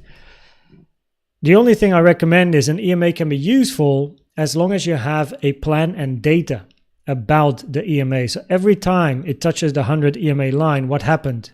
Collect data about this and then build a strategy around that data. And that is when you know, like, hey, if we touch the 100 EMA on a 4-hour time frame, then 60% of the times we get a bounce of, I don't know how many percent, depends on data. So if I want to trade this, I put my stop here, target here, and then, you know, so that's you got to collect data. A leading impulse as 1. And then we reach it for 2 before 63 above. Now the highest amount of volume is currently in the most recent move to the upside. By far most common is that a wave 3 has the highest amount of volume compared to 1 and 5. So therefore, I'm looking at this as a wave 3. And if this is, we need price to move higher. because this is a very short one.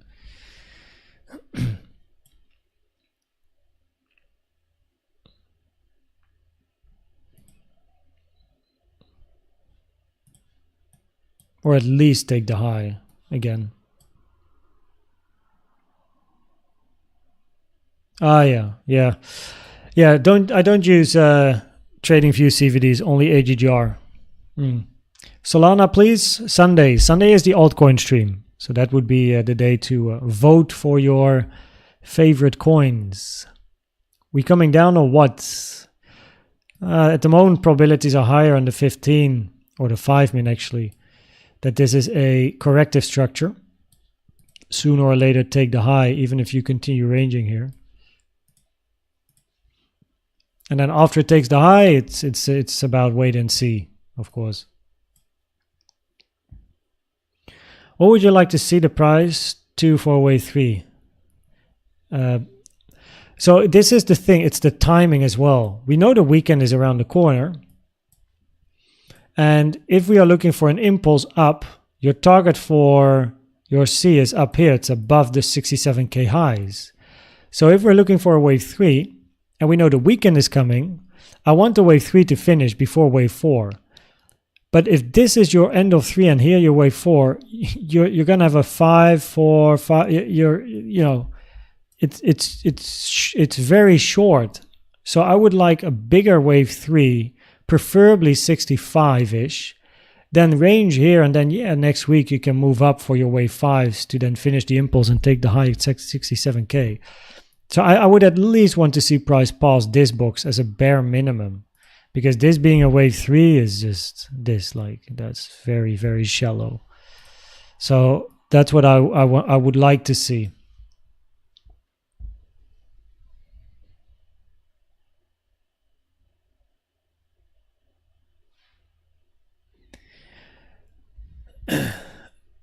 So also for Sunday, a good strategy. You sell full position Bitcoin. What should depends on your plan and strategy. This is personal to everyone. So you can't just enter a position and be like, what should the TP, stop loss, and lot size be? It very much depends on your plan. So you need a plan or a strategy, which you have to develop over time. Will take some time, but the benefit is going to be very big, right? So because you're going to have profitability if you build data and build a plan. So what you need to do is follow 6 steps. There we go again. I probably said it once an hour, but hey, we took the high. Very nice. 1 second.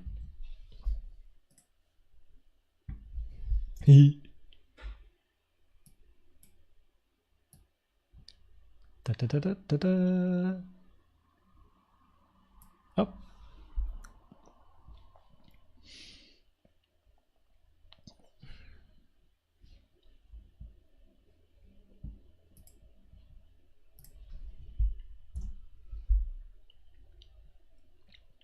Very nice. Okay, so well, at least we took the high one more time. Probabilities were highest to take that high one more time. Now we did, and now we now we wait. Right, now we see what happens next. Let's have a look on the lower time frame, 5 min.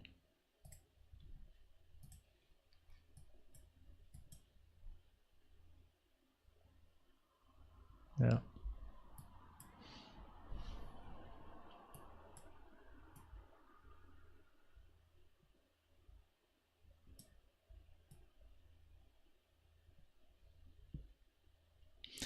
Looks like a little bit of a swing failure pattern for now.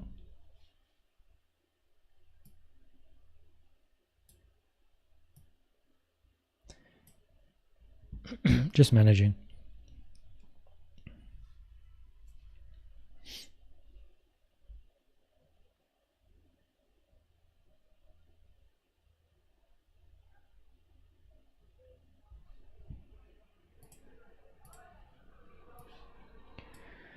Oop.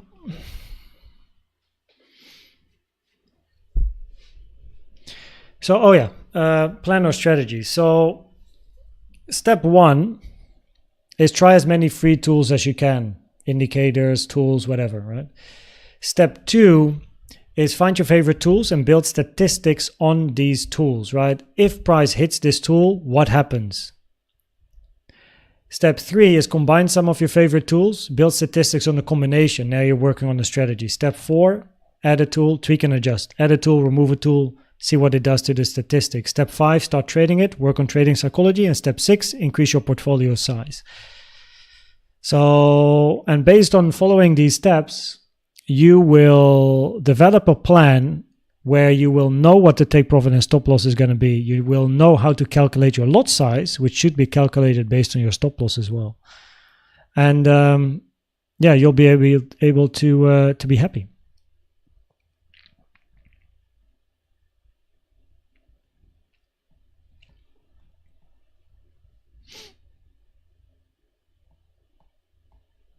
$73K before crashing further. Yeah, let's see. 73K is very high, of course. From an Elliott Wave point of view, that like if you go to 73 from where we are now, you're probably going to continue the trend though. But now let's have a look. We're currently still at 61, 62, so still ranging. Yeah, still ranging. Correction is over. Maybe.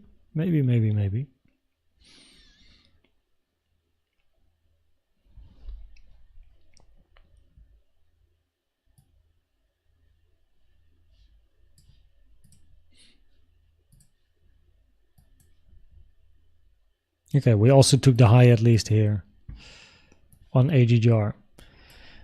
So the bullish CVD divergence that we had earlier has now played out, right? We had bullish CVD here. This one played out because we took the high. So now we're back to neutral. And now we wait again. So that could be 1, 2, 3, 4. That could be your 5. 1, 2, 3, 4, 5. But we'll see. Give price some time. Didn't take the high on Binance. Interesting.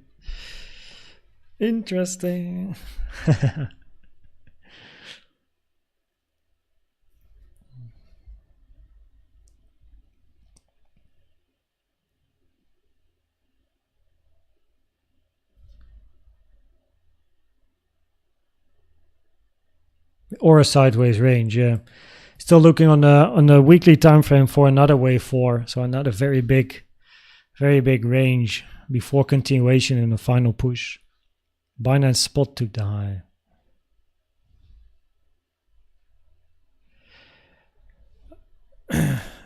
Tom, yes.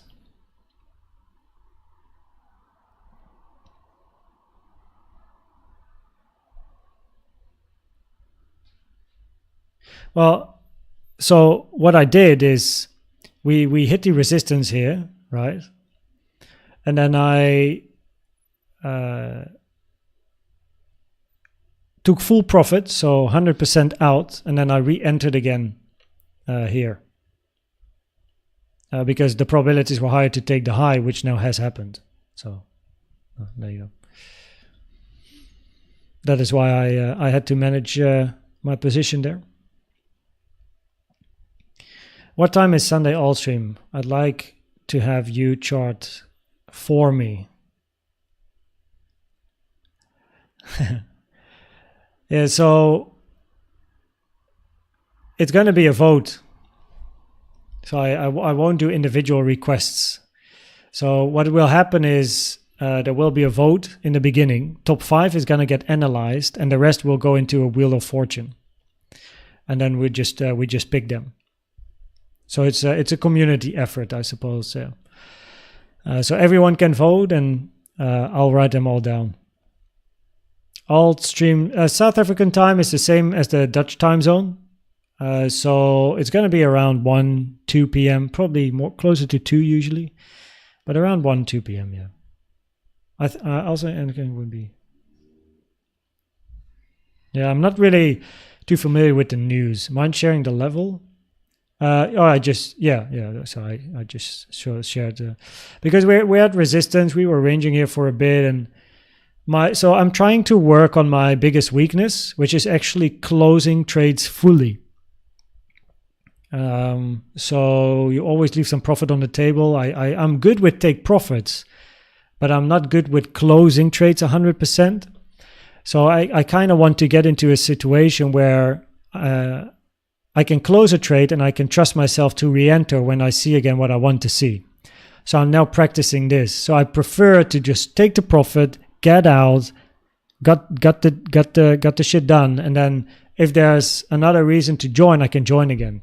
So in a nutshell, because I did all of this during the live stream, you don't really notice because, you know, I try to hide what I do, of course. But so my entry was 57.6 something. Took it all the way up, right? Had a small little one TP here. Closed it here because we hit resistance, and I was like, well, if we're gonna hit resistance, I can observe what price is gonna do, and I know that based on my technical analysis, I'll be able to re-enter if price shows me it wants to move up. So we observed the range, saw the CVD as well, grinding a little bit to the upside, and that's where I got trust. So I re-entered, stop, take profit one. That is a take profit one though. So yeah, stop loss break even, and either get stopped and yeah, good stuff. Okay, for a short right now on 62.150, is stop loss good enough to? Depends on your plan. All these type of questions is all depends on your plan. I can't give any financial advice. The thing is, if you have identified the invalidation of your setup at 62.2k, then that is your stop loss. If you think the invalidation of your setup is at 63k, then that is your stop loss. So it depends on your plan. Yeah. So 62.2 is currently the high. So if your invalidation is like if you trade a swing failure pattern, right? Then yes, that is the invalidation, because with a swing failure pattern, I don't know, what's the 1 minute like? Okay, let's do 3. So you would enter here, and then you have your stop loss is above this high, right? Oh, above this high. So that is going to be your invalidation with the swing failure pattern, and you're going to be looking for, of course, a move to the downside after an SFP. If this is your trading plan, then yes, this is your invalidation. But it all depends on the plan you have. So before entering, you had a certain idea, right? You had a certain idea of, hey, if this happens, I enter. If I see this, I will enter, and I'll put my stop here. But always put your stop at the invalidation. So let me explain with my long. My entry was here. My stop was below the lows, because that's the invalidation. This was the potential end of a B, and then move up in C. I didn't want to see this low taken. So that's why my stop loss was here, and I'm looking for a move up. And the move up, we got to wait and see what we get. Can be a big wave C to 67k, which is nice. Or it has trouble and tough and doesn't really go anywhere, and we're going to look for a move down. And yeah, at the moment, we are at resistance, important area of resistance here as well. So I prefer to then try to implement what I'm teaching myself, is just take full profit, because I know I can enter again. If I see what I want to see, I just re-enter. So, but I'm trying to get better in closing trades 100%.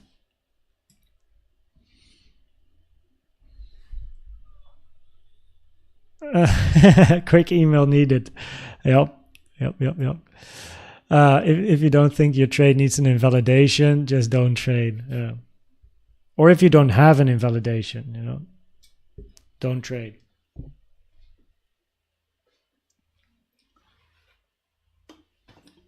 Yo, what leverage do you usually use? 1x. Unless my stop loss is smaller than 1%, and then I use 2x. You know, and then 3 or 4 or 5, but that depends on my stop loss. So usually my leverage is on 5 or 10, but that's only because I still risk 1%, so it doesn't have anything to do with my risk. But it's about if I want to enter more than one position, I need to have that flexibility as well. So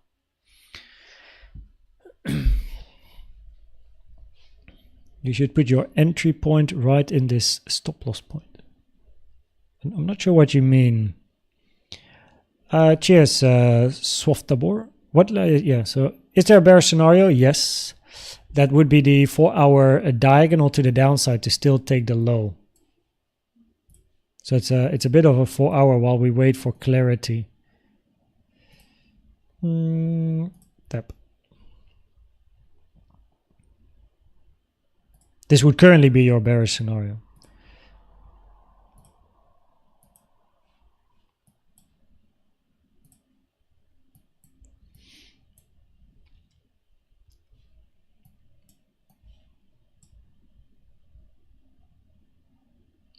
Expanding flat, A, B, C, possibility, absolutely. Always a scenario to keep in mind. Those type of wicks always fit well with a potential flat.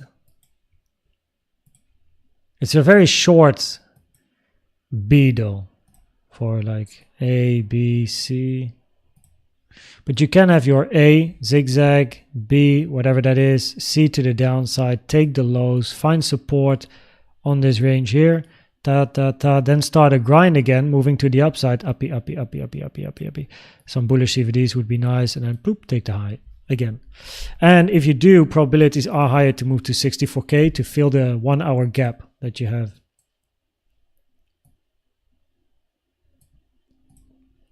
So we now tested it twice.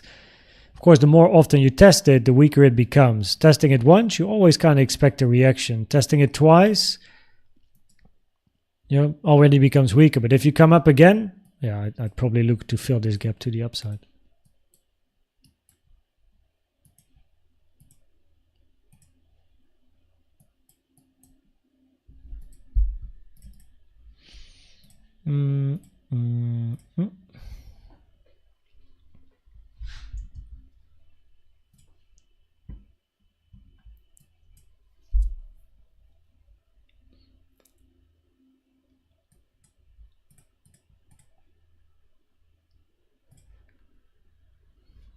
We're at the point of control of the range. Yo, Dave Digital, finished the workout. Nice, man. Good job. Wait. Many questions. Yes, possible, yeah. Do you keep funds on the exchange or do you send to wallet daily? So I don't have a hardware wallet. I just have my, of course I have other positions for where I put my money, but yeah, usually it's just on the exchange, of course, risk managed, the bank, and then other places. Do you also stack up positions? Only each position would be a new entry. So it's not really stacking a position, it's just a new trade. So let me share an example of a swing trade that I had. So it's not really like with Elliott Waves. My way of compounding on a setup is just individual trades. So we made the low here, right? I had a first entry, I had a second entry. I can't remember if I had a third one, but these are two separate setups, but they're in the same direction. So yeah, they're separated.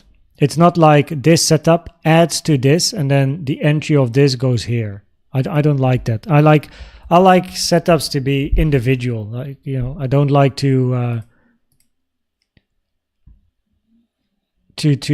enter a trade, enter a second one, and now the average entry is here. I prefer to have a separate idea per setup and fully stick to that idea at that moment in time.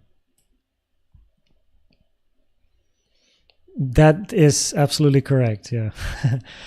Do you open up multiple trades at the same time? No, always one. I also open it at once with a full position. I never, like, if I go full, that is. If I don't go in with a full position, I don't add after. So it's just risk managed. I'm like, I know what I want to lose before I enter the trade, and I just stick to that. So I don't increase unless there is a new trade. I just have a new setup.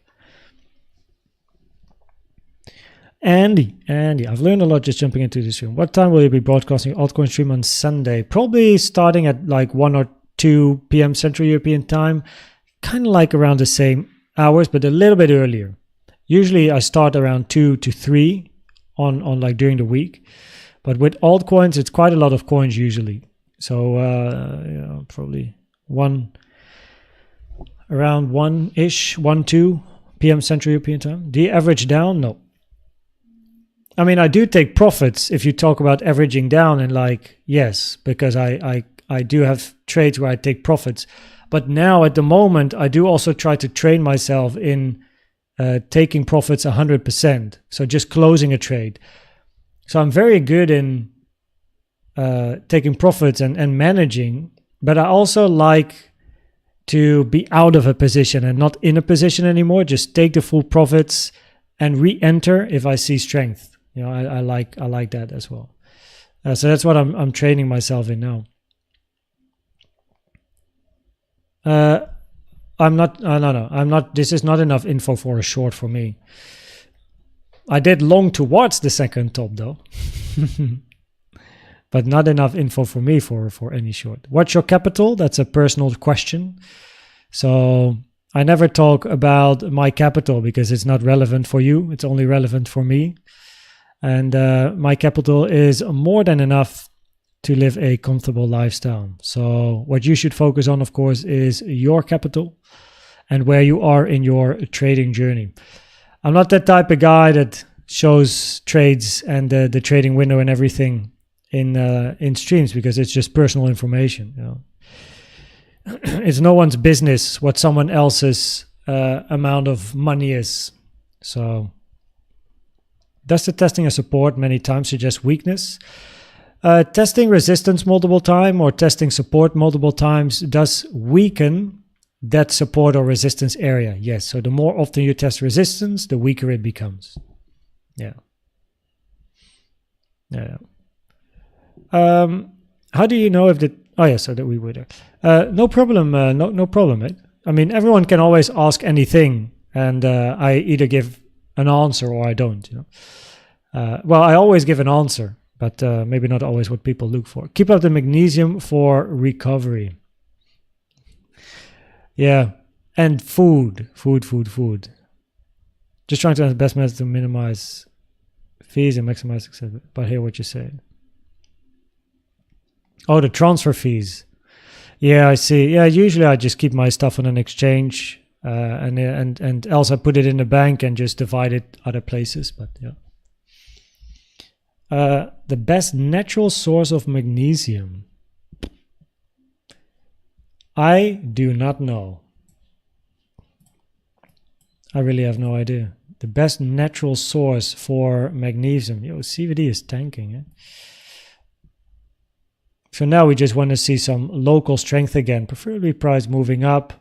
Right, some bullish CVD again, because now it's just moving down after the swing failure pattern. But I actually have no idea. It's a good question. Dark chocolate and bananas. yeah, I'll be high on magnesium in that case. Do you do mainly spot or futures trading? Futures. The trading journey is lifelong. That is correct. I mean, yeah, I guess in a way it is. At least what you learn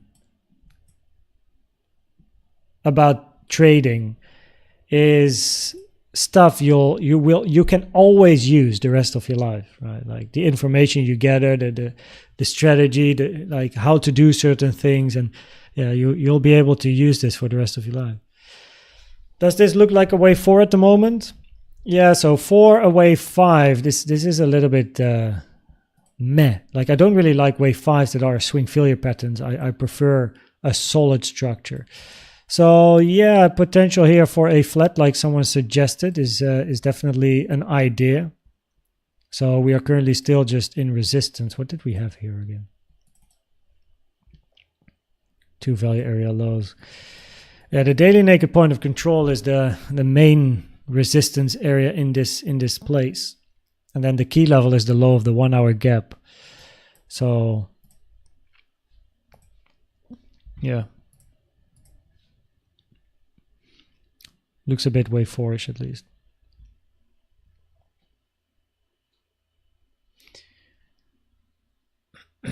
How much percent? So how much percent do you trade, and how much do you hodl? I don't really trade with a percentage. I just trade with more than enough money to, you know, have a solid revenue stream. About hodling, I'm not much of a hodler. I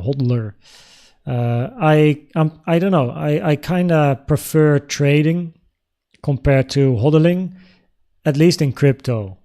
I mean, I do have stuff going on, of course, but like hodl, I suppose. But hodl is a crypto term in a way, for me at least. So yeah, more of a trader in this industry compared to a hodler. Oysters for magnesium. Yeah, I'm not into oysters. I don't know. They're kind of like tasteless. It's just like pop, gone. And I'm like, oh, okay. And then you need to make them tasteful with lemon and like hot stuff, you know, tobacco or something. Will it go up? We're at resistance at the moment, so you know, we're currently still having resistance here. Where can I use the CVD? On the AGGR website. This place. More about this is in the video on my channel about CVD, but you can also go to Discord. Let's see if hey. This is why I always check. It's nice to do this live on stream for once. And gone. Okay, so that being said, go to the Good to Know channel. Here's my template. Here's the website. Here's a one-pager with more information about CVD. And the link to the video, which you can also find if you go to the home screen of like the koenztrading channel. Right.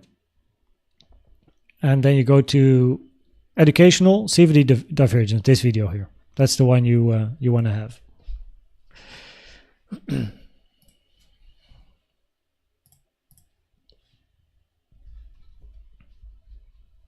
Can you tell about timing of market sessions? Like, yeah, so London, yeah, I only know in my time zone though.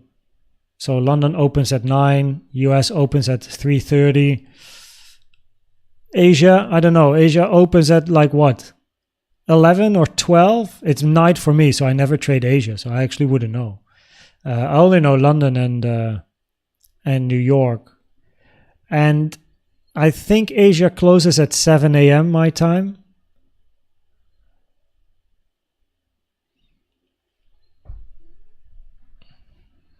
Maybe the wave C you talked about? Yeah, correct. Trading is a job you can do regardless of future physical restrictions.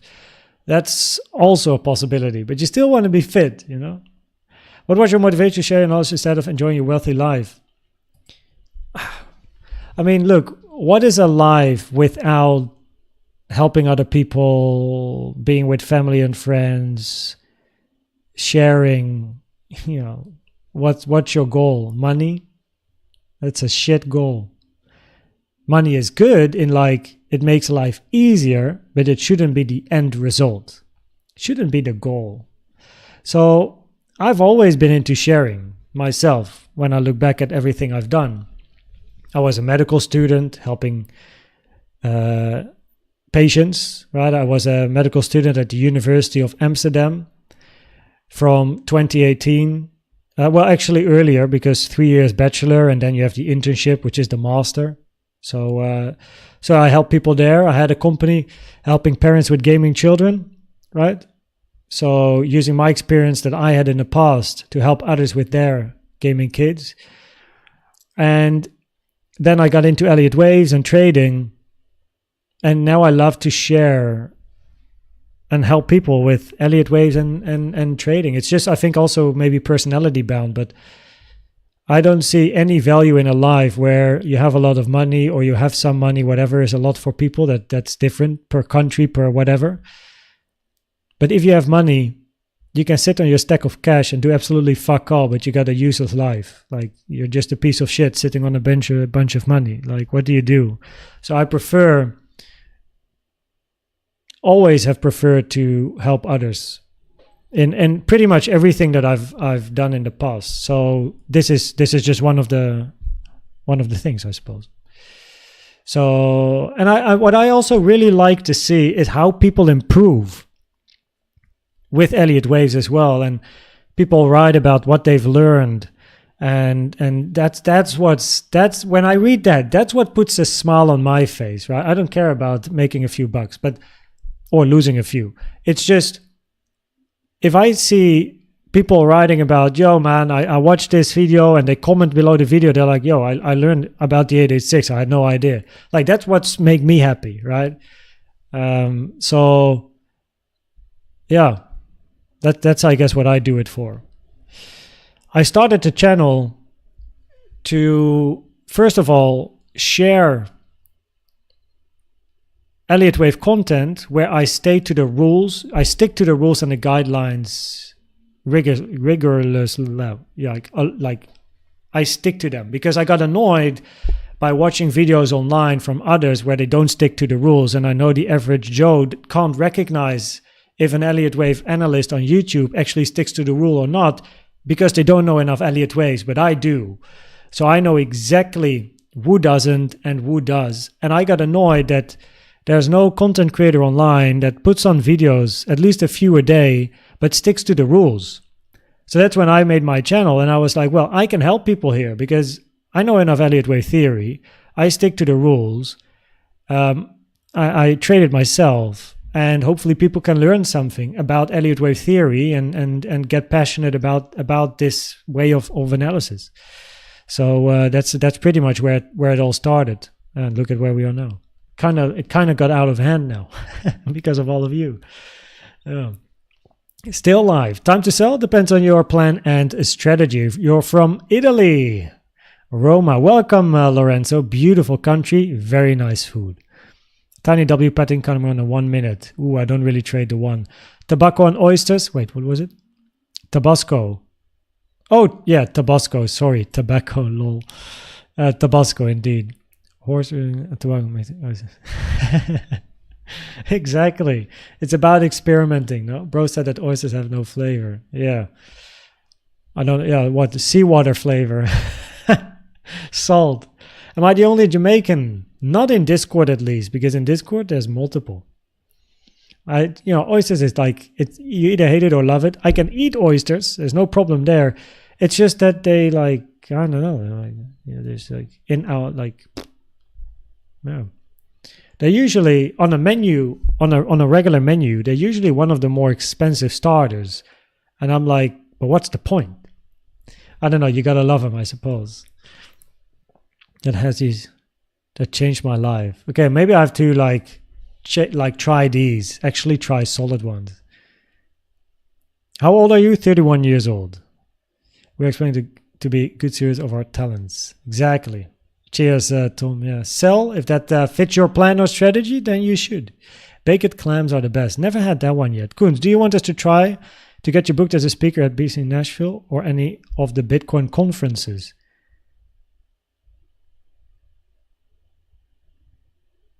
Dave, are you like a conference guy? I mean, look, I'm a speaker by, how do you say that in English? I'm a speaker by profession, I suppose.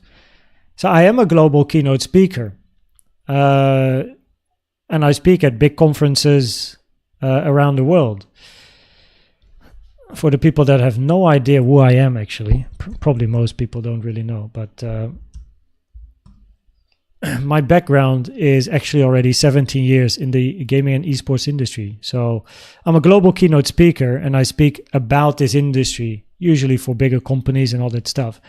Interestingly, though, I have actually never spoken about anything crypto or trading related at a conference. So that would be a first. So, I mean, if you know any of the organizers or there is an opportunity, yeah, absolutely. I mean, it's I suppose they call it like it's my bread and butter, speaking. I am a speaker, so it's my job. I mean, being a speaker is entrepreneurship as well, but yeah, absolutely. I've never actually visited a Bitcoin conference yet. Should do that as well. Would be fun to meet some people from the community, see what's up. Also see like what's the audience like, right? Everything happens online, so it would be fun to meet up with people. But yeah, absolutely. Always interest to speak. I love speaking. Been doing it since 2016. Started small. Started in the Netherlands doing a lot of free stuff and then some paid stuff, and yeah. But I was quite quickly asked to become a speaker in the Netherlands when I became a television host in the Netherlands. There was an agency that approached me as to be a speaker on their website, and that's where it started. So, not a fan though. Yeah, same. I usually have something else. Easy W Sculpt. There you go, Joshi. Stick to the plan, make some profit. From Bali, Indonesia. I've been there. Welcome, Citrix. All in my account bank into ETH. Make sure to stick to your plan and stick to your strategy, right? Stick to your plan, stick to your strategy. And hopefully, then by the end of the day, make profit, or end of the week. Open interest in CVD going down. Longs are closing. I mean, if CVD goes down and open interest goes down, then yes. We don't know, but we don't know per se, but everyone is reachable in today's digital. Yeah, that's true.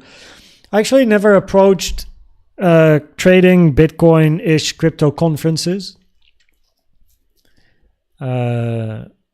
Neither did my agent. Usually it's the agent. So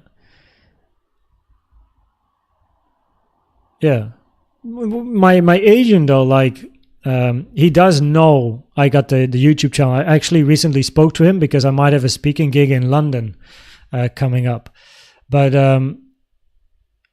yeah, he does now know about the channel, which of course makes it interesting for speaking in the future as well. Also speaking about trading and crypto. I can't really talk about crypto stuff because I don't know too much about crypto as in general, but about trading, I mean, easy. Yeah, especially Elliott Waves. Give me Elliott Wave stuff. I'll be speaking for hours just like on the live stream, to be honest. So,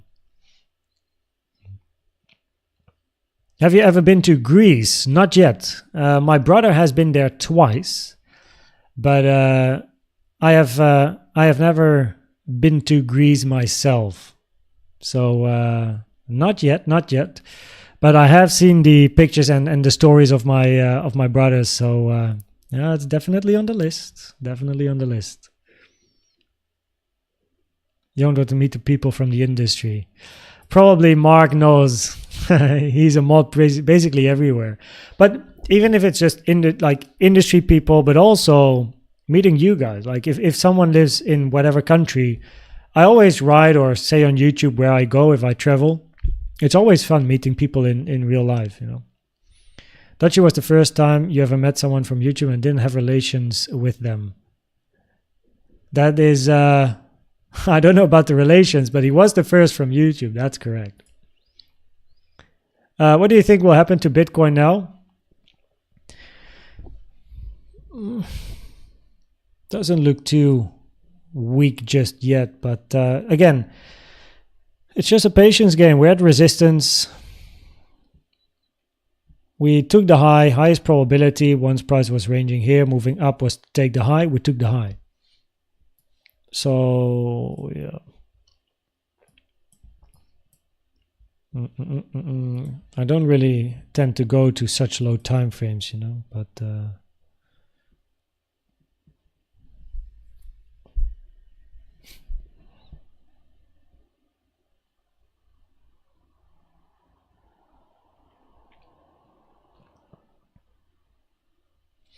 so what the most bullish scenario here would be WXY continuation.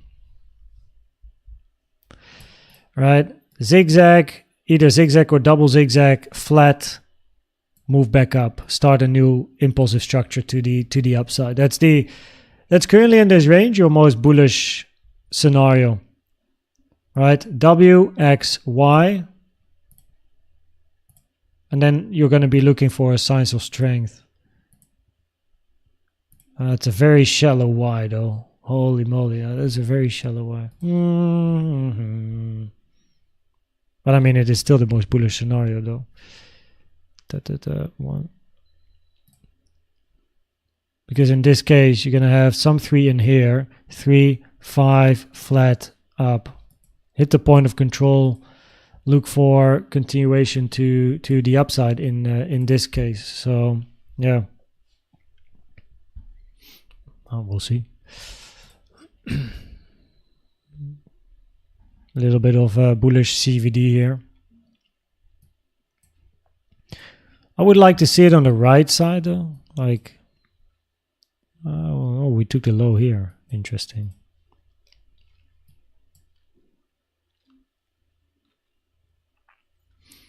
Yep.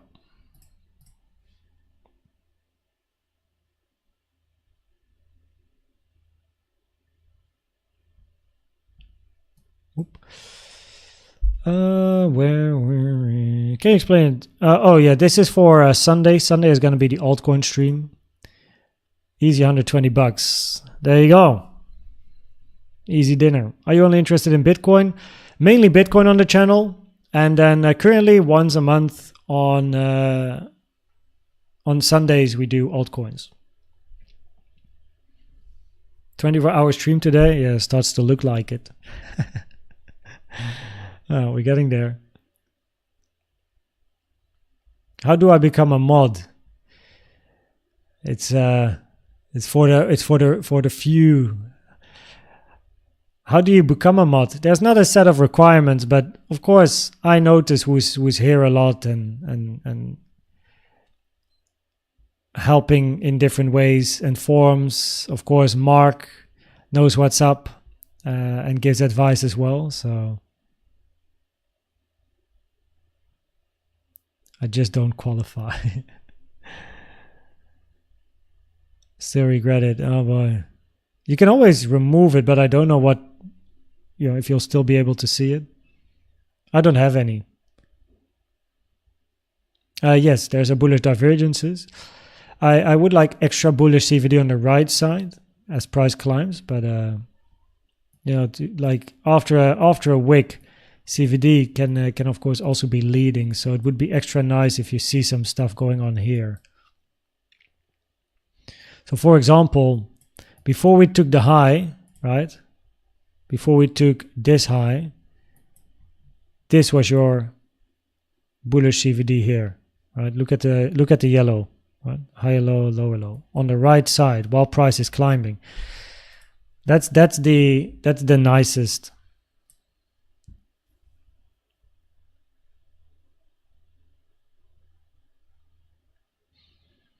Yeah, that's interesting to maybe go up once again. Likely filling the gap in that case.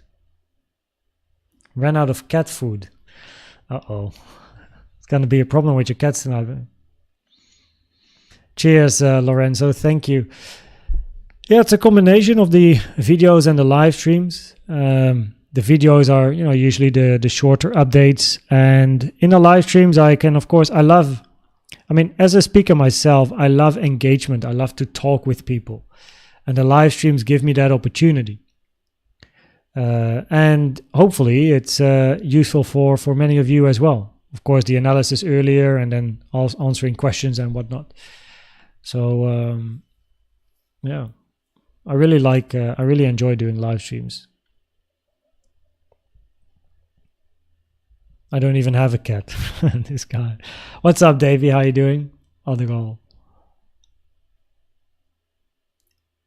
Is there a directly bullish scenario?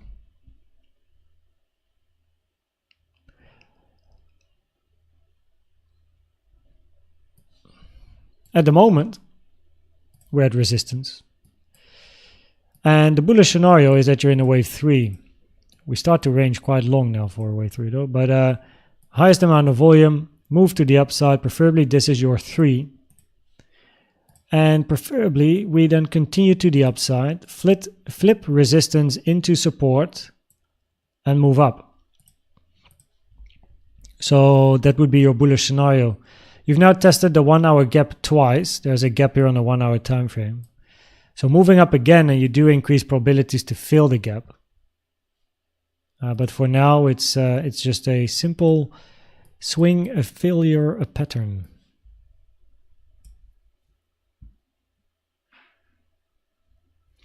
Joshi, what exchanges are you using?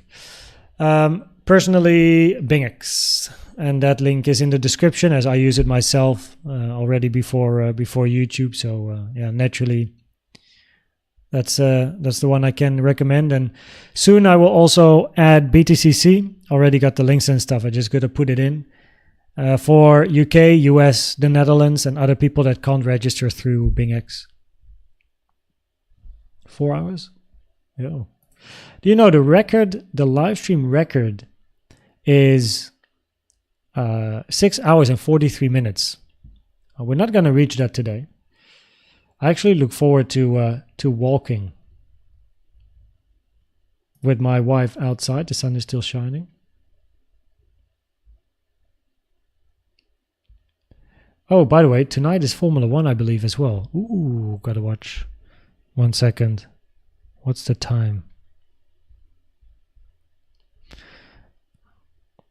Checking on my phone, quickly checking how late it is. Oh, currently it's training. I'll check the training after the live stream. The sprint is at 10:30 p.m. Okay, nice.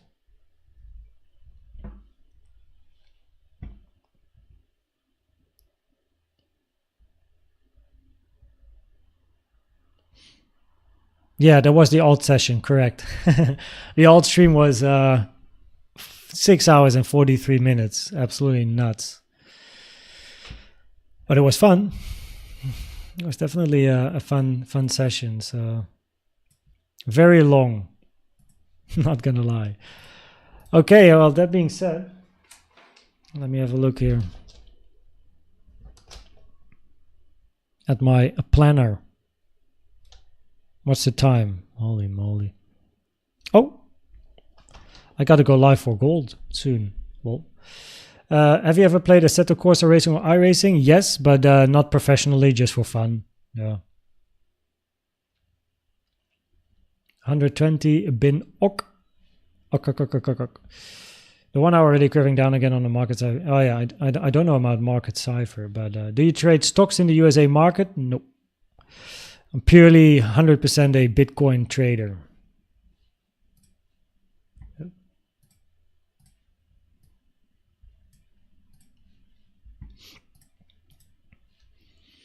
Okay, it is time for me to stop the live stream because I have a live stream for gold coming up and I quickly want to have a short break before I jump into a live stream for the gold members.